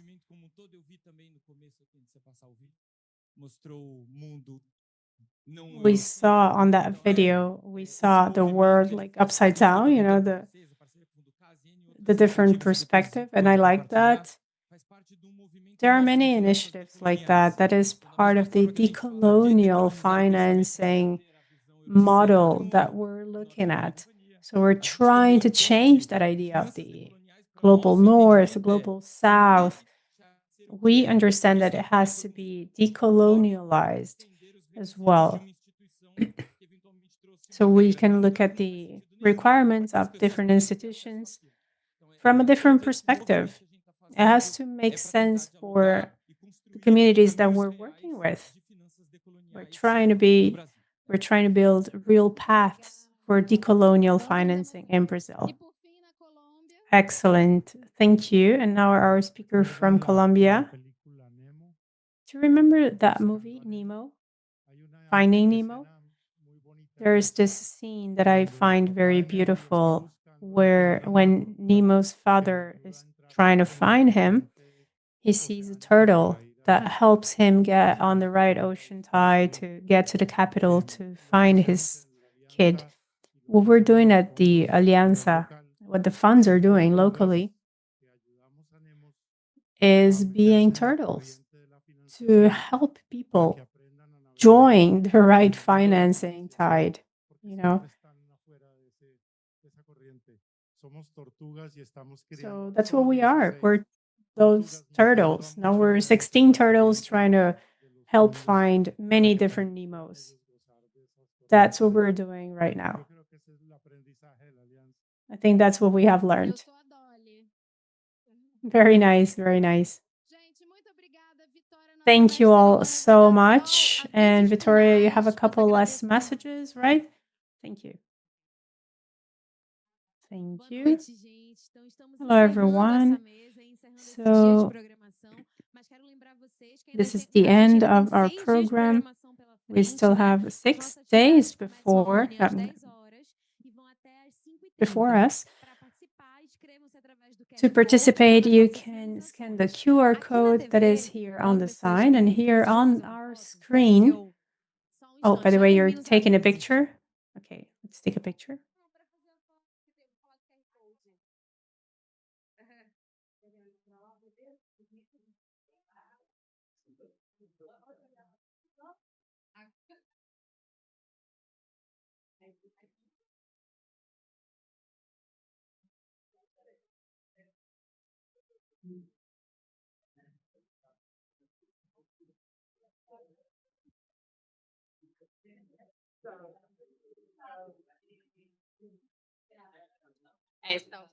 Só terminando para falar para vocês que aqui na tela, as I was saying, here on the screen, you'll find a QR code for our satisfaction survey. I think it's very important for us to get your feedback. Thanks again to Isabella Canto, the Canto Co-working. Just wanted to say that we'll be here until the 20th of November, except for the weekend. Please return your headset at the back, here to the left. And we need to empty this space by 6:30. So we have 20 minutes and we have to close the space. After having said that, we would like to thank Baobab, Grupo Volkswagen, Fundo Brasil, Casa Socio-environmental, Global Giving, Clima e Sociedade, Global Alliance for Green and Gender Action, Itaúsa, Prospero Social, Global Fund for Community Foundations, Global Green Grants Fund, Bem-TV, Diversidade, Instituto Ibirapitanga, Avina, ACP, Sociedade, População e Natureza, and the Samdhana Institute. Thank you all so much, and I'll see you tomorrow.